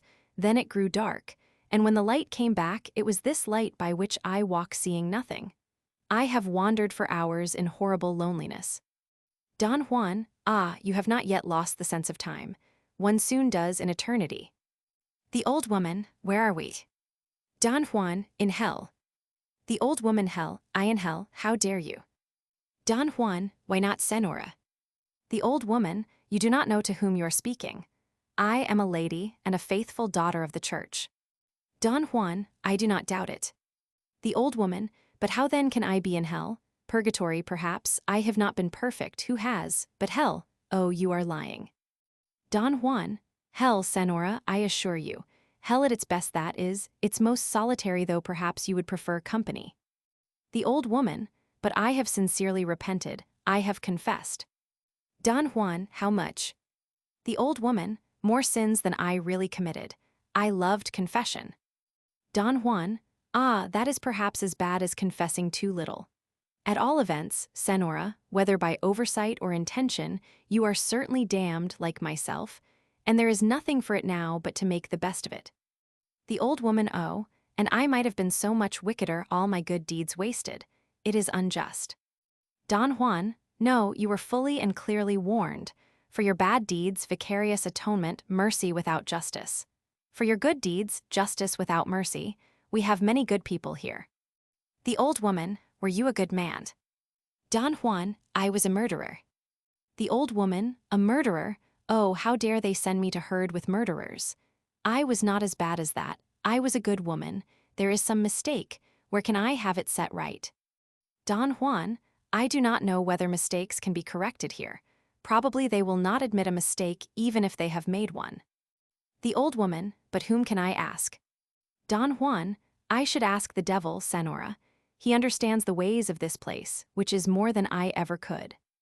The old woman, the devil, I speak to the devil. Don Juan, in hell, Senora, the devil is the leader of the best society. The old woman, I tell you, wretch, I know I am not in hell. Don Juan, how do you know? The old woman, because I feel no pain. Don Juan, oh, then there is no mistake. You are intentionally damned. The old woman, why do you say that? Don Juan, because hell, Senora, is a place for the wicked. The wicked are quite comfortable in it. It was made for them. You tell me you feel no pain. I conclude you are one of those for whom hell exists. The old woman, do you feel no pain? Don Juan, I am not one of the wicked, Senora, therefore it bores me beyond description, beyond belief. The old woman, not one of the wicked, you said you were a murderer. Don Juan, only a duel. I ran my sword through an old man who was trying to run his through me. The old woman, if you were a gentleman, that was not a murder. Don Juan, the old man called it murder because he was, he said, defending his daughter's honor. By this he meant that because I foolishly fell in love with her and told her so, she screamed, and he tried to assassinate me after calling me insulting names. The old woman, you were like all men, libertines and murderers, all. Don Juan, and yet we meet here, dear lady. The old woman, listen to me. My father was slain by just such a wretch as you in just such a duel for just such a cause. I screamed, it was my duty. My father drew on my assailant, his honor demanded it. He fell, that was the reward of honor. I am here, in hell you tell me that is the reward of duty. Is there justice in heaven? Don Juan, no, but there is justice in hell. Heaven is far above such idle human personalities. You will be welcome in hell, Senora. Hell is the home of honor, duty, justice, and the rest of the 7 deadly virtues. All the wickedness on earth is done in their name. Where else but in hell should they have their reward? Have I not told you that the truly damned are those who are happy in hell? The old woman, and are you happy here? Don Juan, no, and that is the enigma on which I ponder in darkness. Why am I here? I, who repudiated all duty, trampled honor underfoot, and laughed at justice. The old woman, oh, what do I care why you are here? Why am I here? I, who sacrificed all my inclinations to womanly virtue and propriety. Don Juan, patience, lady. You will be perfectly happy and at home here, as saith the poet, hell is a city much like Seville. The old woman, happy, here where I am nothing, where I am nobody. Don Juan, not at all. You are a lady, and wherever ladies are is hell. Do not be surprised or terrified. You will find everything here that a lady can desire, including devils who will serve you from sheer love of servitude and magnify your importance for the sake of dignifying their service the best of servants. The old woman, my servants will be devils. Don Juan, have you ever had servants who were not devils? The old woman, never. They were devils, perfect devils, all of them. But that is only a manner of speaking. I thought you meant that my servants here would be real devils. Don Juan, no more real devils than you will be a real lady. Nothing is real here. That is the horror of damnation. The old woman, oh, this is all madness. This is worse than fire and the worm. Don Juan, for you perhaps there are consolations. For instance, how old were you when you changed from time to eternity? The old woman, do not ask me how old I was as if I were a thing of the past. I am 77. Don Juan, a ripe age, Senora, But in hell, old age is not tolerated. It is too real. Here we worship love and beauty. Our souls being entirely damned, we cultivate our hearts. As a lady of 77, you would not have a single acquaintance in hell. The old woman, how can I help my aged man?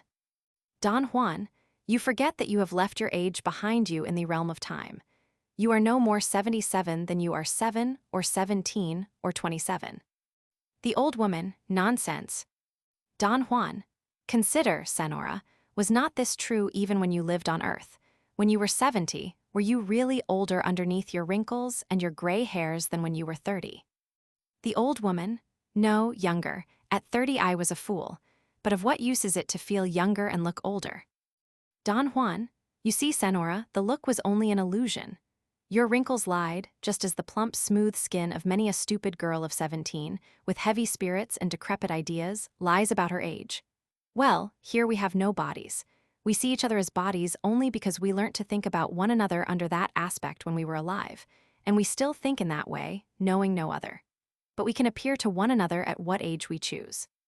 You have but to will any of your old looks back, and back they will come. The old woman, it cannot be true. Don Juan, try.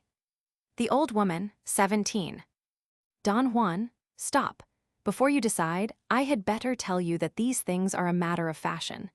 Occasionally we have a rage for 17, but it does not last long. Just at present the fashionable age is 40 or say 37, but there are signs of a change. If you were at all good-looking at 27, I should suggest you're trying that and setting a new fashion. The old woman, I do not believe a word you are saying. However, 27 be it. Whisk! The old woman becomes a young one, and so handsome that in the radiance into which her dull yellow halo has suddenly lightened, one might almost mistake her for Ann Whitefield. Don Juan, dona Ana de Loe. Ana, what, you know me. Don Juan, and you forget me. Ana, I cannot see your face. Don Juan Tenorio, monster, you who slew my father, even here you pursue me. Don Juan, I protest I do not pursue you. Allow me to withdraw. Ana, you shall not leave me alone in this dreadful place. Don Juan, provided my staying be not interpreted as pursuit. Ana, you may well wonder how I can endure your presence, my dear, dear father. Don Juan, would you like to see him? Ana, my father here. Don Juan, no, he is in heaven. Ana, I knew it, my noble father, he is looking down on us now. What must he feel to see his daughter in this place, and in conversation with his murderer? Don Juan, by the way, if we should meet him. Ana, how can we meet him? He is in heaven. Don Juan, he condescends to look in upon us here from time to time. Heaven bores him. So let me warn you that if you meet him, he will be mortally offended if you speak of me as his murderer. He maintains that he was a much better swordsman than I, and that if his foot had not slipped he would have killed me. No doubt he is right. I was not a good fencer. I never dispute the point, so we are excellent friends. Ana, it is no dishonor to a soldier to be proud of his skill in arms. Don Juan, you would rather not meet him, probably. Ana, how dare you say that? Don Juan, oh, that is the usual feeling here. You may remember that on earth, though of course we never confessed at the death of anyone we knew, even those we liked best, was always mingled with a certain satisfaction at being finally done with them. Ana, monster, never, never. Don Juan, I see you recognize the feeling. Yes, a funeral was always a festivity in black, especially the funeral of a relative. At all events, family ties are rarely kept up here. Your father is quite accustomed to this. He will not expect any devotion from you. Ana, wretch, I wore mourning for him all my life. Don Juan, yes, it became you. But a life of mourning is one thing, an eternity of it quite another. Besides, here you are as dead as he. Can anything be more ridiculous than one dead person mourning for another? Do not look shocked, my dear Ana, and do not be alarmed. There is plenty of humbug in hell, indeed there is hardly anything else. But the humbug of death and age and change is dropped because here we are all dead and all eternal. You will pick up our ways soon. Ana, and will all the men call me their dear Ana? Don Juan, no, that was a slip of the tongue. I beg your pardon. Ana, Juan, did you really love me when you behaved so disgracefully to me? Don Juan, Oh, I beg you not to begin talking about love. Here they talk of nothing else but love, its beauty, its holiness, its spirituality, its devil knows what, excuse me, but it does so bore me. They don't know what they're talking about. I do. They think they have achieved the perfection of love because they have no bodies. Sheer imaginative debauchery. Faugh. Anna, has even death failed to refine your soul, Juan? Has the terrible judgment of which my father's statue was the minister taught you no reverence? Don Juan, how is that very flattering statue, by the way? Does it still come to supper with naughty people and cast them into this bottomless pit? Anna, it has been a great expense to me. The boys in the monastery school would not let it alone. The mischievous ones broke it, and the studious ones wrote their names on it. 3 new noses in 2 years and fingers without end. I had to leave it to its fate at last, and now I fear it is shockingly mutilated. My poor father. Don Juan, hush, listen, 2 great chords rolling on syncopated waves of sound break forth, D minor and its dominant, a round of dreadful joy to all musicians. Ha, Mozart's statue music. It is your father. You had better disappear until I prepare him. From the void comes a living statue of white marble, designed to represent a majestic old man. But he waves his majesty with infinite grace, walks with a feather-like step, and makes every wrinkle in his war-worn visage brim over with holiday joyousness. To his sculptor he owes a perfectly trained figure, which he carries erect and trim, and the ends of his mustache curl up, elastic as watch springs, giving him an air which, but for its Spanish dignity, would be called jaunty. He is on the pleasantest terms with Don Juan. His voice, save for a much more distinguished intonation, is so like the voice of Roebuck Ramsden that it calls attention to the fact that they are not unlike one another in spite of their very different fashion of shaving. Don Juan, ah, here you are, my friend. Why don't you learn to sing the splendid music Mozart has written for you? The statue, unluckily he has written it for a bass voice. Mine is a counter-tenor. Well, have you repented yet? Don Juan, I have too much consideration for you to repent, Don Gonzalo. If I did, you would have no excuse for coming from heaven to argue with me. The statue, true, remain obdurate, my boy. I wish I had killed you, as I should have done but for an accident. Then I should have come here, and you would have had a statue and a reputation for piety to live up to any news. Don Juan, yes, your daughter is dead. The statue, my daughter, oh, the one you were taken with. Let me see, what was her name? Don Juan, Anna. The statue, to be sure, Anna, a good-looking girl if I recollect aright. Have you warned what's-his-name her husband? Don Juan, my friend Octavio. No, I have not seen him since Anna arrived. Anna comes indignantly to light. Anna, what does this mean? Octavio here and your friend, and you father have forgot my name. You are indeed turned to stone. The statue, my dear, I am so much more admired in marble than I ever was in my own person that I have retained the shape the sculptor gave me. He was one of the first men of his day, you must acknowledge that. Anna, father vanity, personal vanity from you. The statue, ah, you outlived that weakness, my daughter, you must be nearly 80 by this time. I was cut off by an accident in my 64th year and am considerably your junior in consequence. Besides, my child, in this place, what our libertine friend here would call the farce of parental wisdom is dropped. Regard me, I beg, as a fellow creature, not as a father. Anna, you speak as this villain speaks. The statue, Juan is a sound thinker, Anna, a bad fencer but a sound thinker.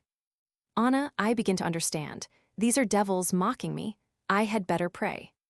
The statue, no, no, no, my child, do not pray. If you do, you will throw away the main advantage of this place. Written over the gate here are the words, leave every hope behind, ye who enter. Only think what a relief that is. For what is hope? A form of moral responsibility. Here there is no hope and consequently no duty, no work, nothing to be gained by praying, nothing to be lost by doing what you like. Hell, in short, is a place where you have nothing to do but amuse yourself. You sigh, friend Juan, but if you dwelt in heaven, as I do, you would realize your advantages. Don Juan, you are in good spirits today, Commander. You are positively brilliant. What is the matter? The statue, I have come to a momentous decision, my boy. But first, where is our friend the devil? I must consult him in the matter.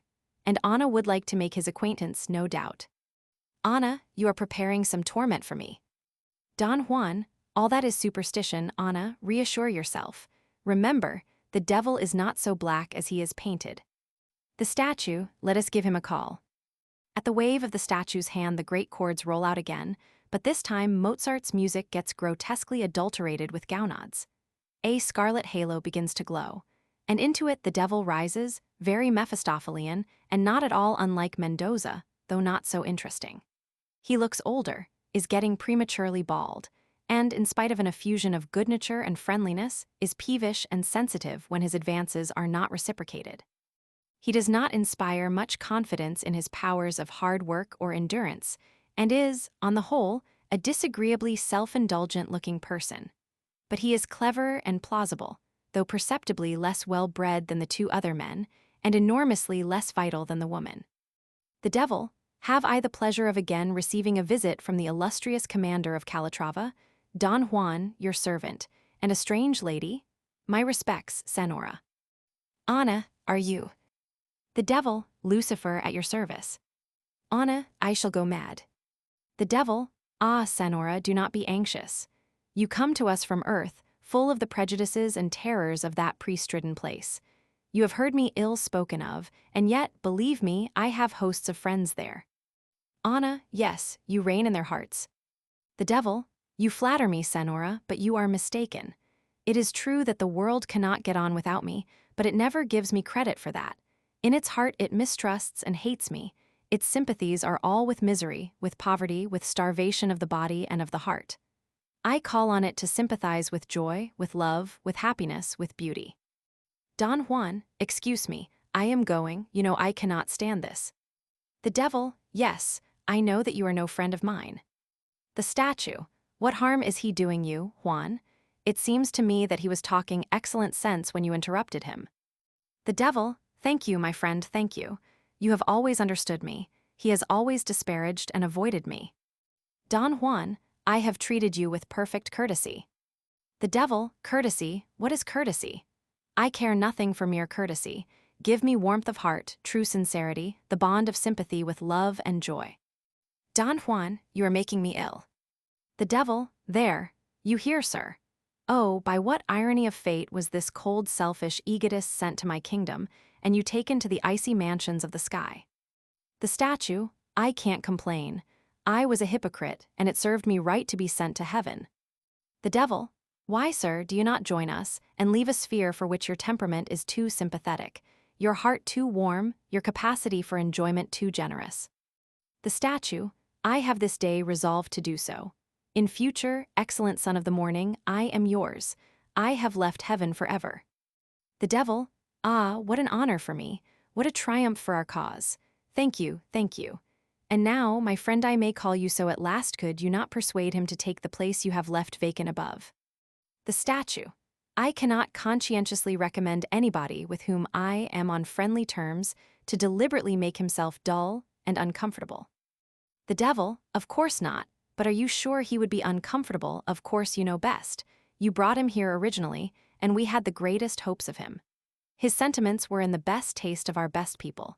You remember how he sang?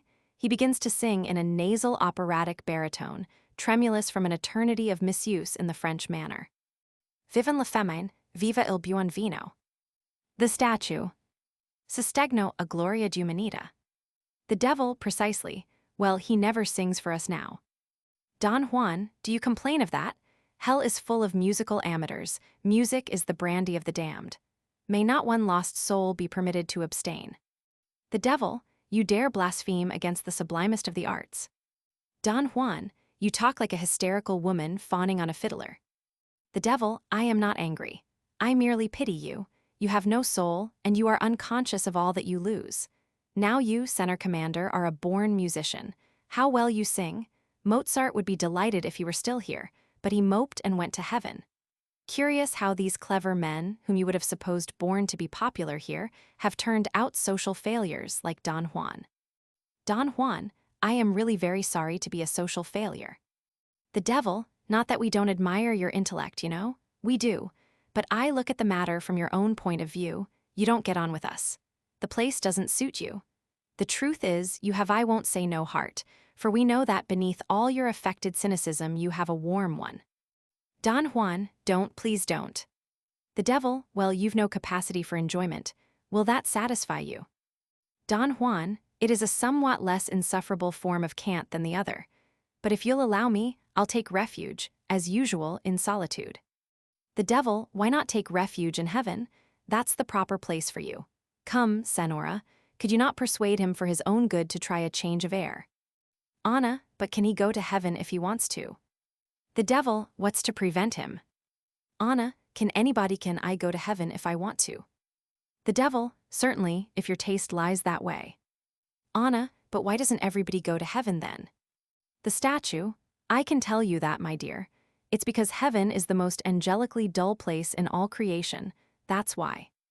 The devil, His Excellency the Commander puts it with military bluntness, but the strain of living in heaven is intolerable. There is a notion that I was turned out of it, but as a matter of fact, nothing could have induced me to stay there. I simply left it and organized this place. The statue, I don't wonder at it. Nobody could stand an eternity of heaven. The devil, oh, it suits some people. Let us be just, Commander. It is a question of temperament. I don't admire the heavenly temperament. I don't understand it. I don't know that I particularly want to understand it, but it takes all sorts to make a universe. There is no accounting for tastes. There are people who like it. I think Don Juan would like it. Don Juan? But pardon my frankness, could you really go back there if you desired to, or are the grapes sour? The devil, back there? I often go back there. Have you never read the book of Job? Have you any canonical authority for assuming that there is any barrier between our circle and the other one? Anna, but surely there is a great gulf fixed. The devil, dear lady, a parable must not be taken literally. The gulf is the difference between the angelic and the diabolic temperament. What more impassable gulf could you have? Think of what you have seen on earth. There is no physical gulf between the philosopher's classroom and the bull ring, but the bullfighters do not come to the classroom for all that. Have you ever been in the country where I have the largest following, England? There they have great race courses, and also concert rooms where they play the classical compositions of His Excellency's friend Mozart. Those who go to the race courses can stay away from them and go to the classical concerts instead if they like. There is no law against it. For Englishmen never will be slaves. They are free to do whatever the government and public opinion allows them to do. And the classical concert is admitted to be a higher, more cultivated, poetic, intellectual, ennobling place than the race course. But do the lovers of racing desert their sport and flock to the concert room? Not they. They would suffer there all the weariness the Commander has suffered in heaven. There is the great gulf of the parable between the two places. A mere physical gulf they could bridge, or at least I could bridge it for them. The earth is full of devil's bridges. But the gulf of dislike is impassable and eternal.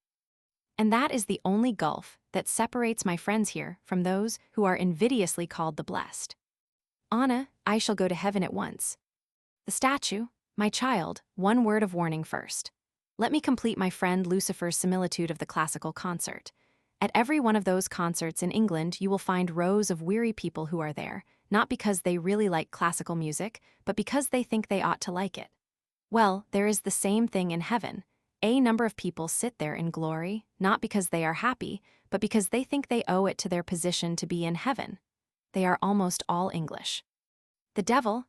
Yes, the Southerners give it up and join me just as you have done. But the English really do not seem to know when they are thoroughly miserable. An Englishman thinks he is moral when he is only uncomfortable. The statue. In short, my daughter, if you go to heaven without being naturally qualified for it, you will not enjoy yourself there. Anna, and who dares say that I am not naturally qualified for it? The most distinguished princes of the church have never questioned it. I owe it to myself to leave this place at once. The devil, as you please, Senora. I should have expected better taste from you. Anna, father, I shall expect you to come with me. You cannot stay here. What will people say? The statue. People. Why, the best people are here, princes of the church and all. So few go to heaven and so many come here that the blessed, once called a heavenly host, are a continually dwindling minority. The saints, the fathers, the elect of long ago are the cranks, the faddists, the outsiders of today. The devil, it is true. From the beginning of my career, I knew that I should win in the long run by sheer weight of public opinion. in spite of the long campaign of misrepresentation and calumny against me. At bottom, the universe is a constitutional one, and with such a majority as mine, I cannot be kept permanently out of office. Don Juan, I think, Anna, you had better stay here. Anna, you do not want me to go with you. Don Juan, surely you do not want to enter heaven in the company of a reprobate like me. Anna, all souls are equally precious. You repent, do you not? Don Juan, my dear Anna, you are silly. Do you suppose heaven is like earth, where people persuade themselves that what is done can be undone by repentance, that what is spoken can be unspoken by withdrawing it, that what is true can be annihilated by a general agreement to give it the lie? No, heaven is the home of the masters of reality. That is why I am going thither. Anna, thank you. I am going to heaven for happiness. I have had quite enough of reality on earth. Don Juan, then you must stay here, for hell is the home of the unreal and of the seekers for happiness. It is the only refuge from heaven, which is, as I tell you, the home of the masters of reality, and from earth, which is the home of the slaves of reality. The earth is a nursery in which men and women play at being heroes and heroines, saints and sinners, but they are dragged down from their fool's paradise by their bodies. Hunger and cold and thirst, age and decay and disease, death above all, make them slaves of reality. Thrice-a-day meals must be eaten and digested. Thrice a century a new generation must be engendered. Ages of faith, of romance, and of science are all driven at last to have but one prayer: make me a healthy animal. But here you escape the tyranny of the flesh. For here you are not an animal at all, you are a ghost, an appearance, an illusion, a convention, deathless, ageless. In a word, bodiless. There are no social questions here, no political questions, no religious questions, best of all, perhaps, no sanitary questions. Here you call your appearance beauty, your emotions love, your sentiments heroism, your aspirations virtue, just as you did on earth. But here there are no hard facts to contradict you, no ironic contrast of your needs with your pretensions, no human comedy, nothing but a perpetual romance, a universal melodrama. As our German friend put it in his poem, the poetically nonsensical here is good sense, and the eternal feminine draws us ever upward and on, without getting us a step farther. And yet you want to leave this paradise. Anna, but if hell be so beautiful as this, how glorious must heaven be? The devil, the statue, and Don Juan all begin to speak at once in violent protest, then stop, abashed. Don Juan, I beg your pardon. The devil, not at all, I interrupted you. The statue, you were going to say something. Don Juan, after you, gentlemen. The devil, you have been so eloquent on the advantages of my dominions that I leave you to do equal justice to the drawbacks of the alternative establishment. Don Juan, in heaven, as I picture it, dear lady, you live and work instead of playing and pretending. You face things as they are, you escape nothing but glamour, and your steadfastness and your peril are your glory. If the play still goes on here and on earth and all the world is a stage, heaven is at least behind the scenes. But heaven cannot be described by metaphor.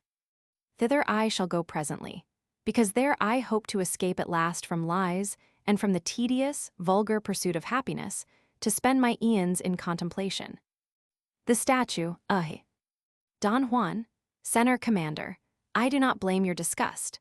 A picture gallery is a dull place for a blind man, but even as you enjoy the contemplation of such romantic mirages as beauty and pleasure, so would I enjoy the contemplation of that which interests me above all things, namely, life, the force that ever strives to attain greater power of contemplating itself.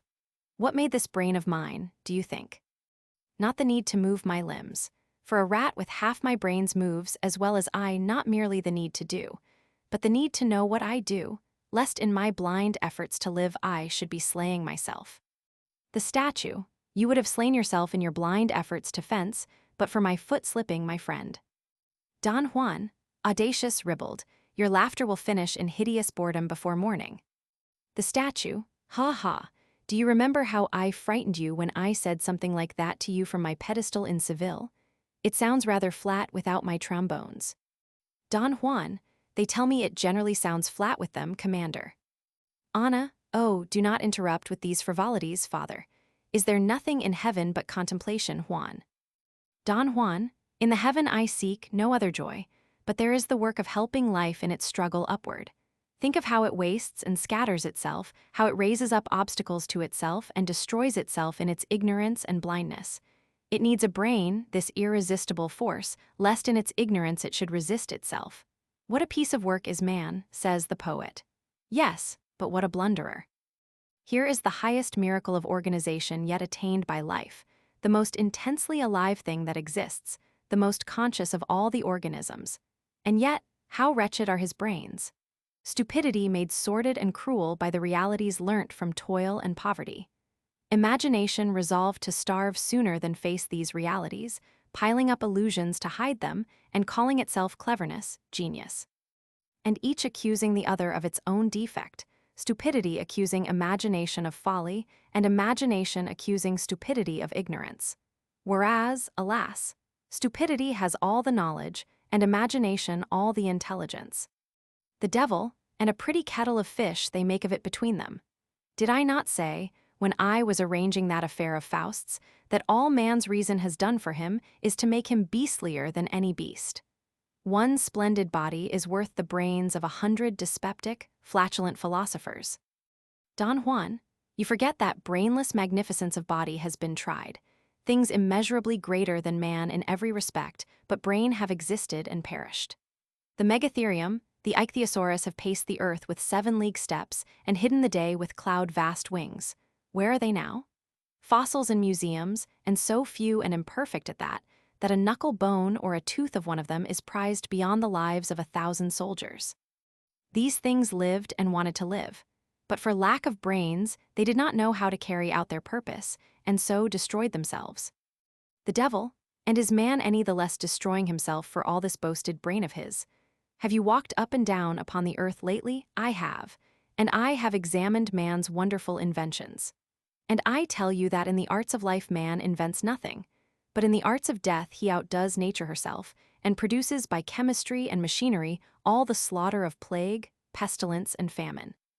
The peasant I tempt today eats and drinks what was eaten and drunk by the peasants of 10,000 years ago, and the house he lives in has not altered as much in 1,000 centuries as the fashion of a lady's bonnet in a score of weeks. But when he goes out to slay, he carries a marvel of mechanism that lets loose at the touch of his finger all the hidden molecular energies, and leaves the javelin, the arrow, the blowpipe of his fathers far behind. In the arts of peace man is a bungler. I have seen his cotton factories and the like, with machinery that a greedy dog could have invented if it had wanted money instead of food. I know his clumsy typewriters and bungling locomotives and tedious bicycles. They are toys compared to the Maxim gun, the submarine torpedo boat. There is nothing in man's industrial machinery but his greed and sloth. His heart is in his weapons. This marvelous force of life of which you boast is a force of death. Man measures his strength by his destructiveness. What is his religion? An excuse for hating me. What is his law? An excuse for hanging you. What is his morality? Gentility. An excuse for consuming without producing. What is his art? An excuse for gloating over pictures of slaughter. What are his politics? Either the worship of a despot because a despot can kill, or parliamentary cockfighting. I spent an evening lately in a certain celebrated legislature and heard the pot lecturing the kettle for its blackness and ministers answering questions. When I left, I chalked up on the door the old nursery saying, "Ask no questions, and you will be told no lies." I bought a 6-penny family magazine and found it full of pictures of young men shooting and stabbing one another. I saw a man die. He was a London bricklayer's laborer with 7 children. He left £17 club money, and his wife spent it all on his funeral and went into the workhouse with the children next day. She would not have spent 7 pence on her children's schooling. The law had to force her to let them be taught gratuitously, but on death she spent all she had. Their imagination glows, their energies rise up at the idea of death, these people. They love it, and the more horrible it is, the more they enjoy it. Hell is a place far above their comprehension. They derive their notion of it from 2 of the greatest fools that ever lived, an Italian and an Englishman. The Italian described it as a place of mud, frost, filth, fire, and venomous serpents, all torture. This ass, when he was not lying about me, was maundering about some woman whom he saw once in the street.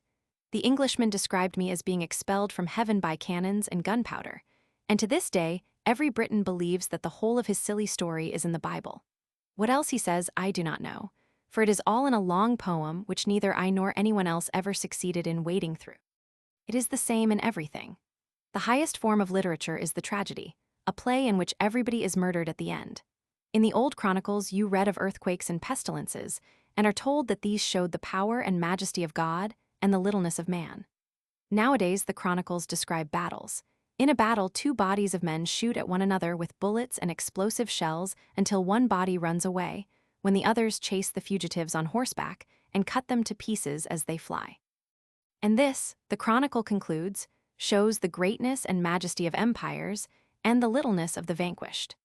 Over such battles, the people run about the streets yelling with delight and egg their governments on to spend hundreds of millions of money in the slaughter, whilst the strongest ministers dare not spend an extra penny in the pound against the poverty and pestilence through which they themselves daily walk.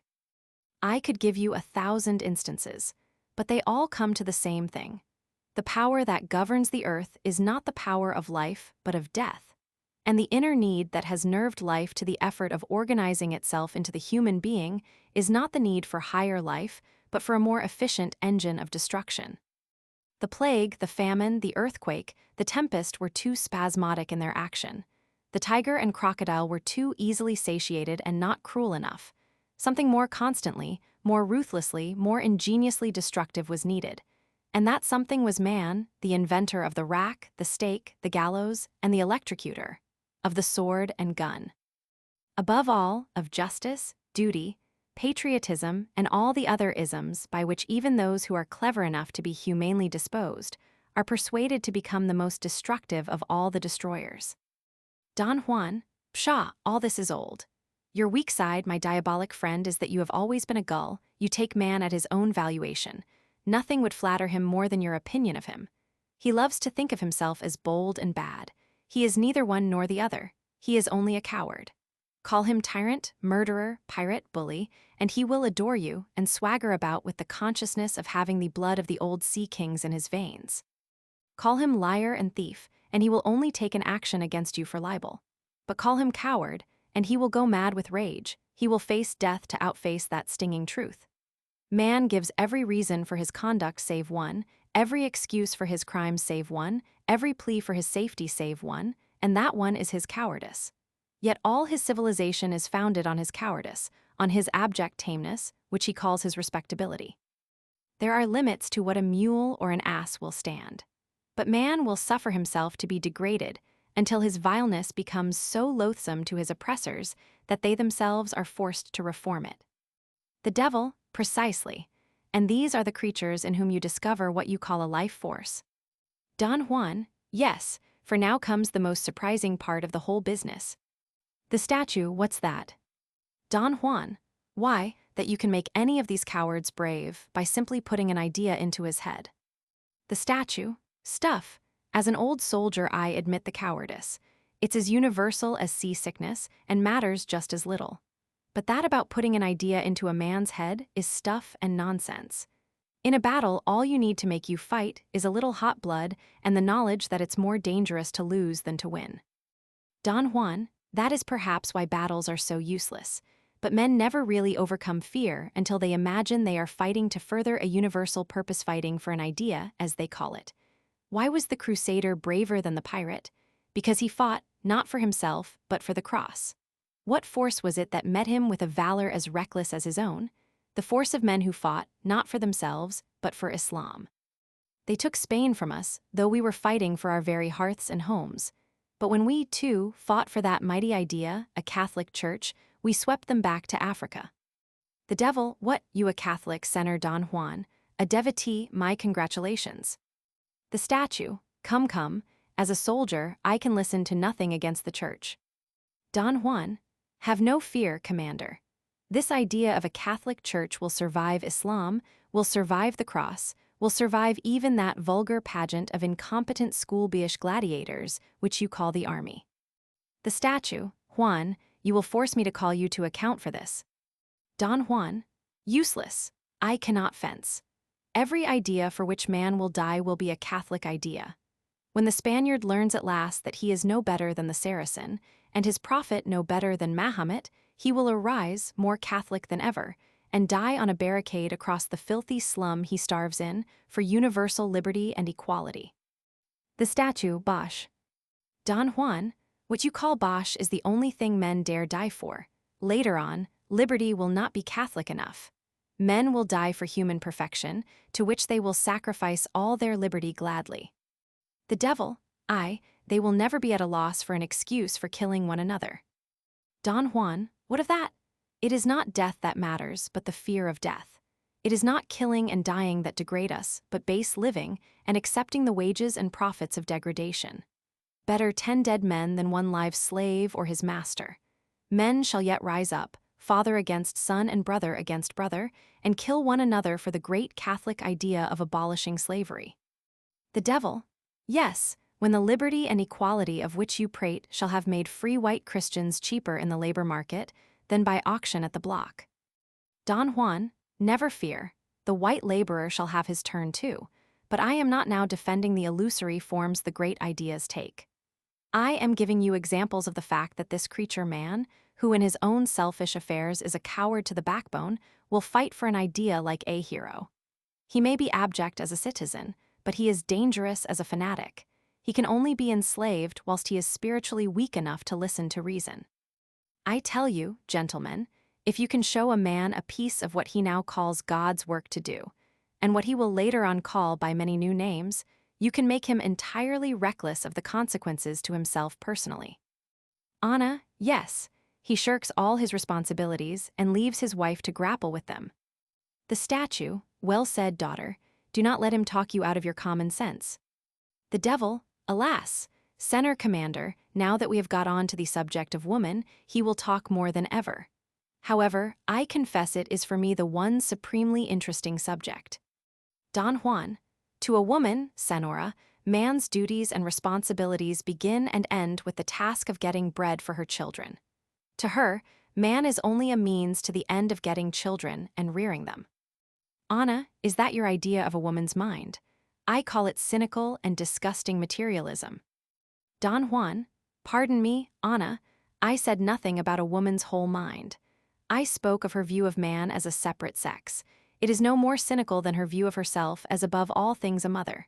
Sexually, woman is nature's contrivance for perpetuating its highest achievement. Sexually, man is woman's contrivance for fulfilling nature's behest in the most economical way. She knows by instinct that far back in the evolutional process she invented him, differentiated him, created him in order to produce something better than the single-sexed process can produce. Whilst he fulfills the purpose for which she made him, he is welcome to his dreams, his follies, his ideals, his heroisms, provided that the keystone of them all is the worship of woman, of motherhood, of the family, of the hearth. But how rash and dangerous it was to invent a separate creature whose sole function was her own impregnation. For mark what has happened. First, man has multiplied on her hands until there are as many men as women, so that she has been unable to employ for her purposes more than a fraction of the immense energy she has left at his disposal by saving him the exhausting labor of gestation. This superfluous energy has gone to his brain and to his muscle. He has become too strong to be controlled by her bodily, and too imaginative and mentally vigorous to be content with mere self-reproduction. He has created civilization without consulting her, taking her domestic labor for granted as the foundation of it. Anna, that is true at all events. The devil, yes, and this civilization, what is it after all? Don Juan, after all, an excellent peg to hang your cynical commonplaces on, but before all, it is an attempt on man's part to make himself something more than the mere instrument of woman's purpose. So far, the result of life's continual effort not only to maintain itself, but to achieve higher and higher organization and completer self-consciousness, is only, at best, a doubtful campaign between its forces and those of death and degeneration. The battles in this campaign are mere blunders, mostly won, like actual military battles, in spite of the commanders. The statue, that is a dig at me. No matter, go on, go on. Don Juan, it is a dig at a much higher power than you, Commander. Still, you must have noticed in your profession that even a stupid general can win battles when the enemy's general is a little stupider. The statue, most true, Juan, most true. Some donkeys have amazing luck. Don Juan, well, the life force is stupid, but it is not so stupid as the forces of death and degeneration. Besides, these are in its pay all the time. And so life wins, after a fashion. What mere copiousness of fecundity can supply and mere greed preserve, we possess. The survival of whatever form of civilization can produce the best rifle, and the best-fed rifleman is assured. The devil, exactly. The survival, not of the most effective means of life, but of the most effective means of death. You always come back to my point, in spite of your wrigglings and evasions and sophistries, not to mention the intolerable length of your speeches. Don Juan, oh come, who began making long speeches. However, if I overtax your intellect, you can leave us and seek the society of love and beauty and the rest of your favorite boredoms. The devil, this is not fair, Don Juan, and not civil. I am also on the intellectual plane. Nobody can appreciate it more than I do. I am arguing fairly with you, and I think, utterly refuting you. Let us go on for another hour if you like. Don Juan, good, let us. The statue, not that I see any prospect of your coming to any point in particular, Juan. Still, since in this place, instead of merely killing time, we have to kill eternity, go ahead by all means. Don Juan, my point, you marble-headed old masterpiece, is only a step ahead of you. Are we agreed that life is a force which has made innumerable experiments in organizing itself? That the mammoth and the man, the mouse and the megatherium, the flies and the fleas and the fathers of the church, are all more or less successful attempts to build up that raw force into higher and higher individuals, their ideal individual being omnipotent, omniscient, infallible, and withal completely, uniludedly self-conscious. In short, a god. The devil, I agree, for the sake of argument. The statue, I agree, for the sake of avoiding argument. Anna, I most emphatically disagree as regards the fathers of the church, and I must beg you not to drag them into the argument. Don Juan, I did so purely for the sake of alliteration, Anna, and I shall make no further allusion to them. And now, since we are, with that exception, agreed so far, will you not agree with me further that life has not measured the success of its attempts at Godhead by the beauty or bodily perfection of the result? Since in both these respects the birds, as our friend Aristophanes long ago pointed out, are so extraordinarily superior, with their power of flight and their lovely plumage, and may I add, the touching poetry of their loves and nestings, that it is inconceivable that life, having once produced them, should, if love and beauty were her object, start off on another line and labor at the clumsy elephant and the hideous ape, whose grandchildren we are. Anna, Aristophanes was a heathen, and you, Juan, I am afraid, are very little better. The devil, you conclude, then, that life was driving at clumsiness and ugliness. Don Juan, no, perverse devil that you are, 1,000 times no. Life was driving at brains at its darling object, an organ by which it can attain not only self-consciousness but self-understanding. The statue, this is metaphysics, Juan. Why the devil should to the devil, I beg your pardon. The devil, pray don't mention it. I have always regarded the use of my name to secure additional emphasis as a high compliment to me. It is quite at your service, Commander. The statue, thank you, that's very good of you. Even in heaven, I never quite got out of my old military habits of speech. What I was going to ask Juan was why life should bother itself about getting a brain. Why should it want to understand itself? Why not be content to enjoy itself? Don Juan, without a brain, Commander, you would enjoy yourself without knowing it, and so lose all the fun. The statue, true, most true, but I am quite content with brain enough to know that I'm enjoying myself. I don't want to understand why. In fact, I'd rather not.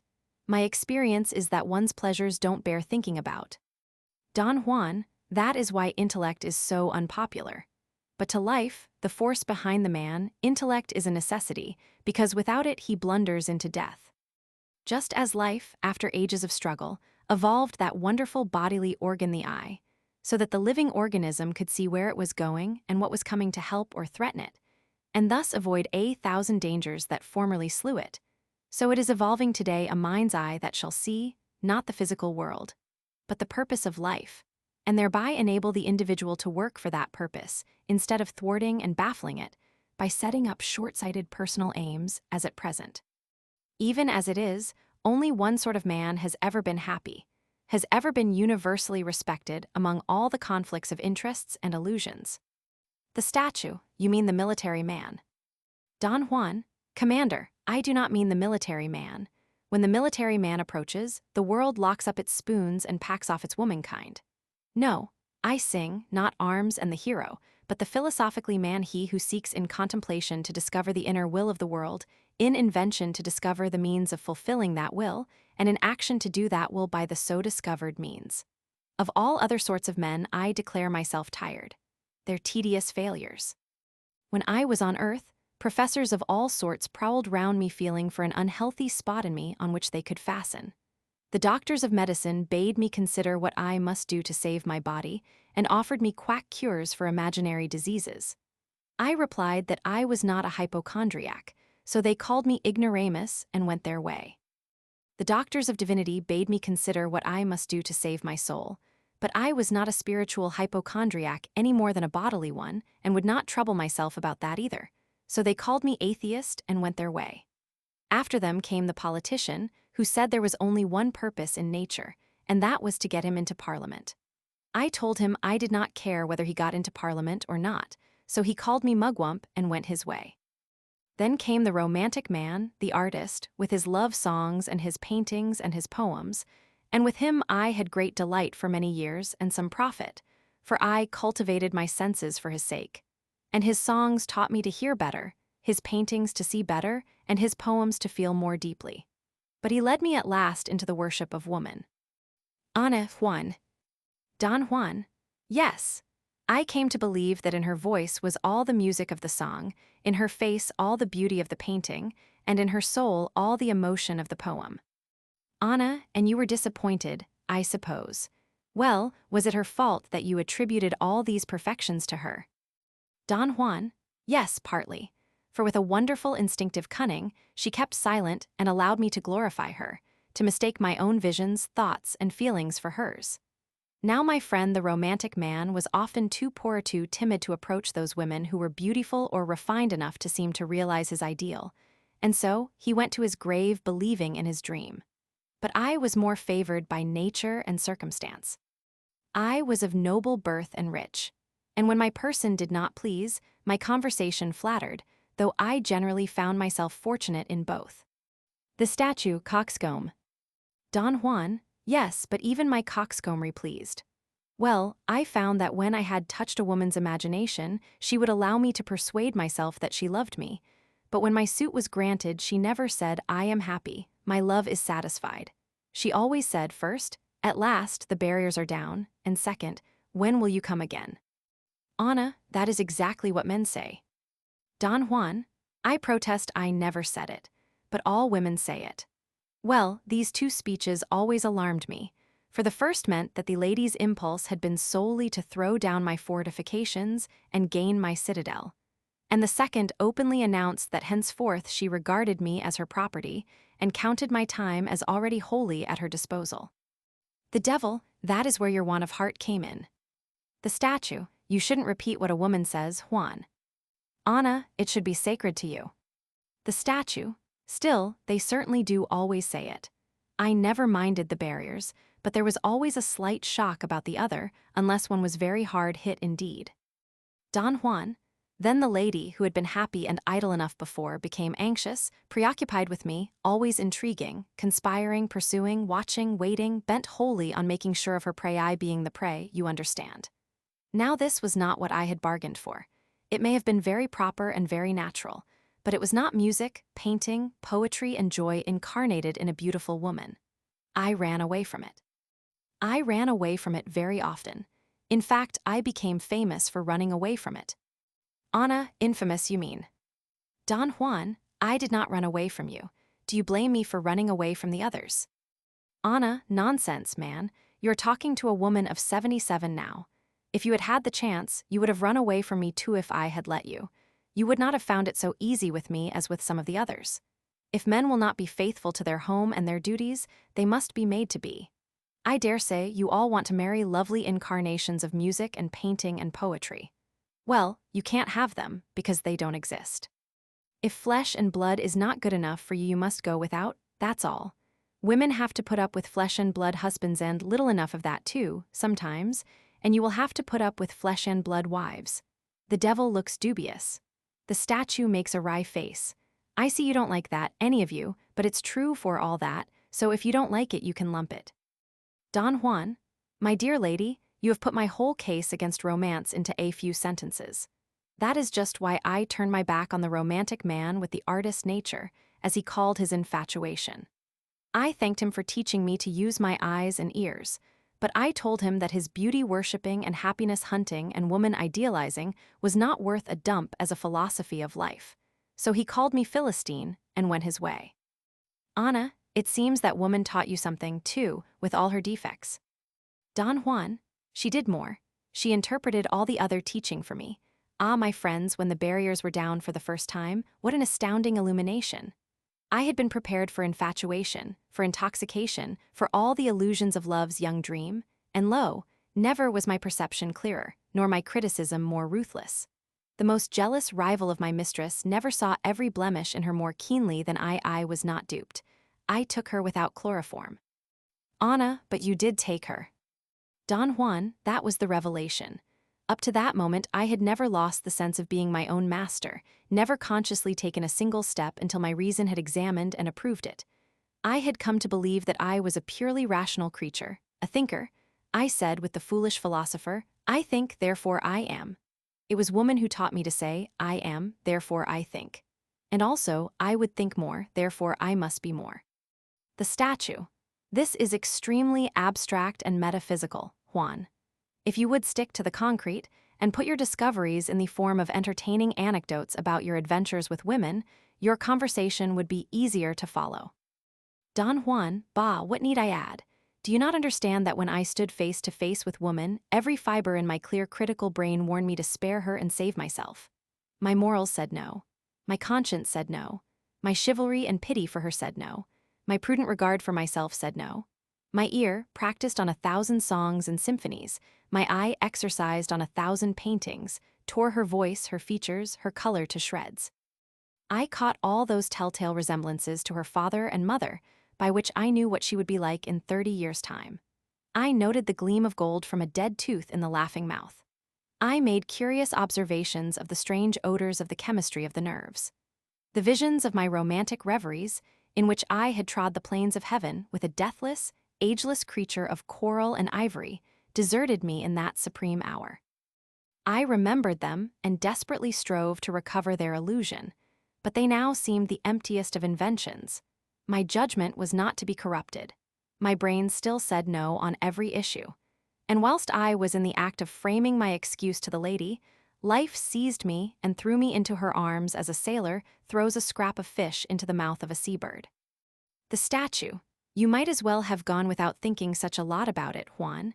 You are like all the clever men, you have more brains than is good for you. The devil, and were you not the happier for the experience, Senor Don Juan? Don Juan, the happier no, the wiser yes. That moment introduced me for the first time to myself, and, through myself, to the world. I saw then how useless it is to attempt to impose conditions on the irresistible force of life, to preach prudence, careful selection, virtue, honor, chastity. Anna, Don Juan, a word against chastity is an insult to me. Don Juan, I say nothing against your chastity, Senora, since it took the form of a husband and 12 children. What more could you have done had you been the most abandoned of women? Anna, I could have had 12 husbands and no children, that's what I could have done, Juan.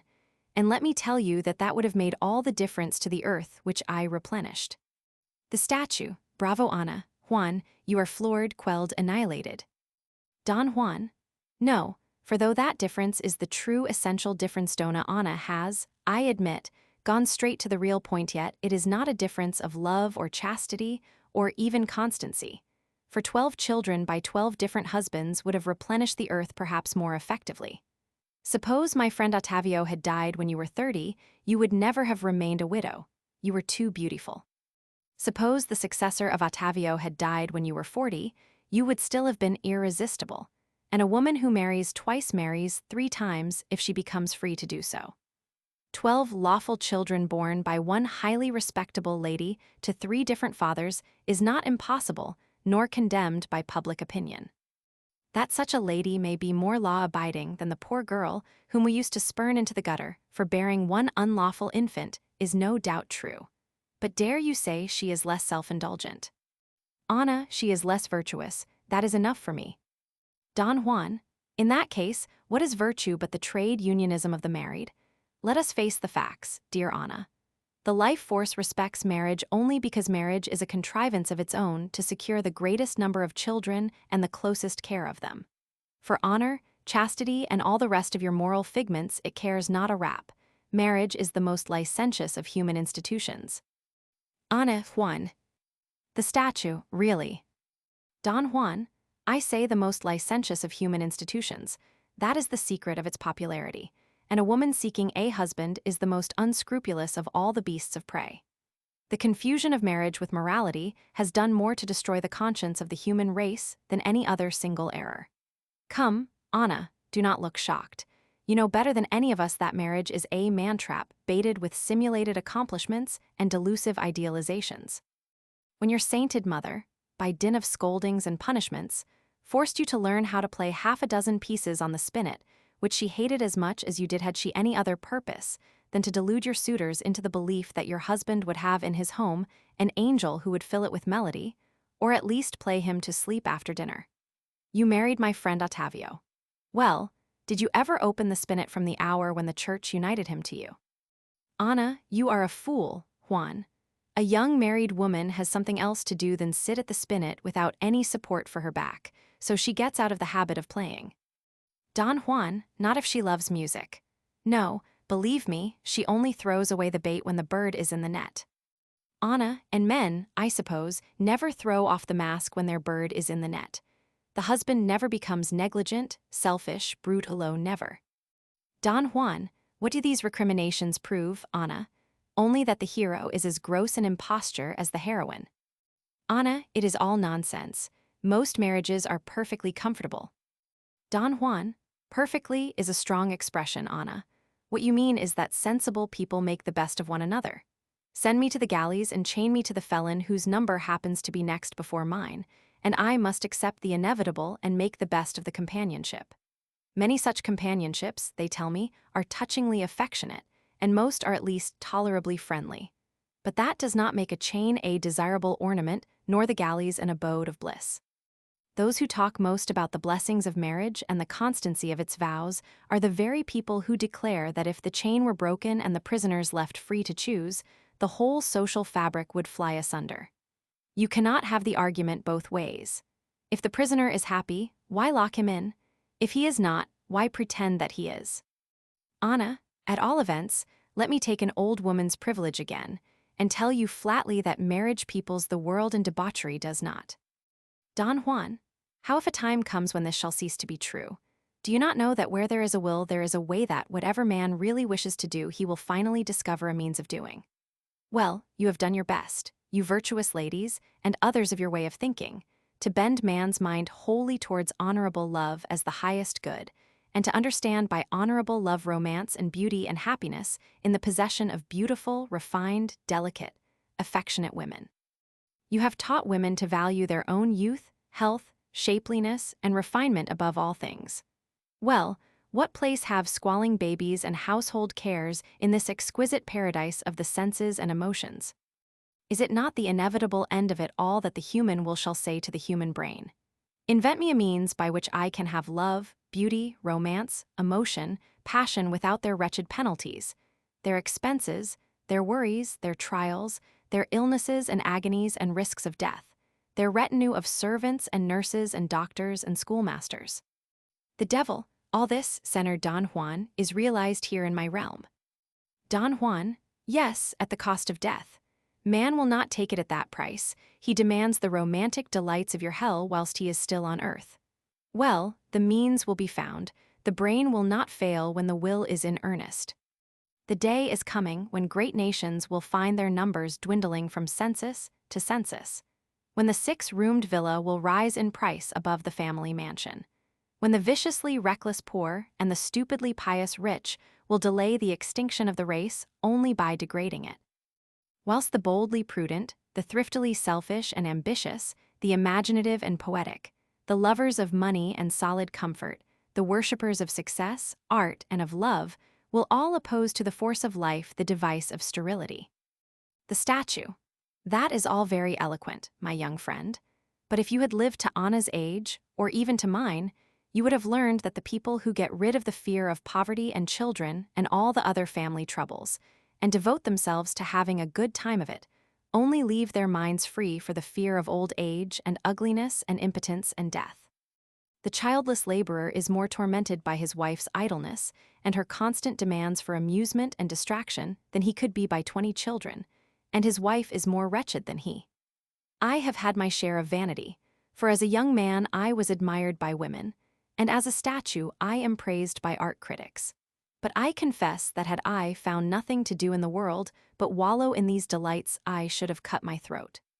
When I married Anna's mother, or perhaps, to be strictly correct, I should rather say when I at last gave in and allowed Anna's mother to marry me, I knew that I was planting thorns in my pillow, and that marriage for me, a swaggering young officer thitherto unvanquished, meant defeat and capture. Anna's father. The statue. I am sorry to shock you, my love, but since Juan has stripped every rag of decency from the discussion, I may as well tell the frozen truth. Anna HMF, I suppose I was one of the thorns. The statue, by no means, you were often a rose. You see, your mother had most of the trouble you gave. Don Juan, then may I ask, Commander, why you have left heaven to come here and wallow, as you express it, in sentimental beatitudes which you confess would once have driven you to cut your throat. The statue, Eged, that's true. The devil, what? You are going back from your word.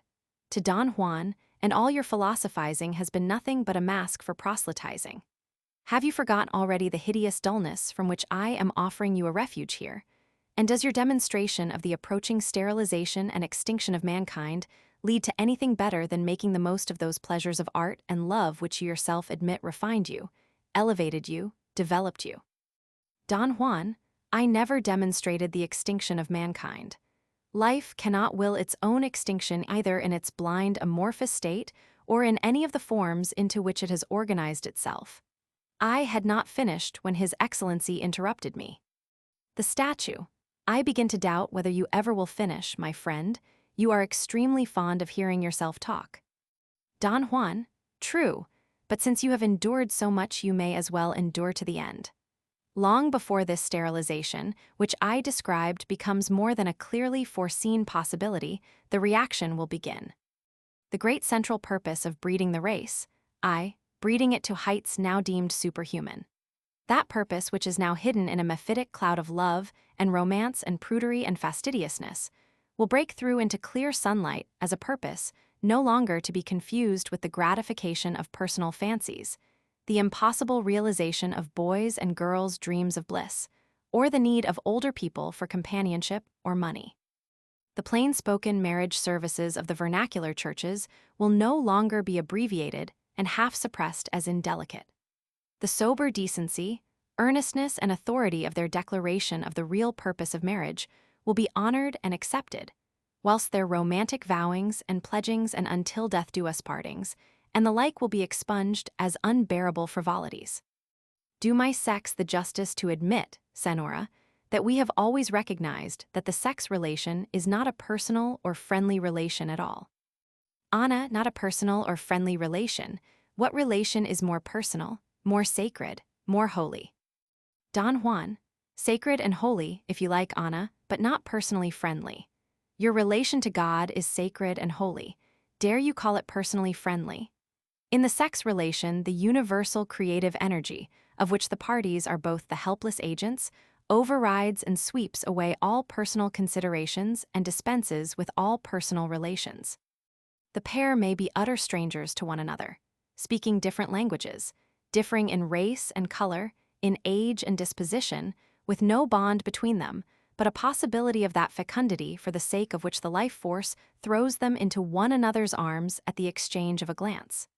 Do we not recognize this by allowing marriages to be made by parents without consulting the woman? Have you not often expressed your disgust at the immorality of the English nation, in which women and men of noble birth become acquainted and court each other like peasants? And how much does even the peasant know of his bride, or she of him, before he engages himself? Why, you would not make a man your lawyer or your family doctor on so slight an acquaintance as you would fall in love with and marry him. Anna, yes, Juan, we know the libertine's philosophy. Always ignore the consequences to the woman. Don Juan, the consequences, yes, they justify her fierce grip of the man. But surely you do not call that attachment a sentimental one. As well call the policeman's attachment to his prisoner a love relation. Anna, you see you have to confess that marriage is necessary, though, according to you, love is the slightest of all the relations. Don Juan, how do you know that it is not the greatest of all the relations? Far too great to be a personal matter. Could your father have served his country if he had refused to kill any enemy of Spain unless he personally hated him? Can a woman serve her country if she refuses to marry any man she does not personally love? You know it is not so. The woman of noble birth marries as the man of noble birth fights, on political and family grounds, not on personal ones. The statue, a very clever point that, Juan, I must think it over. You are really full of ideas. How did you come to think of this one? Don Juan, I learnt it by experience. When I was on earth and made those proposals to ladies which, though universally condemned, have made me so interesting a hero of legend, I was not infrequently met in some such way as this. The lady would say that she would countenance my advances provided they were honorable. On inquiring what that proviso meant, I found that it meant that I proposed to get possession of her property if she had any, or to undertake her support for life if she had not. That I desired her continual companionship, counsel and conversation to the end of my days, and would bind myself under penalties to be always enraptured by them. And, above all, that I would turn my back on all other women forever for her sake. I did not object to these conditions because they were exorbitant and inhuman. It was their extraordinary irrelevance that prostrated me. I invariably replied with perfect frankness that I had never dreamt of any of these things. That unless the lady's character and intellect were equal or superior to my own, her conversation must degrade and her counsel mislead me. That her constant companionship might, for all I knew, become intolerably tedious to me. That I could not answer for my feelings for a week in advance, much less to the end of my life. That to cut me off from all natural and unconstrained relations with the rest of my fellow creatures would narrow and warp me if I submitted to it, and, if not, would bring me under the curse of clandestinity. That, finally, my proposals to her were wholly unconnected with any of these matters, and were the outcome of a perfectly simple impulse of my manhood towards her womanhood. Anna, you mean that it was an immoral impulse. Don Juan, nature, my dear lady, is what you call immoral. I blush for it, but I cannot help it. Nature is a pandar, time a wrecker, and death a murderer. I have always preferred to stand up to those facts and build institutions on their recognition. You prefer to propitiate the three devils by proclaiming their chastity, their thrift, and their loving kindness, and to base your institutions on these flatteries. Is it any wonder that the institutions do not work smoothly? The statue, what used the ladies to say, Juan? Don Juan, oh, come, confidence for confidence. First tell me what you used to say to the ladies. The statue, I swore that I would be faithful to the death, that I should die if they refused me, that no woman could ever be to me what she was. Anna, she who? The statue, whoever it happened to be at the time, my dear.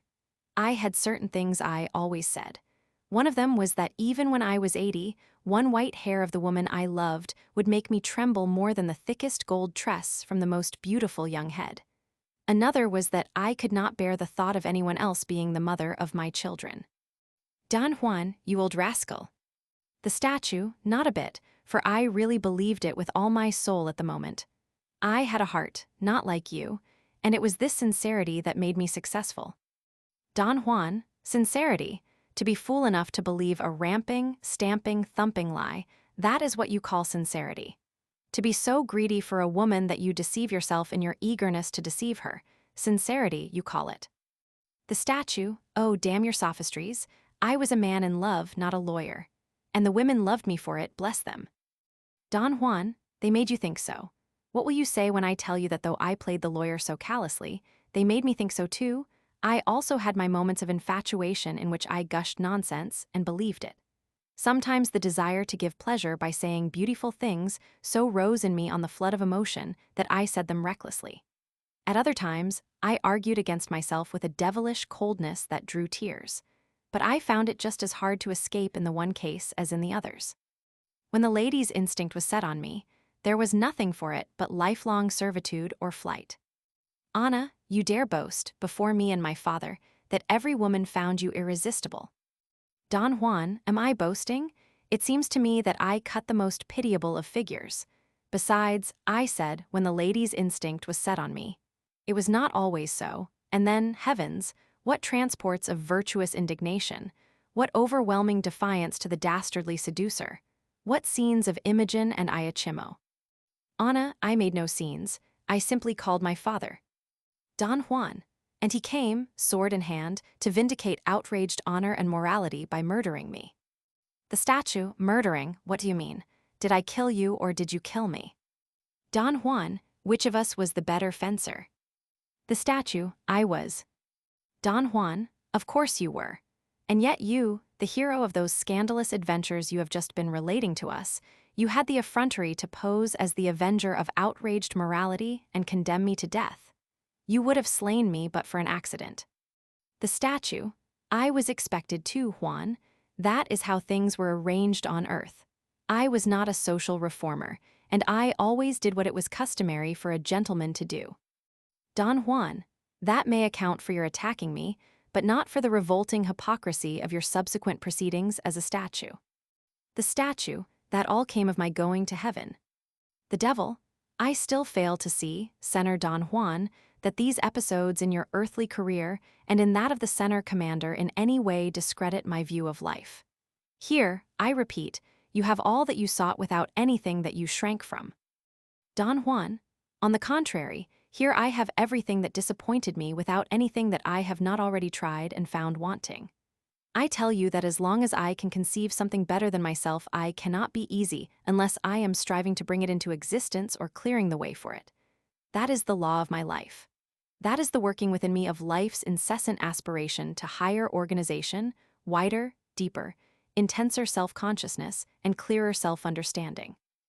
It was the supremacy of this purpose that reduced love for me to the mere pleasure of a moment, art for me to the mere schooling of my faculties, religion for me to a mere excuse for laziness, since it had set up a God who looked at the world and saw that it was good, against the instinct in me that looked through my eyes at the world and saw that it could be improved.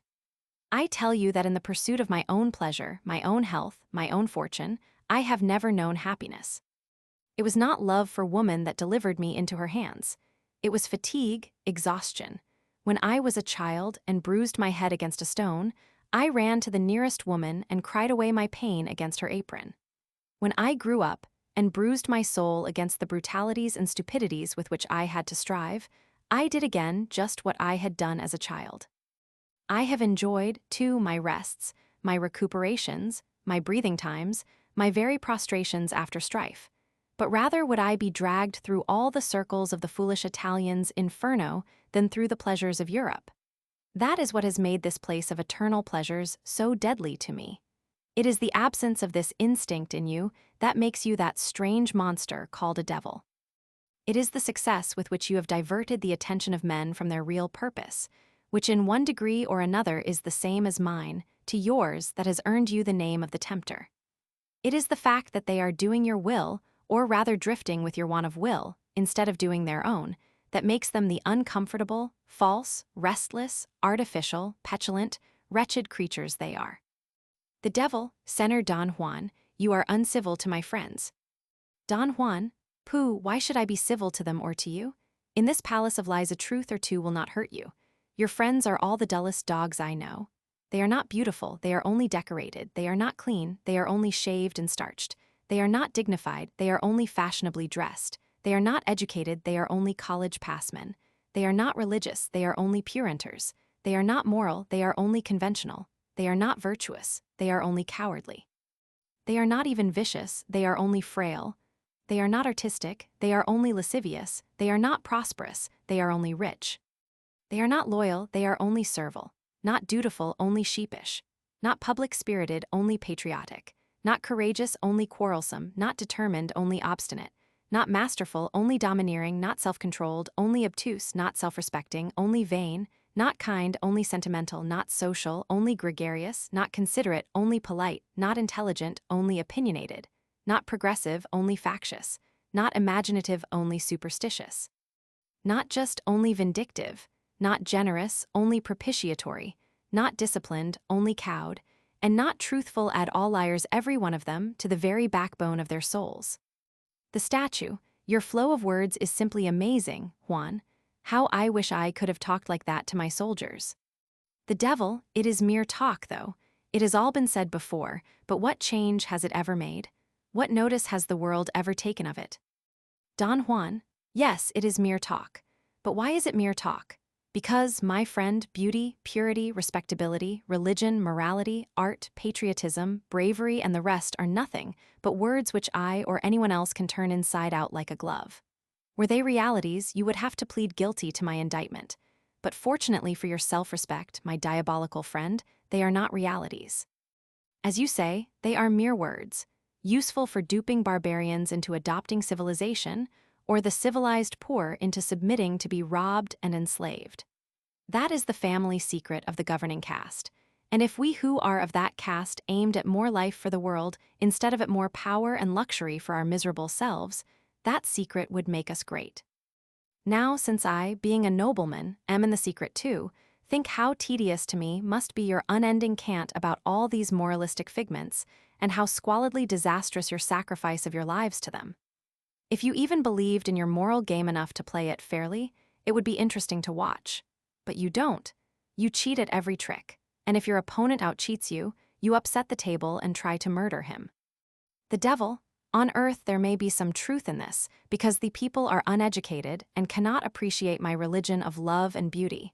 But here, Don Juan, oh yes, I know, here there is nothing but love and beauty, ugh. It is like sitting for all eternity at the first act of a fashionable play before the complications begin. Never in my worst moments of superstitious terror on earth did I dream that hell was so horrible. I live, like a hairdresser, in the continual contemplation of beauty, toying with silken tresses. I breathe an atmosphere of sweetness, like a confectioner's shop. Commander, are there any beautiful women in heaven? The statue, none, absolutely none, all dowdies, not 2 pennorth of jewelry among a dozen of them. They might be men of 50. Don Juan, I am impatient to get there. Is the word beauty ever mentioned, and are there any artistic people? The statue, I give you my word they won't admire a fine statue even when it walks past them. Don Juan, I go. The devil, Don Juan, shall I be frank with you? Don Juan, were you not so before? The devil, as far as I went, yes. But I will now go further, and confess to you that men get tired of everything, of heaven no less than of hell, and that all history is nothing but a record of the oscillations of the world between these two extremes. An epoch is but a swing of the pendulum, and each generation thinks the world is progressing because it is always moving. But when you are as old as I am, when you have 1,000 times wearied of heaven, like myself and the commander, and 1,000 times wearied of hell, as you are wearied now, you will no longer imagine that every swing from heaven to hell is an emancipation, every swing from hell to heaven an evolution.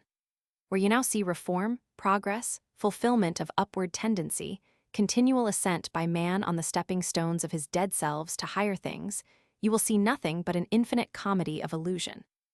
You will discover the profound truth of the saying of my friend Koheleth, that there is nothing new under the sun. Vanitas vanitatum. Don Juan, by heaven, this is worse than your cant about love and beauty. Clever dolt that you are, is a man no better than a worm, or a dog than a wolf, because he gets tired of everything? Shall he give up eating because he destroys his appetite in the act of gratifying it? Is a field idle when it is fallow? Can the commander expend his hellish energy here without accumulating heavenly energy for his next term of blessedness? Granted that the great life force has hit on the device of the clockmaker's pendulum, and uses the earth for its bob, that the history of each oscillation, which seems so novel to us the actors, is but the history of the last oscillation repeated. Nay more, that in the unthinkable infinitude of time, the sun throws off the earth and catches it again 1,000 times as a circus rider throws up a ball, and that the total of all our epics is but the moment between the toss and the catch, has the colossal mechanism no purpose. The devil? None, my friend. You think, because you have a purpose, nature must have one. You might as well expect it to have fingers and toes because you have them. Don Juan, but I should not have them if they served no purpose. And I, my friend, am as much a part of nature as my own finger is a part of me. If my finger is the organ by which I grasp the sword and the mandolin, my brain is the organ by which nature strives to understand itself. My dog's brain serves only my dog's purposes, but my brain labors at a knowledge which does nothing for me personally, but make my body bitter to me and my decay and death a calamity. Were I not possessed with a purpose beyond my own eye, had better be a plowman than a philosopher, for the plowman lives as long as the philosopher, eats more, sleeps better, and rejoices in the wife of his bosom with less misgiving. This is because the philosopher is in the grip of the life force.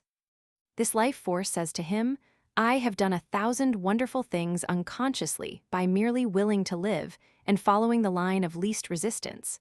Now I want to know myself and my destination, and choose my path.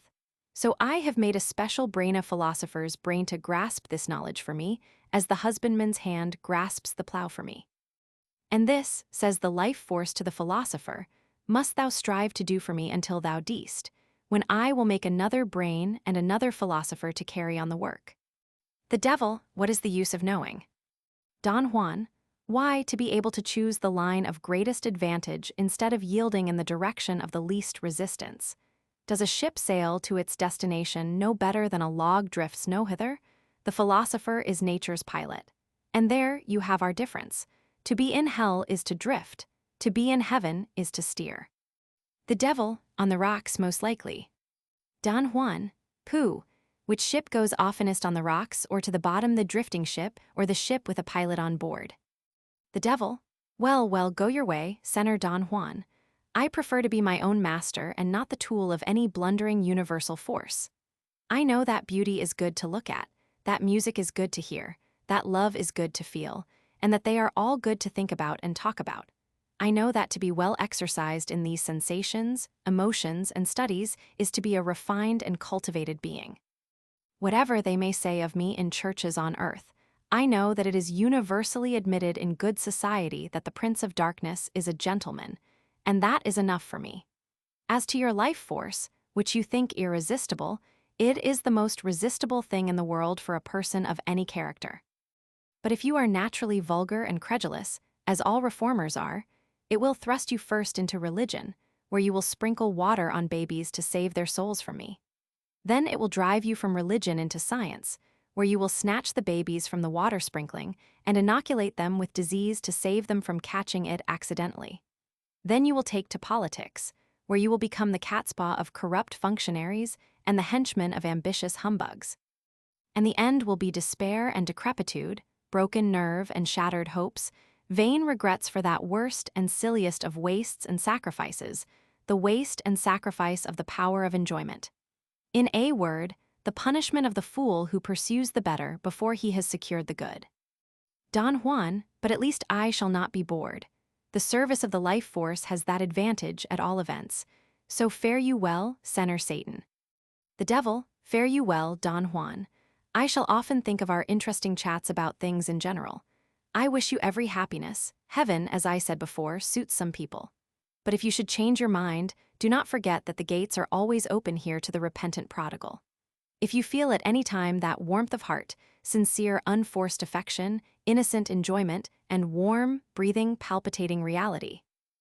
Don Juan, why not say flesh and blood at once, though we have left those two greasy commonplaces behind us?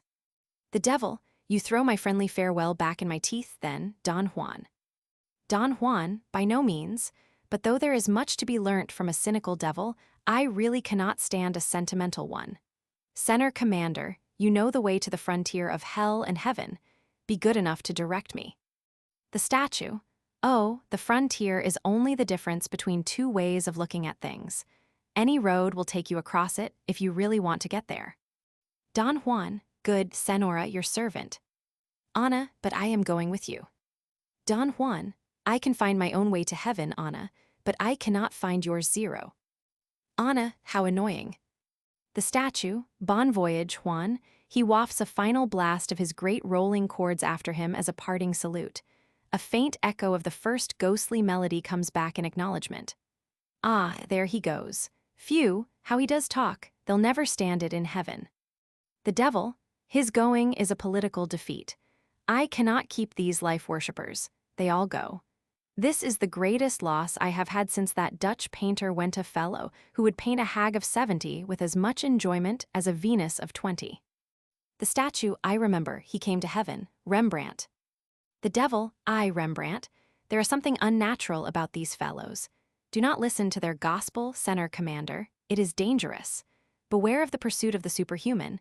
It leads to an indiscriminate contempt for the human. To a man, horses and dogs and cats are mere species, outside the moral world. Well, to the Superman, men and women are a mere species too, also outside the moral world. This Don Juan was kind to women and courteous to men, as your daughter here was kind to her pet cats and dogs. But such kindness is a denial of the exclusively human character of the soul. The statue, and who the deuce is the Superman? The devil, oh, the latest fashion among the life force fanatics. Did you not meet in heaven, among the new arrivals, that German Polish madman? What was his name? Nietzsche. The statue, never heard of him. The devil, well, he came here first, before he recovered his wits. I had some hopes of him, but he was a confirmed life force worshipper. It was he who raked up the Superman, who is as old as Prometheus, and the 20th century will run after this newest of the old crazes when it gets tired of the world, the flesh, and your humble servant. The statue, Superman is a good cry, and a good cry is half the battle.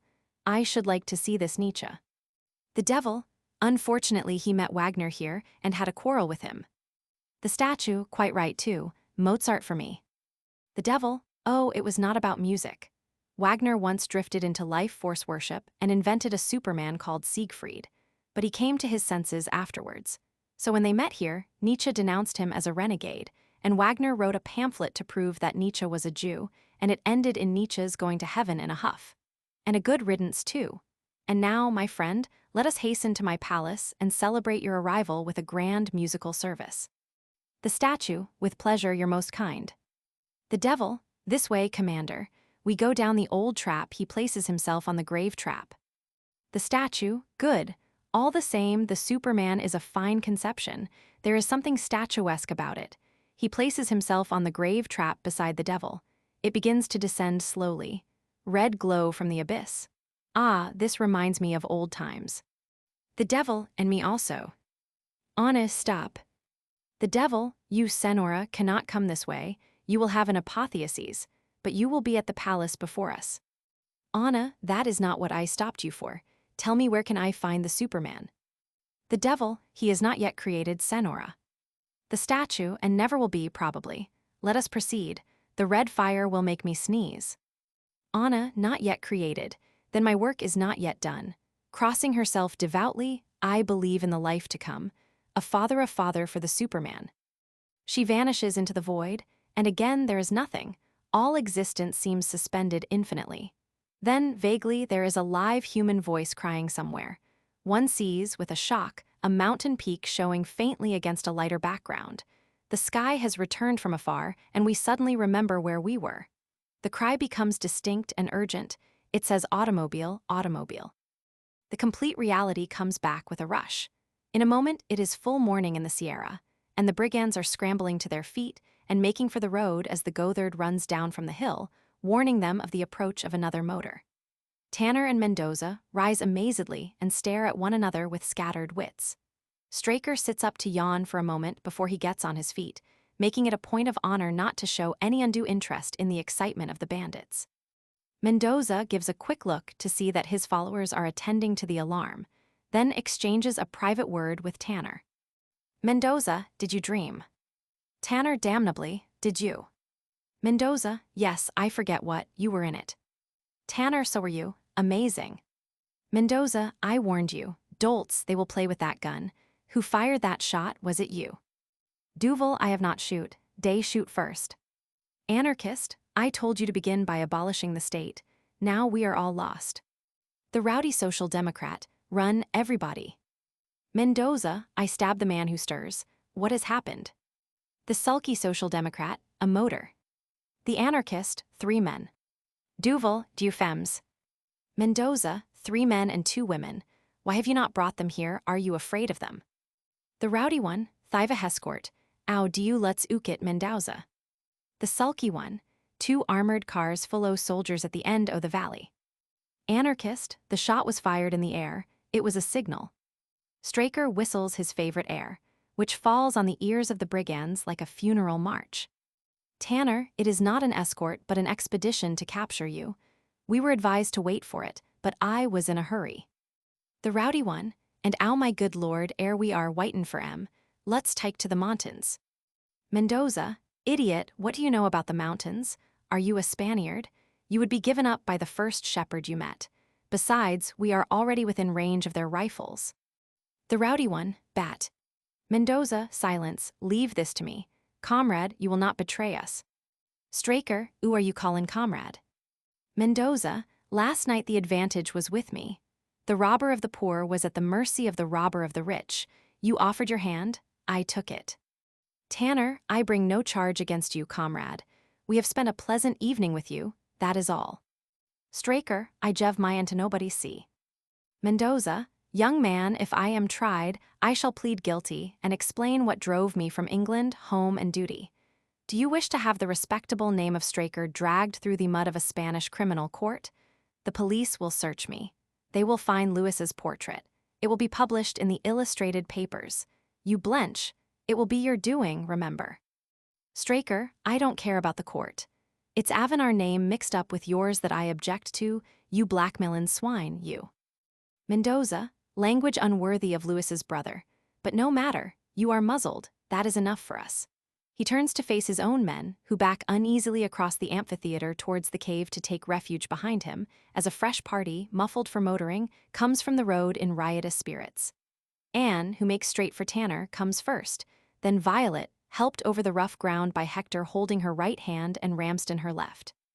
Mendoza goes to his presidential block and seats himself calmly with his rank and file grouped behind him, and his staff, consisting of Duval and the anarchist on his right and the 2 social democrats on his left, supporting him in flank. Anne, it's Jack. Tanner caught. Hector, why certainly it is. I said it was you, Tanner, we've just been stopped by a puncture, the road is full of nails. Violet, what are you doing here with all these men? Anne, why did you leave us without a word of warning? Hector, I want that bunch of roses, Miss Whitefield. When we found you were gone, Miss Whitefield bet me a bunch of roses my car would not overtake yours before you reached Monte Carlo. Tanner, but this is not the road to Monte Carlo. Hector, no matter. Miss Whitefield tracked you at every stopping place. She is a regular Sherlock Holmes. Tanner, the life force, I am lost. Octavius, bounding gaily down from the road into the amphitheater, and coming between Tanner and Straker, I am so glad you are safe. Old chapter, we were afraid you had been captured by brigands. Ramsden, I seem to remember the face of your friend here. Mendoza rises politely and advances with a smile between Anne and Ramsden. Hector, why so do I. Octavius, I know you perfectly well, sir, but I can't think where I have met you. Mendoza, do you remember me, madam? Violet, oh, quite well, but I am so stupid about names. Mendoza, it was at the Savoy Hotel. You, sir, used to come with this lady to lunch.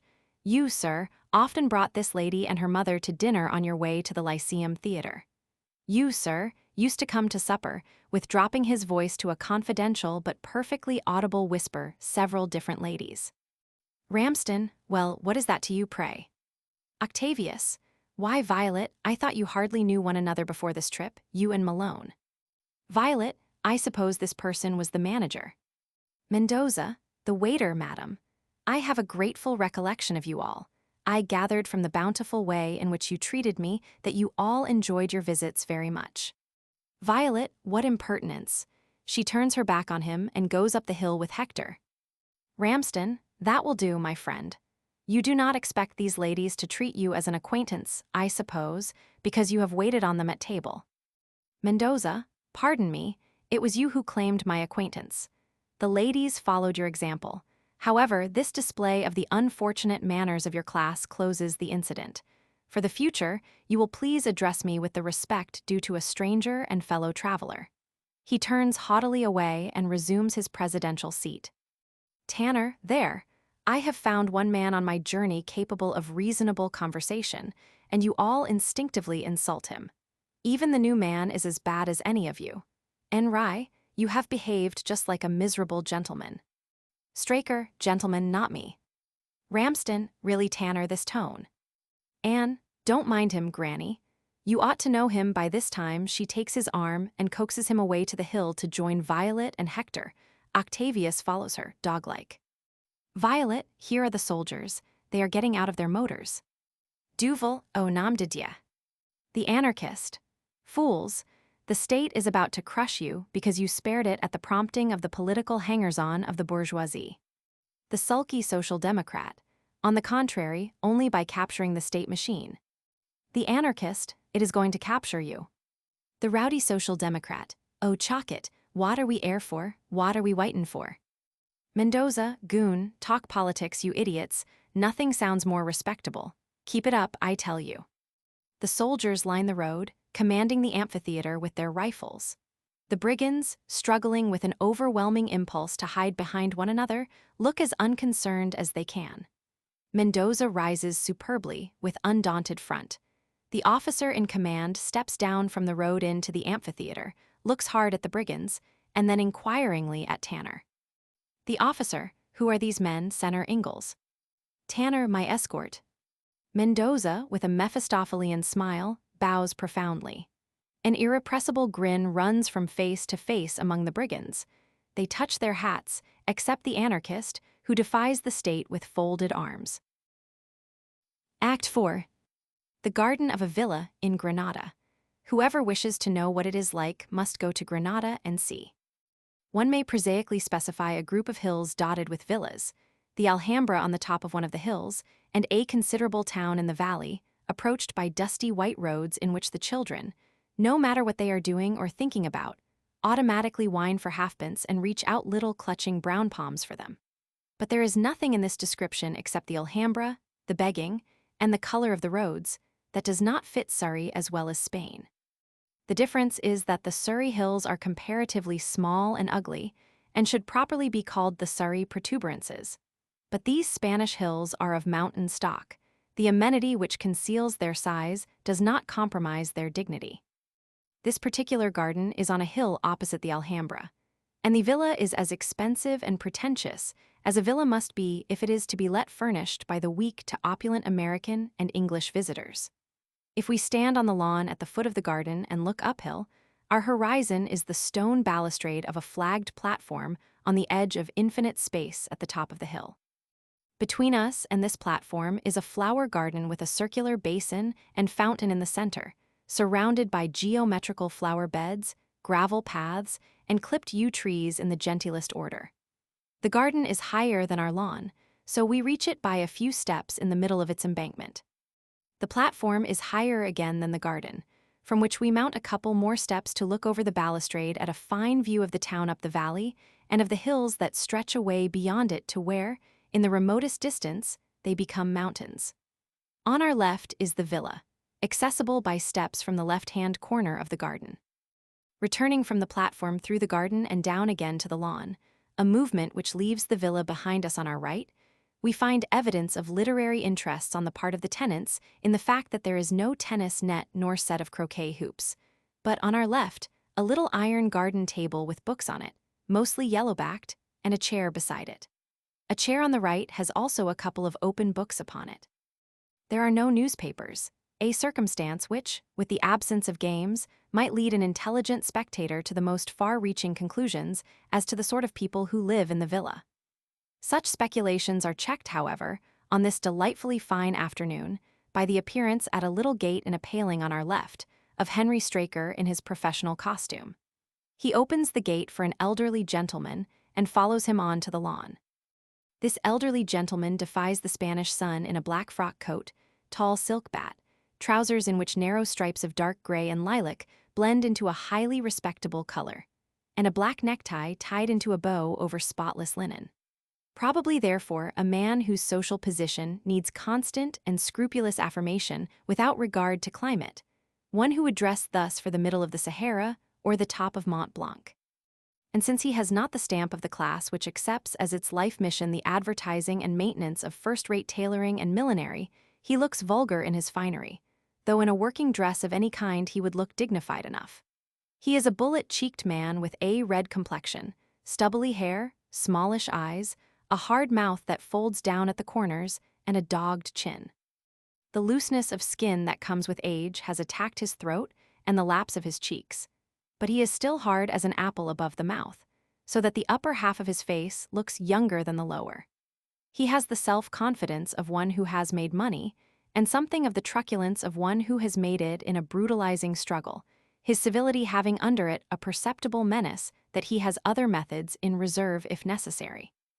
Withal, a man to be rather pitied when he is not to be feared, for there is something pathetic about him at times, as if the huge commercial machine which has worked him into his frock coat had allowed him very little of his own way, and left his affections hungry and baffled. At the first word that falls from him, it is clear that he is an Irishman whose native intonation has clung to him through many changes of place and rank. One can only guess that the original material of his speech was perhaps the surly Kerry brogue. But the degradation of speech that occurs in London, Glasgow, Dublin, and big cities generally has been at work on it so long that nobody but an errant cockney would dream of calling it a brogue now. For its music is almost gone, though its surliness is still perceptible. Straker, as a very obvious cockney, inspires him with implacable contempt, as a stupid Englishman who cannot even speak his own language properly. Straker, on the other hand, regards the old gentleman's accent as a joke thoughtfully provided by Providence expressly for the amusement of the British race, and treats him normally with the indulgence due to an inferior and unlucky species, but occasionally with indignant alarm when the old gentleman shows signs of intending his Irish nonsense to be taken seriously. Straker, I'll go tell the young lady. She said you'd prefer to stay here 0. Malone, the young lady. That's Miss Violet, eh? Straker, well, you know, don't you? Malone, do I? Straker, well, do you or don't you? Malone, what business is that of yours? Straker, now highly indignant, comes back from the steps and confronts the visitor. Straker, I'll tell you what business it is of mine. Miss Robinson. Malone, oh, her name is Robinson, is it? Thank you. Straker, why, you don't know even her name. Malone, yes, I do, now that you've told me. Straker, after a moment of stupefaction at the old man's readiness in repartee, look here. What do you mean by gettin' into my car and let me bring you here if you're not the person I took that note to? Malone, who else did you take it to, pray? Straker, I took it to Mr. Hector Malone, at Miss Robinson's request. See, Miss Robinson is not my principal. I took it to oblige her. I know Mr. Malone, and he ain't you, not by a long chalk. At the hotel they told me that your name is Hector Malone. Malone, Hector Malone. Straker, Hector in your own country.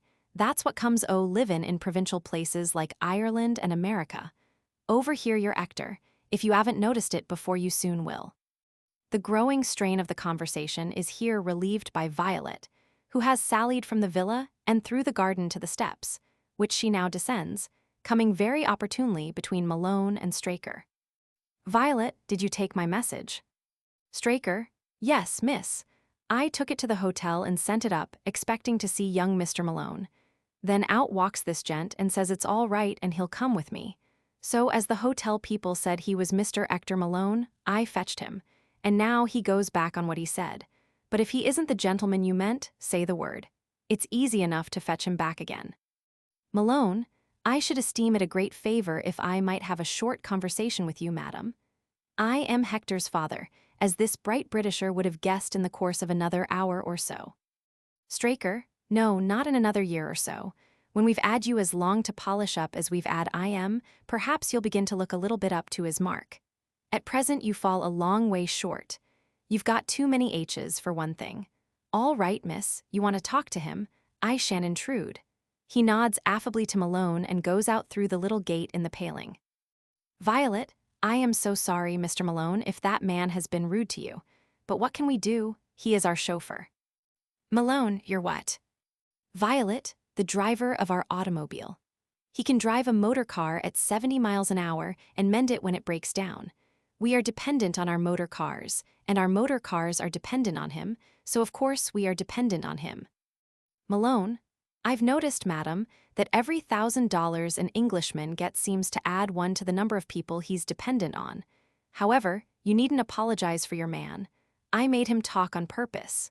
By doing so, I learnt that you're staying here in Granada with a party of English, including my son Hector. Violet, yes, we intended to go to Nice, but we had to follow a rather eccentric member of our party who started first and came here. Won't you sit down? She clears the nearest chair of the 2 books on it. Malone, thank you. He sits down, examining her curiously as she goes to the iron table to put down the books.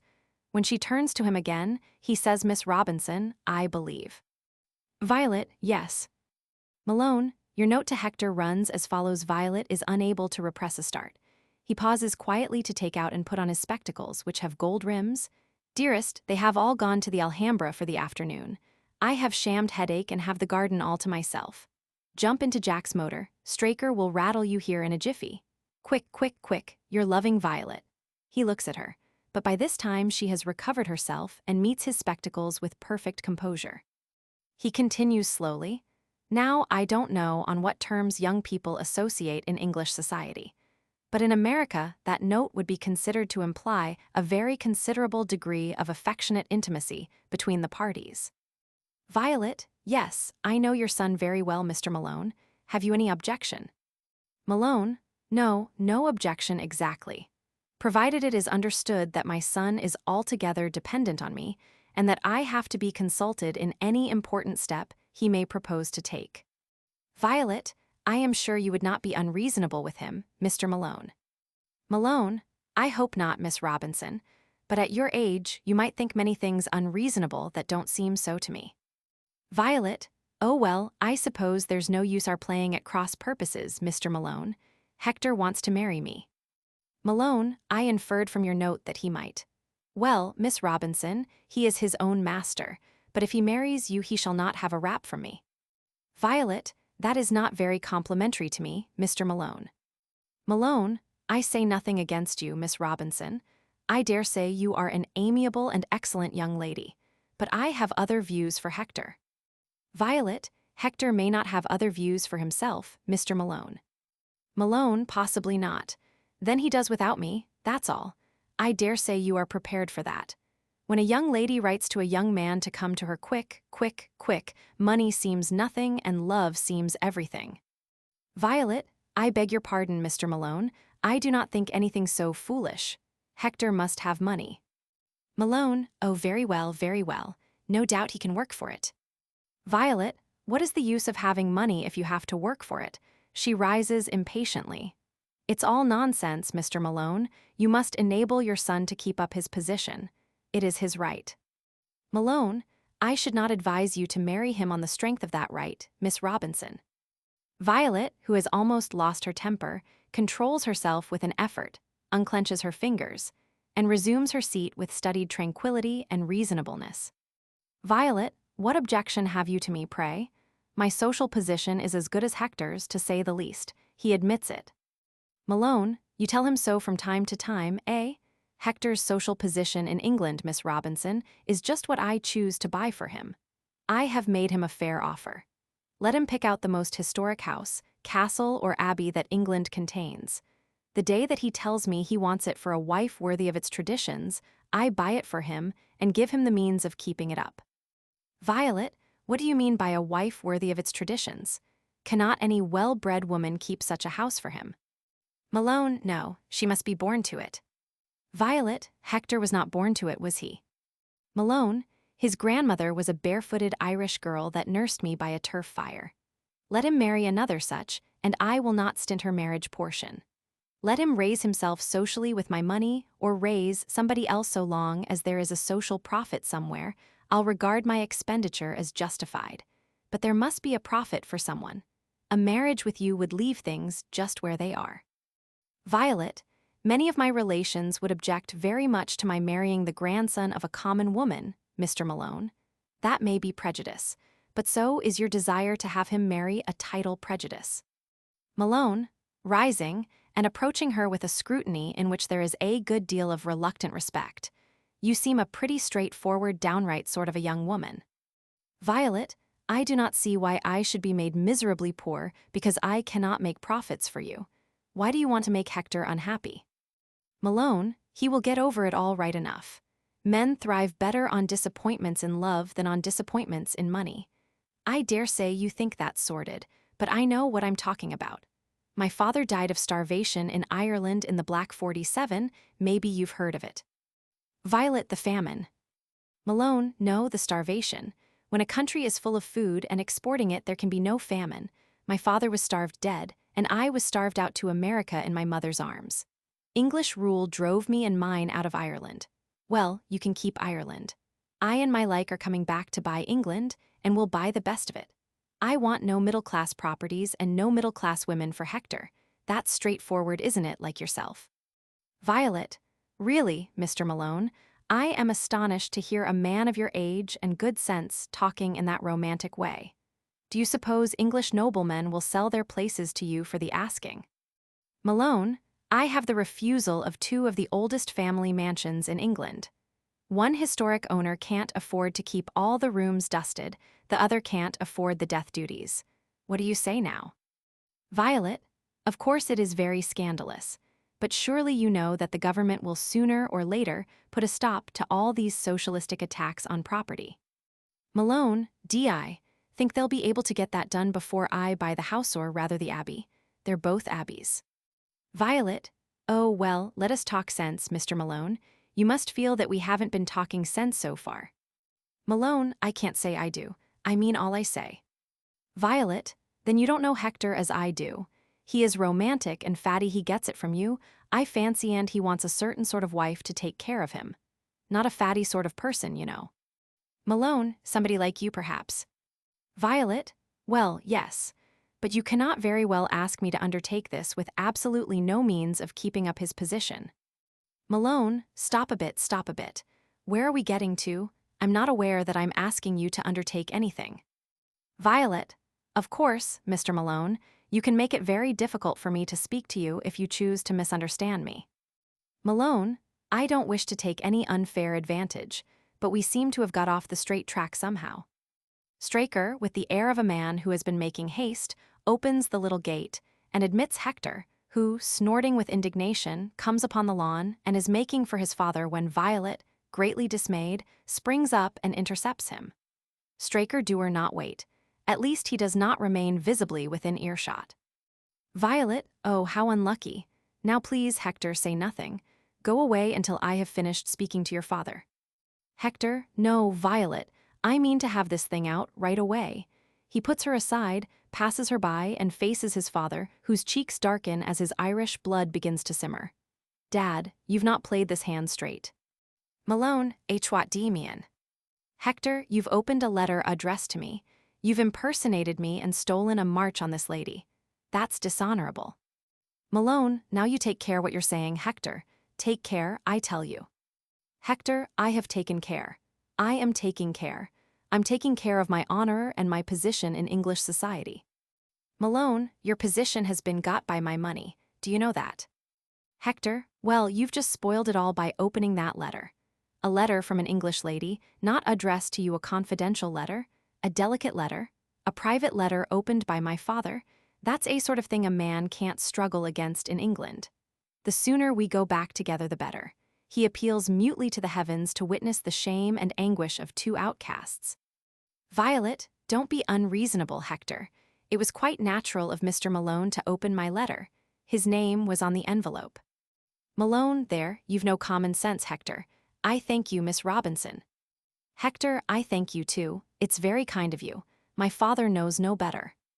Malone, Hector. Hector, oh, it's no use hectoring me. A private letter's a private letter, Dad. You can't get over that. Malone, I won't be talked back to by you, DI here.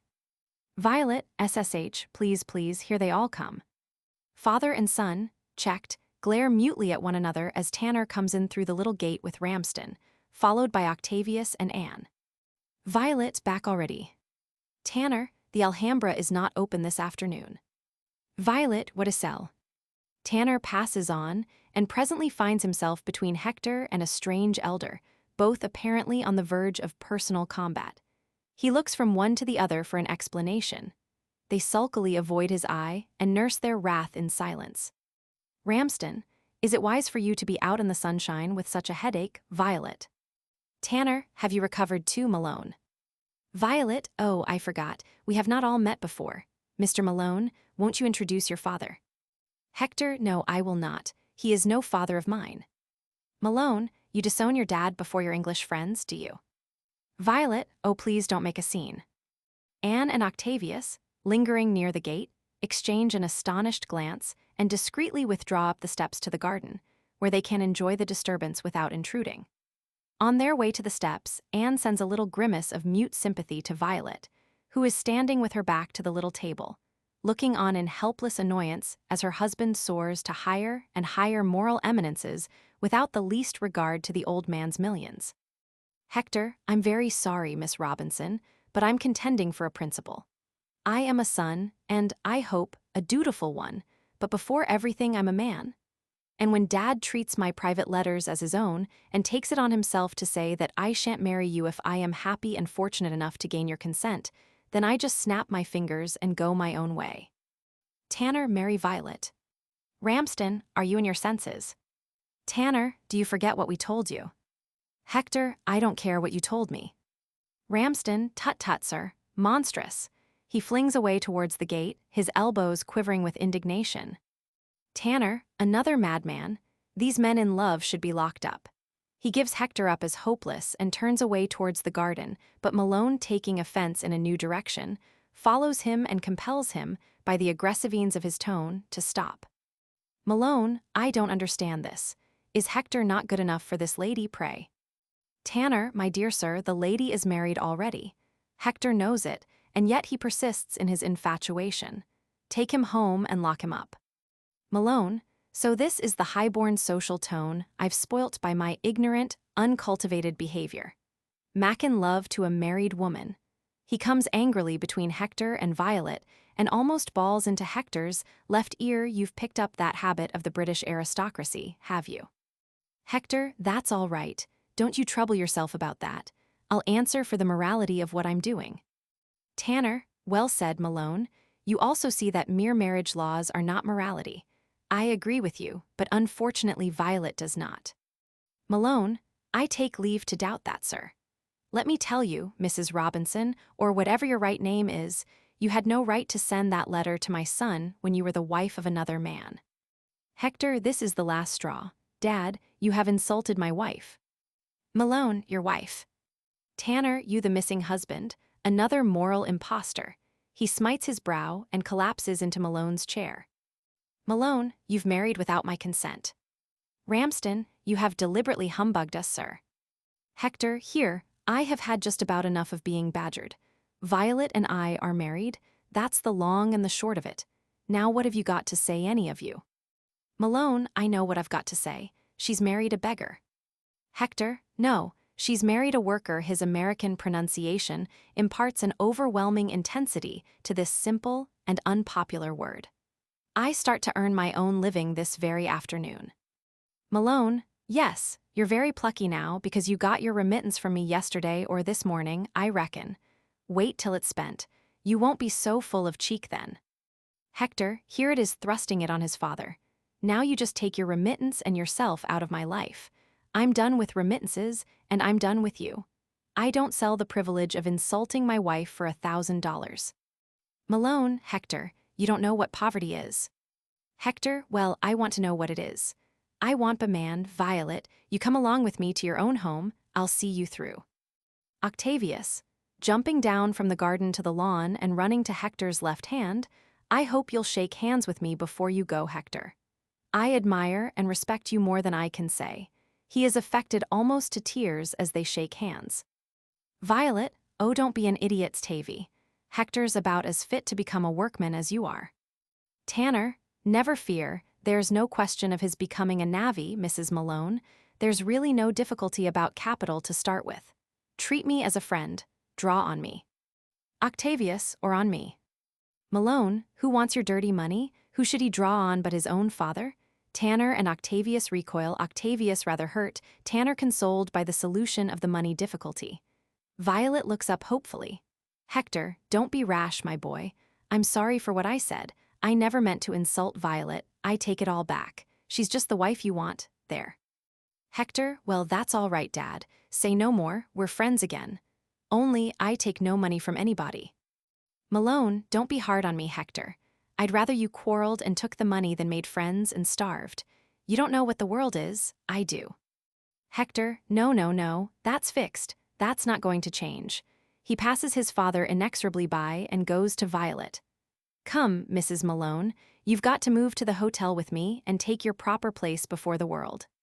Violet, but I must go in, dear, and tell Davis to pack. Won't you go on and make them give you a room overlooking the garden for me? I'll join you in half an hour.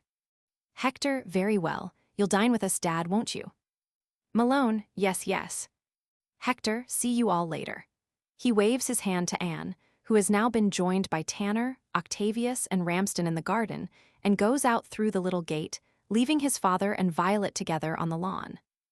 Malone, you'll try to bring him to his senses, Violet. I know you will. Violet, I had no idea he could be so headstrong. If he goes on like that, what can I do? Malone, don't be discouraged. Domestic pressure may be slow, but it's sure. You'll wear him down. Promise me you will. Violet, I will do my best. Of course, I think it's the greatest nonsense deliberately making us poor like that. Malone, of course it is. Violet, you had better give me the remittance. He will want it for his hotel bill. I'll see whether I can induce him to accept it. Not now, of course, but presently. Malone, yes.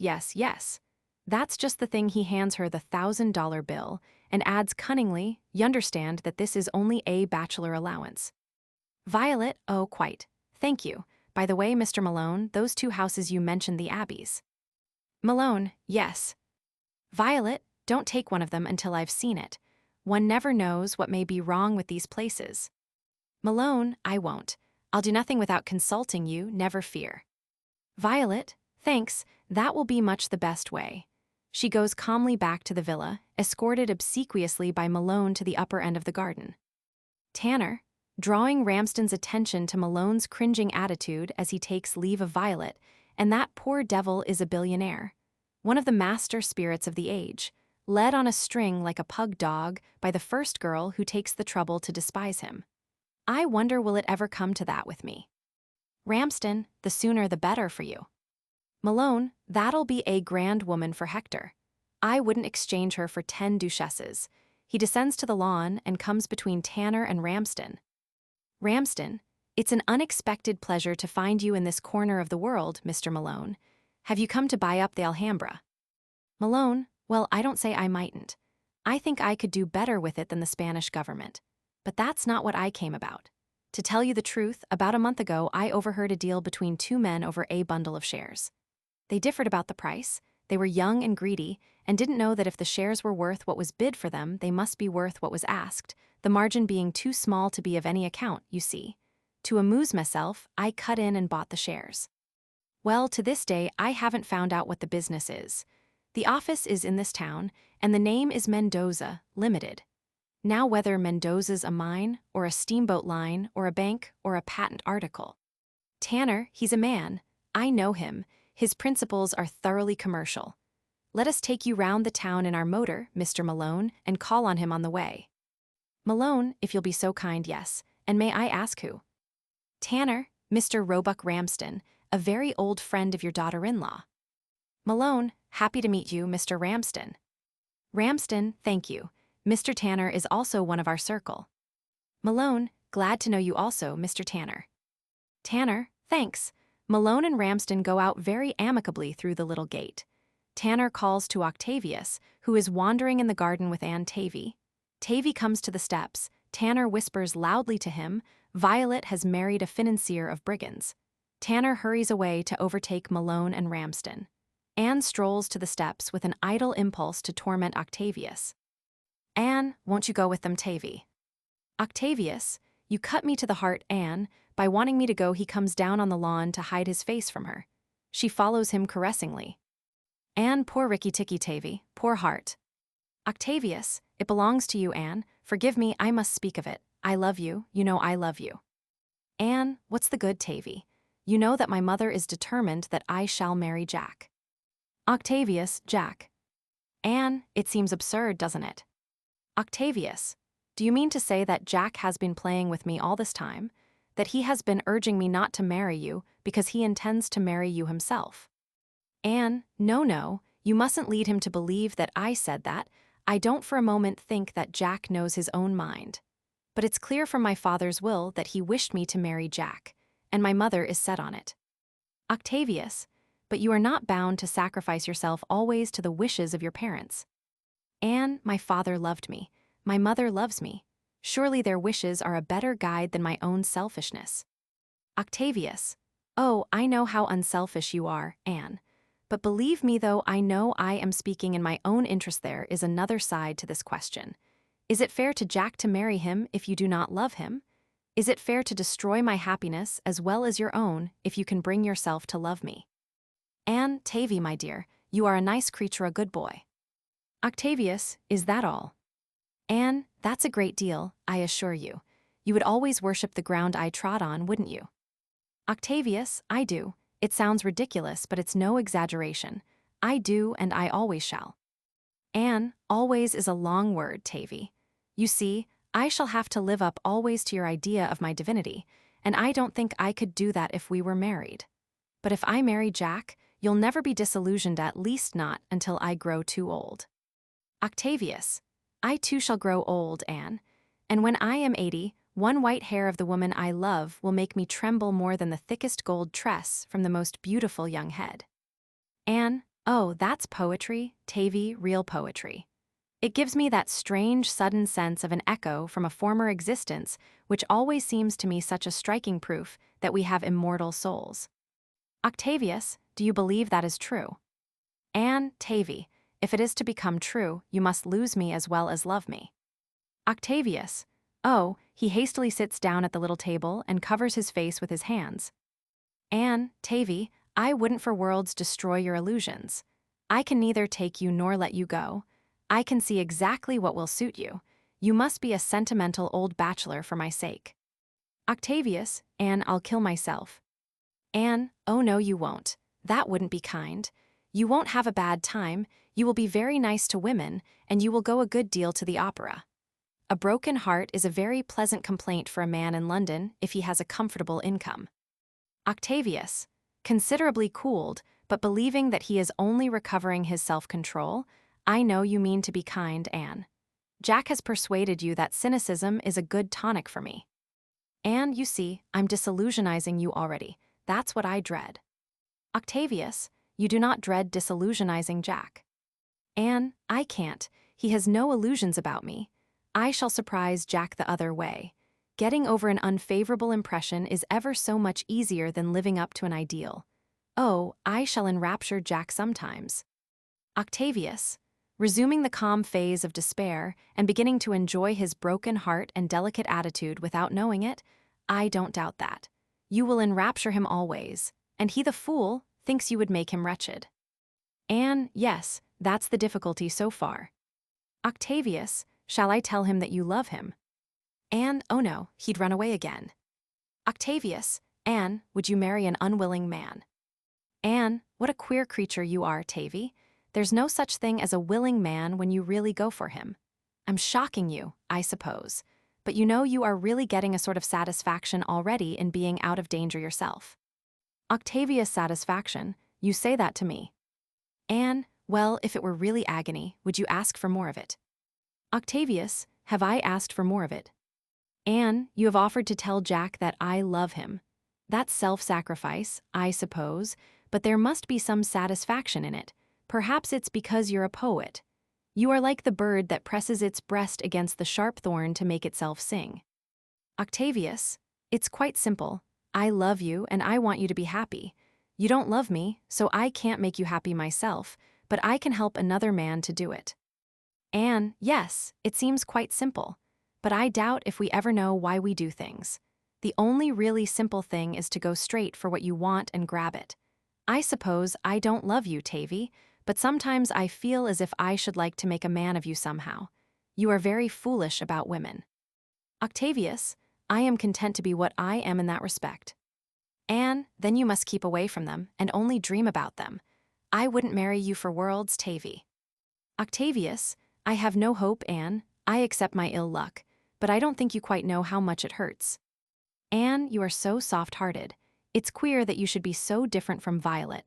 Violet's as hard as nails. Octavius, oh no, I am sure Violet is thoroughly womanly at heart. Anne, why do you say that? Is it unwomanly to be thoughtful and businesslike and sensible? Do you want Violet to be an idiot or something worse like me? Octavius, something worse like you, what do you mean, Anne? Anne, oh well, I don't mean that, of course, but I have a great respect for Violet. She gets her own way always. Octavius, so do you. Anne, yes, but somehow she gets it without coaxing, without having to make people sentimental about her. Octavius, nobody could get very sentimental about Violet, I think, pretty as she is. Anne, oh yes they could if she made them. Octavius, but surely no really nice woman would deliberately practice on men's instincts in that way. Anne, oh Tavy, Ricky Ticky Tavy, heaven help the woman who marries you. Octavius, oh why do you say that? Don't torment me, I don't understand. Anne, suppose she were to tell fibs and lay snares for men. Octavius, do you think I could marry such a woman, I, who have known and loved you? Anne, well, at all events, she wouldn't let you if she were wise. So that's settled. And now I can't talk any more. Say you forgive me, and that the subject is closed. Octavius, I have nothing to forgive, and the subject is closed. And if the wound is open, at least you shall never see it bleed. Anne, poetic to the last, Tavy. Goodbye, dear. She pats his cheek, has an impulse to kiss him, and then another impulse of distaste which prevents her, finally runs away through the garden and into the villa. Octavius again takes refuge at the table, bowing his head on his arms and sobbing softly. Mrs. Whitefield, who has been pottering round the Granada shops and has a net full of little parcels in her hand, comes in through the gate and sees him. Mrs. Whitefield, what's the matter, Tavy? Are you ill? Octavius, no, nothing. Mrs. Whitefield, but you're crying, is it about Violet's marriage? Octavius, no, who told you about Violet? Mrs. Whitefield, I met Roebuck and that awful old Irishman. Are you sure you're not ill? What's the matter? Octavius, it's nothing, only a man's broken heart. Doesn't that sound ridiculous? Mrs. Whitefield, but what is it all about? Has Anne been doing anything to you? Octavius, it's not Anne's fault, and don't think for a moment that I blame you. Mrs. Whitefield, for what? Octavius, for nothing. I said I didn't blame you. Mrs. Whitefield, but I haven't done anything. What's the matter? Octavius, can't you guess? I dare say you are right to prefer Jack to me as a husband for Anne, but I love Anne, and it hurts rather. He rises and moves away from her towards the middle of the lawn. Mrs. Whitefield, does Anne say that I want her to marry Jack? Octavius, yes, she has told me. Mrs. Whitefield, then I'm very sorry for you, Tavy. It's only her way of saying she wants to marry Jack. Little she cares what I say or what I want. Octavius, but she would not say it unless she believed it. Surely you don't suspect Anne of deceit. Mrs. Whitefield, well, never mind, Tavy. I don't know which is best for a young man, to know too little like you or too much like Jack. Tanner returns. Tanner, well, I've disposed of old Malone. I've introduced him to Mendoza, Limited, and left the two brigands together to talk it out. Hullo, Tavy, anything wrong? Octavius, I must go wash my face, I see. Tell him what you wish. You may take it from me, Jack, that Anne approves of it. Tanner approves of what? Octavius, of what Mrs. Whitefield wishes. He goes his way with sad dignity to the villa. Tanner, this is very mysterious. What is it you wish? It shall be done, whatever it is. Mrs. Whitefield, thank you, Jack. She sits down. Tanner brings the other chair from the table and sits close to her with his elbows on his knees, giving her his whole attention. I don't know why it is that other people's children are so nice to me, and that my own have so little consideration for me. It's no wonder I don't seem able to care for Anne and Rhoda as I do for you and Tavy and Violet. It's a very queer world. It used to be so straightforward and simple, and now nobody seems to think and feel as they ought. Nothing has been right since that speech that Professor Tyndall made at Belfast. Tanner, yes, life is more complicated than we used to think, but what am I to do for you? Mrs. Whitefield, that's just what I want to tell you. Of course you'll marry Anne whether I like it myself or not.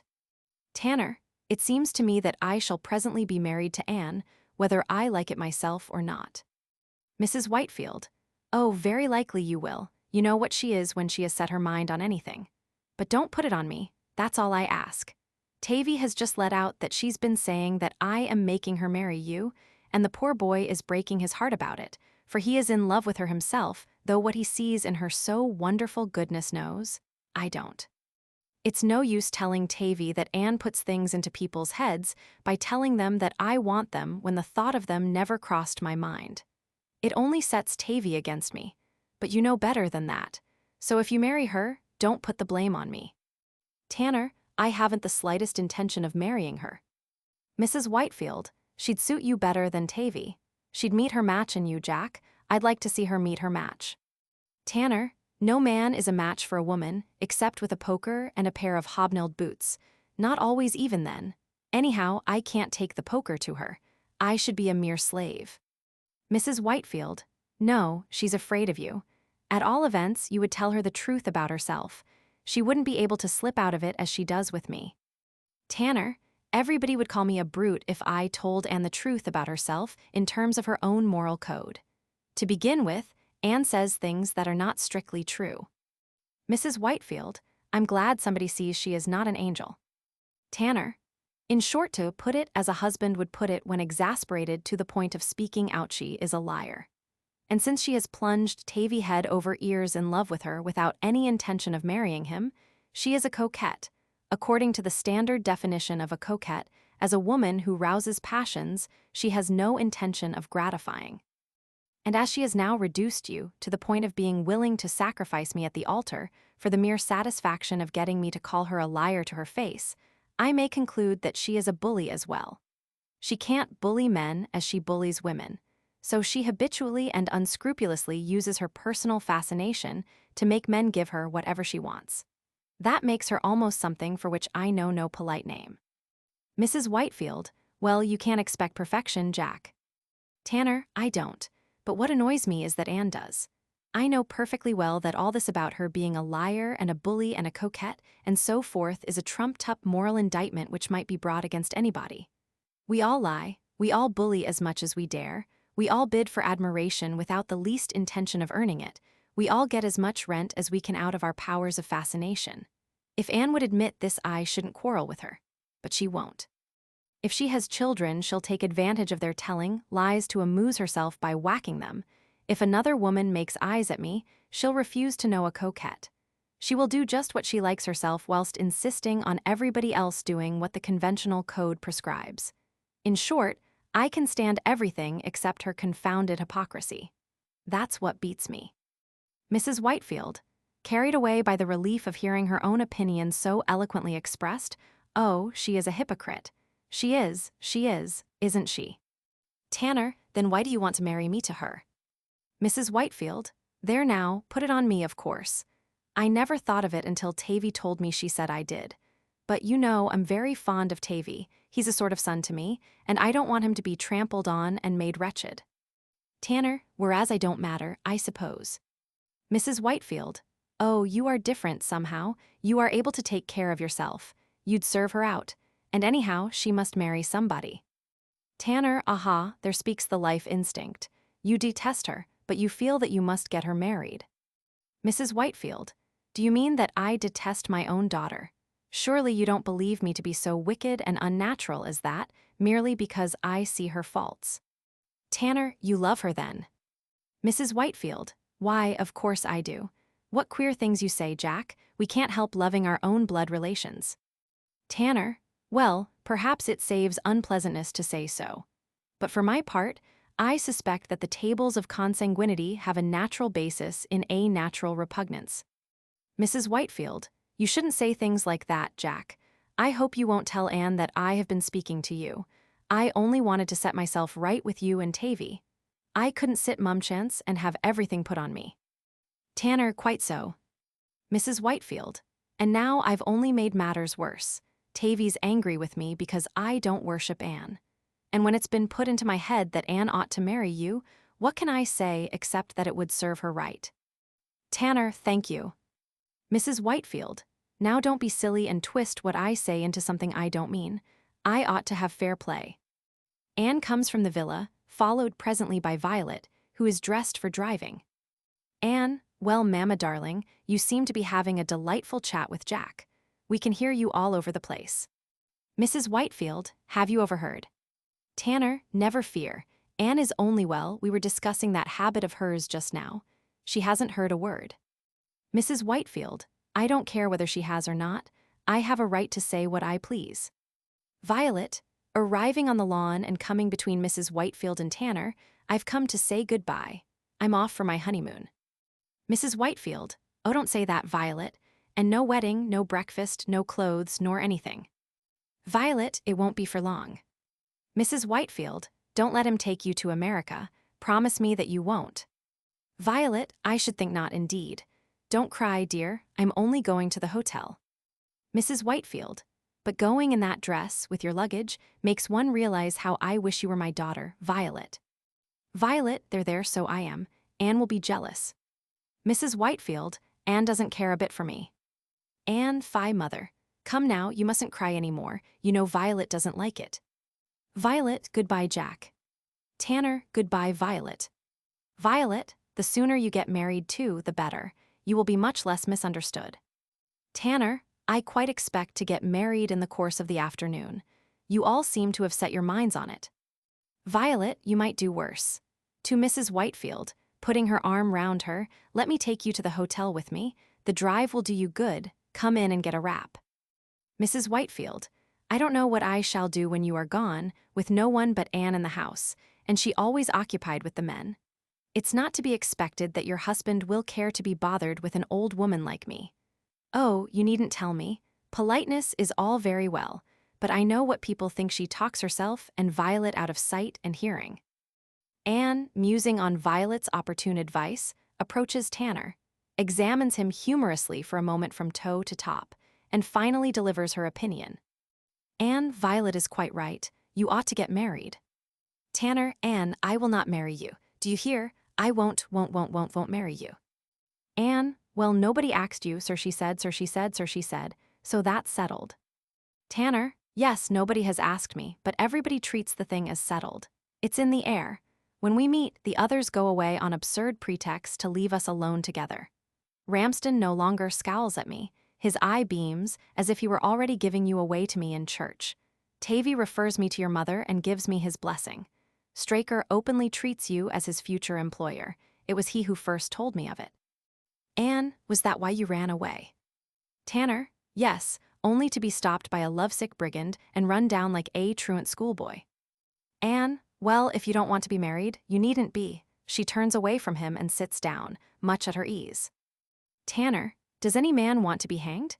Yet men let themselves be hanged without a struggle for life, though they could at least give the chaplain a black eye. We do the world's will, not our own. I have a frightful feeling that I shall let myself be married because it is the world's will that you should have a husband. Anne, I dare say I shall someday. Tanner, but why me of all men? Marriage is to me apostasy, profanation of the sanctuary of my soul, violation of my manhood, sale of my birthright, shameful surrender, ignominious capitulation, acceptance of defeat. I shall decay like a thing that has served its purpose and is done with. I shall change from a man with a future to a man with a past. I shall see in the greasy eyes of all the other husbands their relief at the arrival of a new prisoner to share their ignominy. The young men will scorn me as one who has sold out. To the young women I, who have always been an enigma and a possibility, shall be merely somebody else's property and damaged goods at that. A second-hand man at best. Anne, Well, your wife can put on a cap and make herself ugly to keep you in countenance, like my grandmother.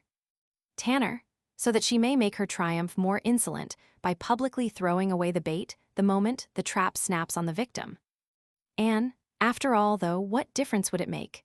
Beauty is all very well at first sight, but whoever looks at it when it has been in the house 3 days? I thought our pictures very lovely when Papa bought them, but I haven't looked at them for years. You never bother about my looks, you are too well used to me. I might be the umbrella stand. Tanner, you lie, you vampire, you lie. And flatterer, why are you trying to fascinate me, Jack, if you don't want to marry me? Tanner, the life force, I am in the grip of the life force. Anne, I don't understand in the least. It sounds like the lifeguards. Tanner, why don't you marry Tavy? He is willing. Can you not be satisfied unless your prey struggles? Anne, Tavy will never marry. Haven't you noticed that that sort of man never marries? Tanner, what? A man who idolizes women, who sees nothing in nature but romantic scenery for love duets. Tavy, the chivalrous, the faithful, the tender-hearted and true, Tavy never marry. Why, he was born to be swept up by the first pair of blue eyes he meets in the street. Anne, yes, I know. All the same, Jack, men like that always live in comfortable bachelor lodgings with broken hearts, and are adored by their landladies and never get married. Men like you always get married. Tanner, how frightfully, horribly true. It has been staring me in the face all my life, and I never saw it before. Anne, oh, it's the same with women. The poetic temperament's a very nice temperament, very amiable, very harmless and poetic, I dare say, but it's an old maid's temperament. Tanner, barren, the life force passes it by. Anne, if that's what you mean by the life force, yes. Tanner, you don't care for Tavy. Anne, looking round carefully to make sure that Tavy is not within earshot, no. Tanner, and you do care for me. Anne, now Jack, behave yourself. Tanner, infamous, abandoned woman, devil. Anne, boa constrictor, elephant. Tanner, hypocrite. Anne, I must be, for my future husband's sake. Tanner, for mine, I mean for his. Anne, yes, for yours. You had better marry what you call a hypocrite, Jack. Women who are not hypocrites go about in rational dress and are insulted and get into all sorts of hot water. And then their husbands get dragged in too and live in continual dread of fresh complications. Wouldn't you prefer a wife you could depend on? Tanner, no, 1,000 times no. Hot water is the revolutionist's element. You clean men as you clean milk pills by scalding them. Anne, cold water has its uses too. It's healthy. Tanner, oh, you are witty. At the supreme moment the life force endows you with every quality. Well, I too can be a hypocrite. Your fathers will appointed me your guardian, not your suitor. I shall be faithful to my trust. Anne, he asked me who would I have as my guardian before he made that will. I chose you. Tanner, the will is yours then. The trap was laid from the beginning. Anne, from the beginning from, our childhood for both of us by the life force. Tanner, I will not marry you. I will not marry you. Anne, oh, you will, you will. Tanner, I tell you no, no, no. Anne, I tell you yes, yes, yes. Tanner, no. Anne, yes, before it is too late for repentance. Yes. Tanner, when did all this happen to me before? Are we two dreaming? Anne, suddenly losing her courage with an anguish that she does not conceal, no. We are awake, and you have said no, that is all. Tanner, well. Anne, well, I made a mistake. You do not love me. Tanner, it is false. I love you. The life force enchants me. I have the whole world in my arms when I clasp you, but I am fighting for my freedom, for my honor, for myself, one and indivisible. Anne, your happiness will be worth them all. Tanner, you would sell freedom and honor and self for happiness. Anne, it will not be all happiness for me, perhaps death. Tanner, oh, that clutch holds and hurts. What have you grasped in me? Is there a father's heart as well as a mother's? Anne, take care, Jack. If anyone comes while we are like this, you will have to marry me. Tanner, if we two stood now on the edge of a precipice, I would hold you tight and jump. Anne, Jack, let me go. I have dared so frightfully it is lasting longer than I thought. Let me go, I can't bear it. Tanner, nor I let it kill us. Anne, yes, I don't care. I am at the end of my forces, I don't care. I think I am going to faint. At this moment Violet and Octavius come from the villa with Mrs. Whitefield, who is wrapped up for driving. Simultaneously, Malone and Ramsden, followed by Mendoza and Straker, come in through the little gate in the paling. Tanner shamefacedly releases Anne, who raises her hand giddily to her forehead. Malone, take care. Something's the matter with the lady. Ramsden, what does this mean? Violet, are you ill? Anne, I have promised to marry Jack. She swoons. Violet kneels by her and chafes her hand. Tanner runs round to her other hand and tries to lift her bead. Octavius goes to Violet's assistance but does not know what to do. Mrs. Whitefield hurries back into the villa. Octavius, Malone and Ramsden run to Anne and crowd round her, stooping to assist. Straker coolly comes to Anne's feet and Mendoza to her head, both upright and self-possessed. Straker, now then, ladies and gentlemen, she don't want a crowd round her. She wants all the air she can get. If you please, gents Malone and Ramsden allow him to drive them gently past Anne and up the lawn towards the garden, where Octavius, who has already become conscious of his uselessness, joins them. Straker, following them up, pauses for a moment to instruct Tanner. Don't lift her, Ed, Mr. Tanner. Let it go flat so's the blood can run back into it. Mendoza, he is right, Mr. Tanner. Trust to the air of the Sierra. He withdraws delicately to the garden steps. Tanner, I yield to your superior knowledge of physiology, Henry. He withdraws to the corner of the lawn, and Octavius immediately hurries down to him. Tavy, Jack, be very happy. Tanner, I never asked her. It is a trap for me. He goes up the lawn towards the garden. Octavius remains petrified. Mendoza, intercepting Mrs. Whitefield, who comes from the villa with a glass of brandy. What is this, madam? Mrs. Whitefield, a little brandy. Mendoza, the worst thing you could give her. Allow me. Trust to the air of the Sierra, madam. For a moment the men all forget Anne and stare at Mendoza. Anne, Violet, did Jack say anything when I fainted? Violet, no. Anne, Mrs. Whitefield, oh, she's fainted again. They are about to rush back to her, but Mendoza stops them with a warning gesture. Anne, no, I haven't. I'm quite happy. Tanner, suddenly walking determinedly to her and snatching her hand from Violet to feel her pulse. Why, her pulse is positively bounding. Come, get up. What nonsense. Up with you. Anne, yes, I feel strong enough now. But you very nearly killed me, Jack, for all that. Malone, a rough wooer, eh? They're the best sort, Miss Whitefield. I congratulate Mr. Tanner, and I hope to meet you and him as frequent guests at the Abbey. Anne, thank you. Ricky Ticky Tavy, congratulate me. I want to make you cry for the last time. Tavy, no more tears. I am happy in your happiness, and I believe in you in spite of everything. Ramsden, you are a happy man, Jack Tanner. I envy you. Mendoza, sir, there are two tragedies in life. One is not to get your heart's desire. The other is to get it. Mine and yours, sir. Tanner, Mr. Mendoza, I have no heart's desires. Ramsden, it is very easy for you to call me a happy man. You are only a spectator. I am one of the principals, and I know better. Anne, stop tempting Tavy and come back to me. Anne, you are absurd, Jack. Tanner, I solemnly say that I am not a happy man. Anne looks happy, but she is only triumphant, successful, victorious. That is not happiness, but the price for which the strong sell their happiness. What we have both done this afternoon is to renounce tranquility, above all renounce the romantic possibilities of an unknown future, for the cares of a household and a family. I beg that no man may seize the occasion to get half drunk and utter imbecile speeches and coarse pleasantries at my expense. We propose to furnish our own house according to our own taste, and I hereby give notice that the 7 or 8 traveling clocks, the 4 or 5 dressing cases, the salad bowls, the carvers and fish slices, the copy of Tennyson in extra morocco, and all the other articles you are preparing to heap upon us, will be instantly sold, and the proceeds devoted to circulating free copies of the Revolutionist's Handbook. The wedding will take place 3 days after our return to England, by special license, at the office of the District Superintendent Registrar, in the presence of my solicitor and his clerk, who, like his clients, will be in ordinary walking dress. Violet, you are a brute, Jack. Anne's, never mind her, dear, go on talking. Tanner, talking. Universal laughter.